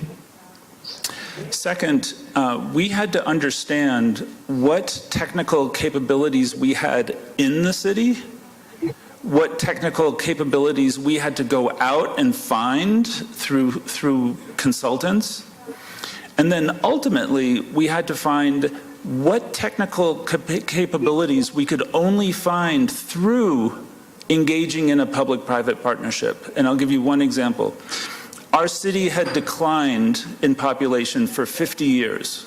We lost 1/3 of the population of the city. There was no growth in infrastructure. We had no city employees who understood harbor engineering. And yet, we were engaged in a project that required immense technical work in the sphere of civil engineering for the harbor. We had to find that capability in the private sector. We could not even issue the permits for that because we didn't have engineers who were experienced with issuing permits. There had been no permits issued for over 50 years in the harbor front. So you have to slowly work your way through the problems and understand what can you provide for yourself within your city, where can you get a little bit of help from the outside, maybe through the partnerships with the federal government or with other public agencies, and then where do you really need to partner with the private sector to do the things that you need to do. And I'll just end on one note. I think we live in a time where there is immense intellectual capital within the private sector associated with city building. And it is a big challenge to understand how to organize the technical due diligence for projects and for urban development initiatives in a way which is responsible and transparent, because ultimately the risk here is always political, is always making sure that you can create a stable environment with no limited risks and as few uncertainties as possible, so that your partners, whether they be in the public sector or the private sector, come to you to implement your vision. Muchas gracias, Uwe. Creo que esa es una excelente. Thank you so much, Uwe. Gaston, this is a great segue for Gaston to talk about how they have been providing greater visibility to projects and to collaborate more with the private sector. We have a lot more road to hoe, and we can look at the very encouraging story and promising story of Washington. But if you could tell us a little bit about this work that you are doing in the region, what are the key sectors in which we are working, and what do you believe are the key elements that we need to offer cities? We have this great group of mayors who are here to understand how they can better work with the public sector and what they can improve upon to have public-private partnerships.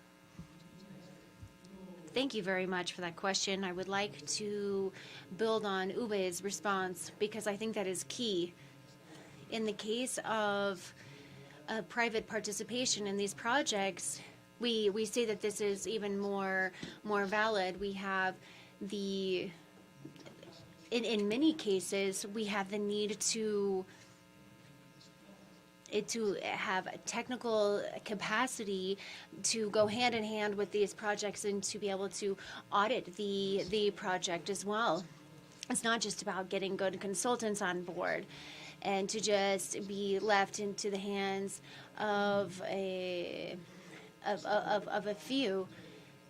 And this goes to the heart of the matter. And your question, Maria Camila, in this region over the last 3-4 years,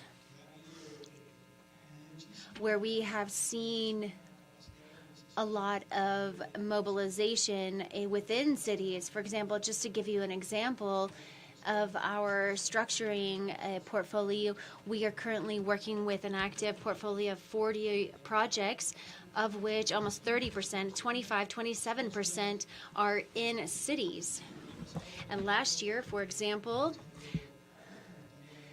talking about Brazil, we closed up 2 public lighting projects in Brazil that has almost all of the ideal factors in place to launch a public-private partnership. Also talking about Brazil in 2018, we created a structuring vehicle called the Project Structuring Fund, FEPI, that called on cities to send projects to receive support, not just resources, but also technical assistance to structure their projects.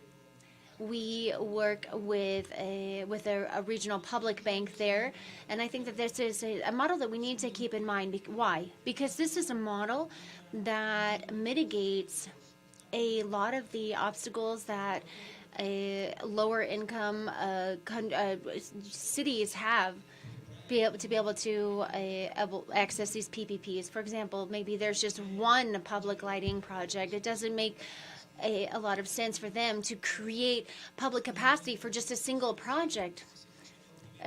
Brazil first did this public lighting, and then a couple of other project areas, and so they'll be calling on cities and municipalities to offer up projects to get this specialized support. And I think at the same time we can be tackling these challenges through PPPs at the municipal city level. We need to be able to scale. We need to be able to take advantage of capacities. And also understanding the market. The market is not just one project or one city. This could be a federal program. In the case of Brazil, there are more than 5,000 municipalities, and so there's going to be a great opportunity here to be able to make efficiency gains, not just on one project, but on many projects. And this also allows for standardizing contracts as well as financing models. This would also be a tremendous help in gaining efficiencies, not just in terms of cost, but also in time and lessons learned, because obviously at the end of last year, we had closed more than 25 financial projects, which may seem like just a few, but in just fewer than 4 years to having that type of development with local numbers. We worked in 2 different municipalities. For example, we closed 2 municipalities, Nova Lima and Cachoeira de Caperín.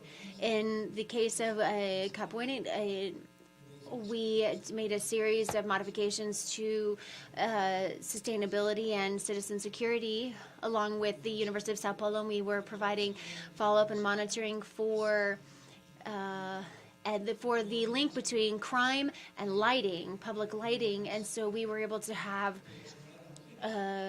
something that was very specific, for example, to women. And so we could talk about how we could include our performance indicators, that by having where there was less lighting, there was higher crime. And so we could talk about specific indicators. We could also talk about access to internet.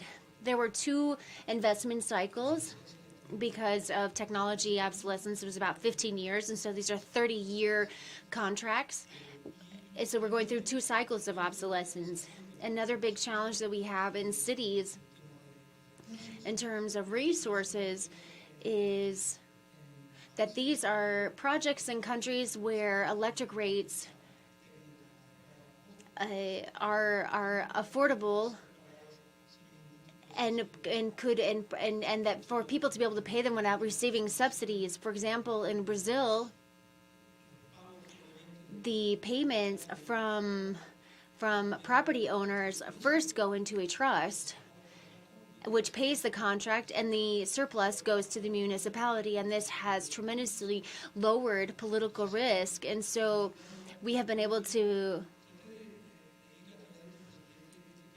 I wanted to share this example because this is a paradigmatic case in a sector that didn't have to raise taxes or rates. They were able to send a good signal to the market that with a good structure, you can develop a sector that previously had been just focused in big centers. We had the programs in Sao Paulo or in Buenos Aires and just really promoted by the providers, and we weren't able to expand these into other areas. And this year, we're finishing up 2 and starting 2 new projects. We are a minority shareholder in these programs, but just to sum up my answer to your question, there are novel sectors like public administration, but there are also, for example, the mayor of Curitiba, he mentioned these primary or these childcare facilities where the federal government is initiating these programs to provide the infrastructure, not necessarily just the programs. And there are very successful programs, for example, in education in Brazil that we've seen over the first decade of this century.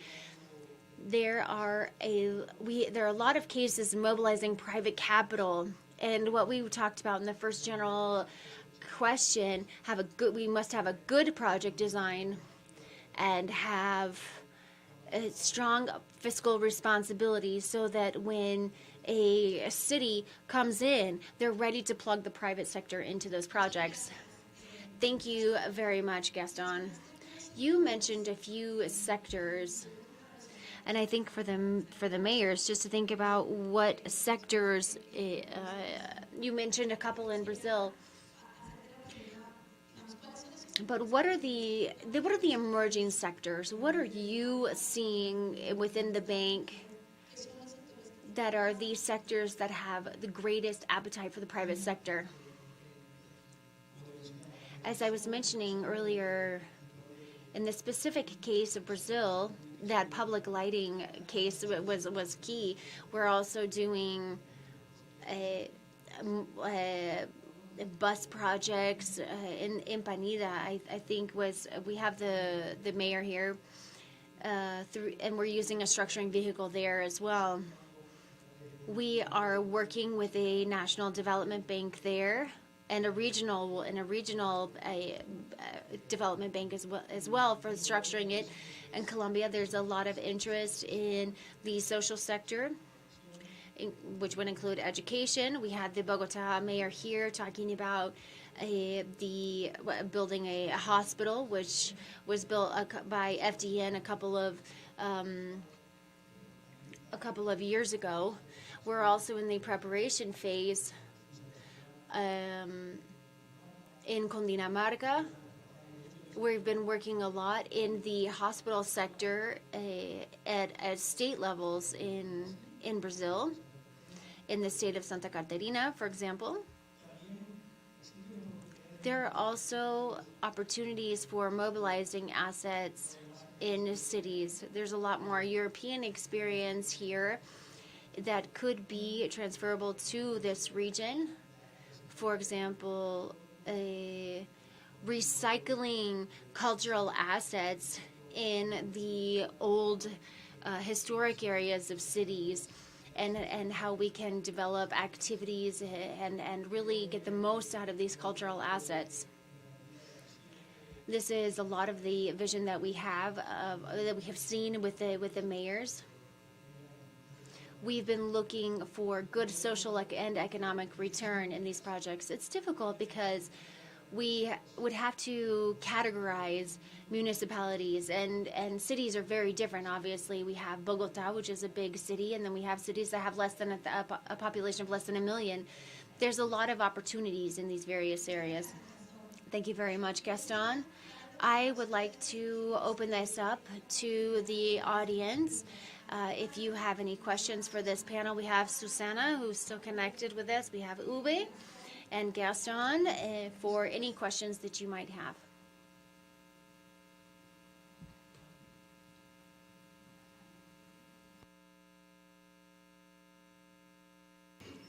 Please go ahead. Good afternoon to the panelists, to my colleagues, fellow mayors here. I have been listening to all of the panelists here, and I have a question. Maybe it's a concern. The last panelist said it at the very end.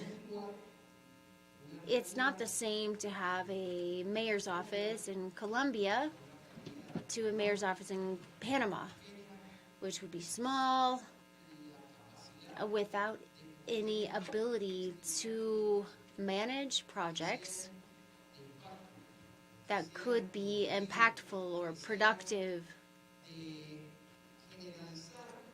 or that could have a more widespread effect. Well, let's say improving living conditions or improving the city as a general. And so I've just been listening and listening, and I still have the question as to if the state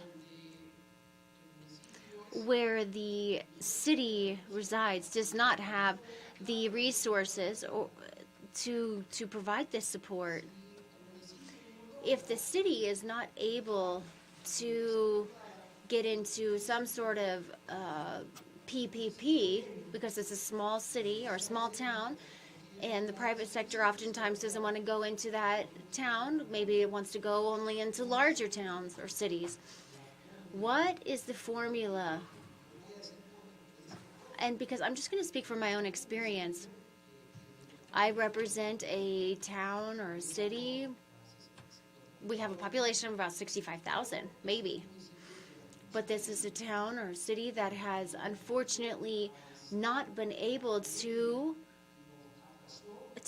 overcome the pandemic, which just ran roughshod right over us. And so we're kind of between two different regions that are much more powerful. One that is all about tourism, and the other that is a strong commercial area. And so how can I draw from these two, both from the commercial and the tourist side, with two great mayors in both of these cities? So I hear you, but I still have the question, how can I move forward if I don't have the support, the key support from the state, first of all, and also what we heard from Susana? How can we attract the private sector into our smaller towns? We are growing, but very slowly, certainly not at the speed at which I had expected. So I would love to hear your counsel on this. Thank you very much. I am certain that we each have our own answer. Who would like to start? Ube? It's such an important question, and thank you for that question. I think it's excellent. I think two big ideas for you. One is the most important resource that you have are your own people. And secondly, another big idea with that is that, and we've heard this, I'm thinking back to the panel this morning from the credit rating agencies. The issues that we're facing in cities are totally unique. And no one knows your cities better than your own people. So one of the things I think you can do is foster a sense of discovery and a culture of learning, that people take matters into their own hands and understand the issues that are happening in your own community. With that, that represents a tremendous resource for you to then engage external stakeholders, whether they be in the public or the private sector. Gracias, Uwe. Susana. Thank you, Uwe. Susanna. Now, in the case of Brazil, we have the constitutional transfers whereby the federal government transfers to states and cities according to established criteria different types of taxes according to the circumstances in each area. And so the federal government has this prerogative of transferring resources. These essentially are grants. They don't have to be returned. It's a favor that the city receives. And in Brazil, some cities have come to depend much on these transfers. Now, there's a participation fund for states and cities, and there are cities that depend too much on these transfers in order to continue the city's operations, to cover its bills. Now, in these transfers, oftentimes they are earmarked. That is, it's known what they can be used for according to contracts and agreements. Now, this type of transfer is mediated by a public bank in Brazil, Caixa Econômica, and that bank, if the money transferred was earmarked for public works projects, then that public bank is going to monitor that construction project. So then there's an agreement with Caixa Econômica, the public bank, which receives the project, and the full team of engineering works on the project. And as the project moves along, then the allotment of that transfer comes in. So this is a physical and financial process whereby the engineers of the bank stay abreast of these public works projects as they are carried out. There are some cities that don't have enough resources, but they still have their public works projects that they have to carry out. Now, the citizens can tell you if the asphalt's too thin, if there are potholes, if there are too many students per classroom in the school. And so the cities do need these transfers. They do need these resources. Now, that's how it works in Brazil. You've got this is enshrined in the Constitution. These are monthly payments according to either an agreement or otherwise a contract. And there's a federal oversight function to make sure that these earmarked transfers are used for the reason for which they were created and handed over to the city.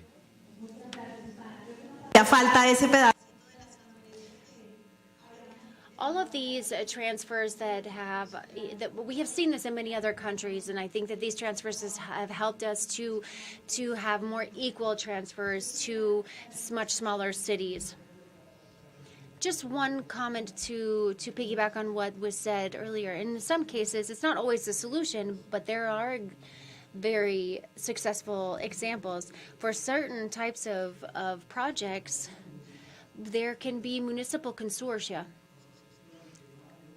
When more than one city come together to bring greater scale to a project. For example, there's a very successful example in northern Spain for a waste plant, but there's also one in Brazil for this type of situation, and we are actually working with cantons in Costa Rica to work on a very similar wastewater system We're going to look at it technically speaking, and then we'll look at alternatives, and we'll see whether we want to do a public works or with a consortium between different consortia, where there would be some sort of takeoff agreement. And so, since we might not have a caixa or transfers from the national government, this is something that we can scale when we have a consortia of smaller cities. Thank you so much. Thank you, everyone, for participating in this panel. Thank you, Susana, Ube, and thank you, Gaston. We very much appreciate everyone who tuned in to this panel, and we will go ahead and close up this panel. Thank you. Muchísimas gracias, Susana, María Camila. Thank you so much, Susana, Maria Camila, Gaston, and Ube. We are now at the end of our last session. We will be now hearing from the IDB president. I do have a couple of short comments. I would like to thank the mayors who have come from all different latitudes. Some have missed their flights, some were delayed by the rain, some lost their passport, but we are here. We did it. Thank you to the mayors, thank you to the network, thank you to KIC, thank you to the IDB representatives. Thank you for the working group who helped us put this together. Thank you to the interpreters, to our technical team. Thank you to those who are joining virtually. Just a very short message following the closing remarks of the president. We will have a short photo, and then we will have a toast, and then we will go to the host city reception for the City Summit of the Americas. Thank you, President. Thank you, President Ilan Goldfund.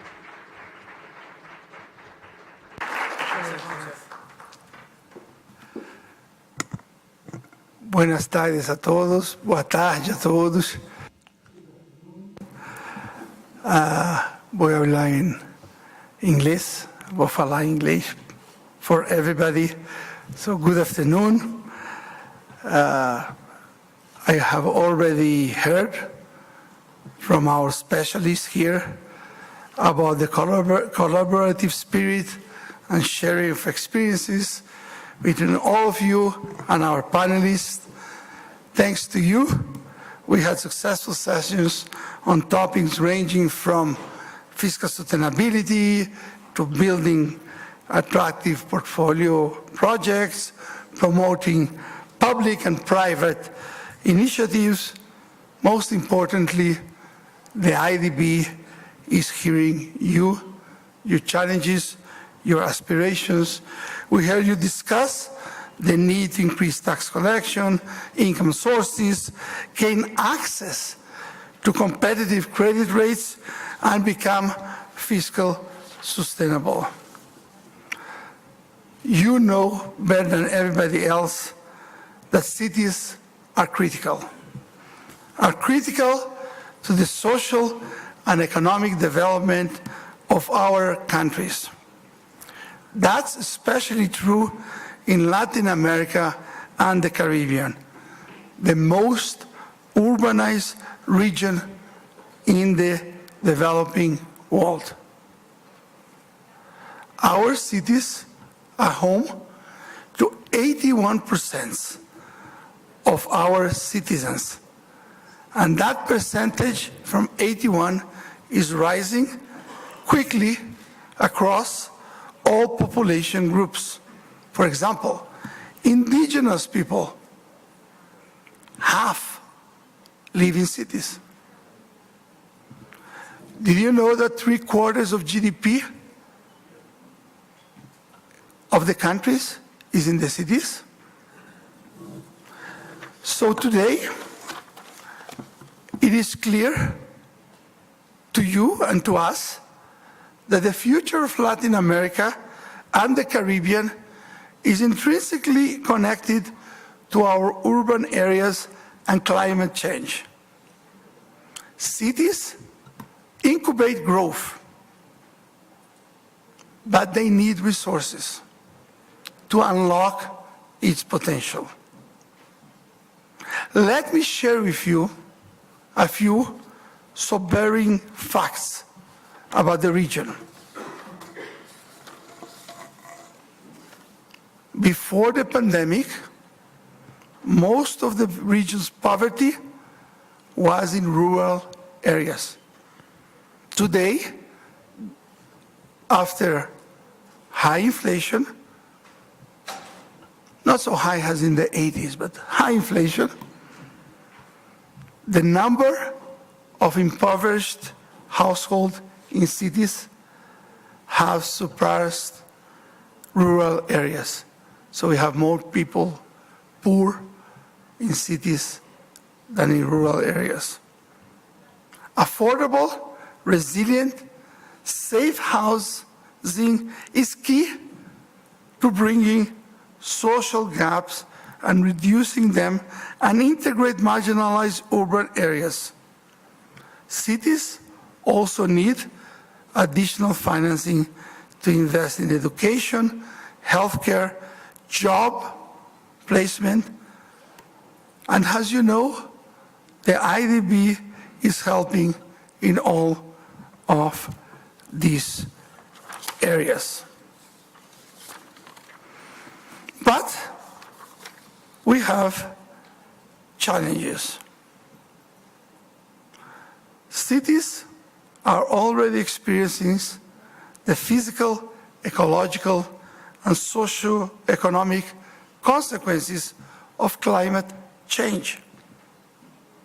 High concentration of economic activity makes our cities vulnerable to climate-related shocks, especially since many of our cities are near the coast. Women suffer more. Cities suffer 80% of all natural disasters. 80% of the disasters are in the cities, floods and all of that. Women and children have 14 times more chances of dying from natural disasters than men. But cities can have the solution, can be part of the solution. We have a lot of very admirable examples of cities that have done very innovative, very important jobs. And don't ask me to give you examples. All of you. We have discussed today, many cities are in the forefront of designing better policies to mitigate and adapt to climate change.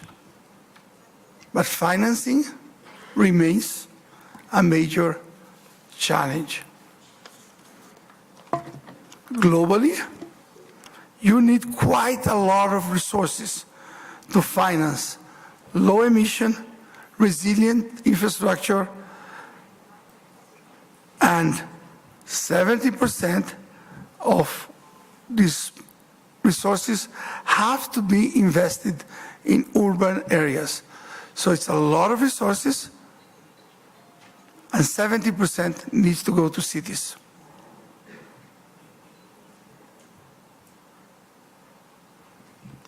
And these resources represent a very large share of the budgets. But as you know, Latin America and the Caribbean have fiscal constraints.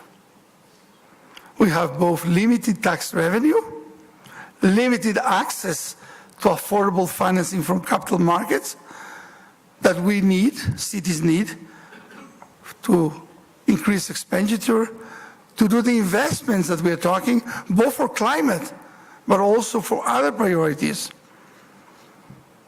You are highly dependent from transfers from national government to meet the needs. We know that green financing in the world has risen, but we need to do more to meet climate and environmental goals.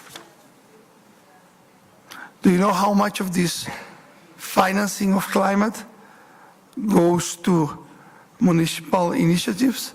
10% of global green funding, those green bonds, 10% go to cities. What about development banks like us? We have been only being able to provide a small fraction of everything that's needed. Only 3% of the largest cities have access to international financing. And financing is not all the problems. That's one part. The other is having solid projects. So you need agencies with solid projects to develop, and many small and medium-sized cities lack the capacity to carry out these projects. So I believe that the IDB can do more to empower cities and accelerate urban development. Let me share with you some ideas. Maybe a new program that we can develop together that can be part of what we are going to be a strategy for the future. We have an institutional strategy that we are looking for the future. So let me share with you so we can talk, create together, co-create. We need a program of the IDB financing for cities in Latin America and the Caribbean. Any program that financing needs to have a holistic view, which means you cannot look just one aspect. Let's think about three aspects. One, we have to think about how to unlock access to financing by cities. We need to help cities first achieve healthy fiscal management. Because if you don't have healthy fiscal management, it will be difficult to get anyway. And then better credit ratings given that. And use this health of fiscal and this better rating to pre-qualify for financing. That will help financing to be unlocked because you're pre-qualified, and also maybe be more agile to get the financing. We also need to develop a subnational fiscal database platform. The team is already collecting data from cities. Please help us collecting this data, having a platform so that we can know what's working, what's not working, how we can work together and have this database that we can use with you, with agencies, with everybody. So that's on financing. Remember I mentioned projects. Well, we need to have a robust pipeline creation, pipeline of projects. So alongside the financing, if you have financing and you don't have projects, why do you need the financing? So we need the projects. And we need project preparation facilities, which is something that we can help you create. As I mentioned, most cities lack the capacity to prepare and structure a pipeline of bankable projects that can attract public and private sector investments. And you may think this is a surprise, and it was a surprise for me, that when there is a good project, everybody's fighting for the good project. All the development banks, private sector. And you could think, well, what is scarce is financing. Well, when you have a project, everybody wants it. So maybe the project is also scarce. So number one, unlock financing. Number two, help design and prepare projects.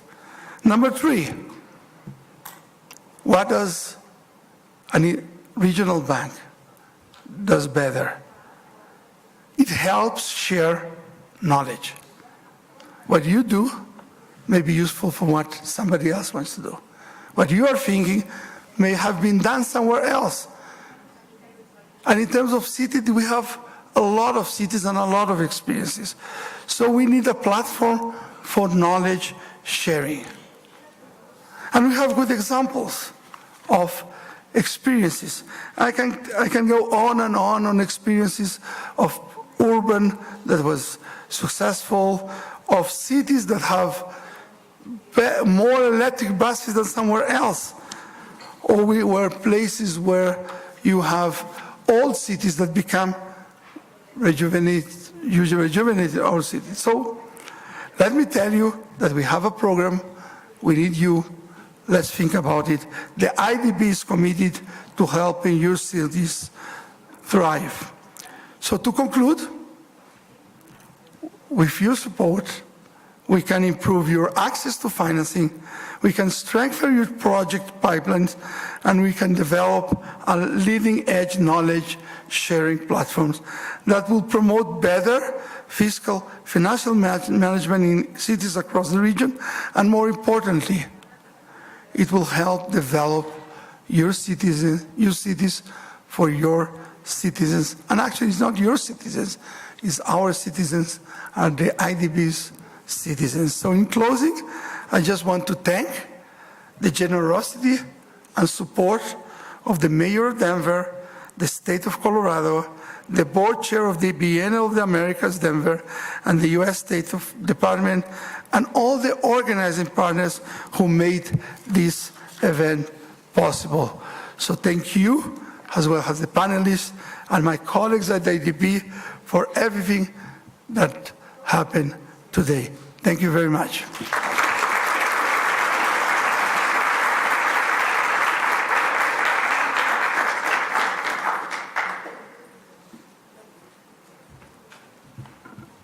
Muchísimas gracias, presidente. Thank you, President. We are now going to take a group picture. So let's follow instructions so we can do this efficiently. We want to take two pictures. One, an institutional picture with the mayors only, and then we can all stand next to the mayors and the president, and we'll take a giant picture. The first picture will be one picture, only the mayors, and I'll ask that the mayor's assistants to please step aside so the photographer can take pictures. So please stay away from the photographer. And please make sure not everybody gets on stage so we don't fall off the stage. Dejemos al fotógrafo del banco primero, y después ustedes pueden tomar fotos y yo les digo que se vengan luego todos para que tomemos una foto grande. Juan Pablo, presidente. El presidente abajo, yo creo. El presidente abajo, presidente, justo en la mitad del televisor, aquí en la mitad de los alcaldes abajo. Abajo, presidente. Aquí abajo. Sí, pero los otros están bastante altos aquí arriba. Estamos bien. Solo los alcaldes, por favor. Solo los alcaldes, por favor. Dejemos que el camarógrafo del banco pueda tomar la foto primero.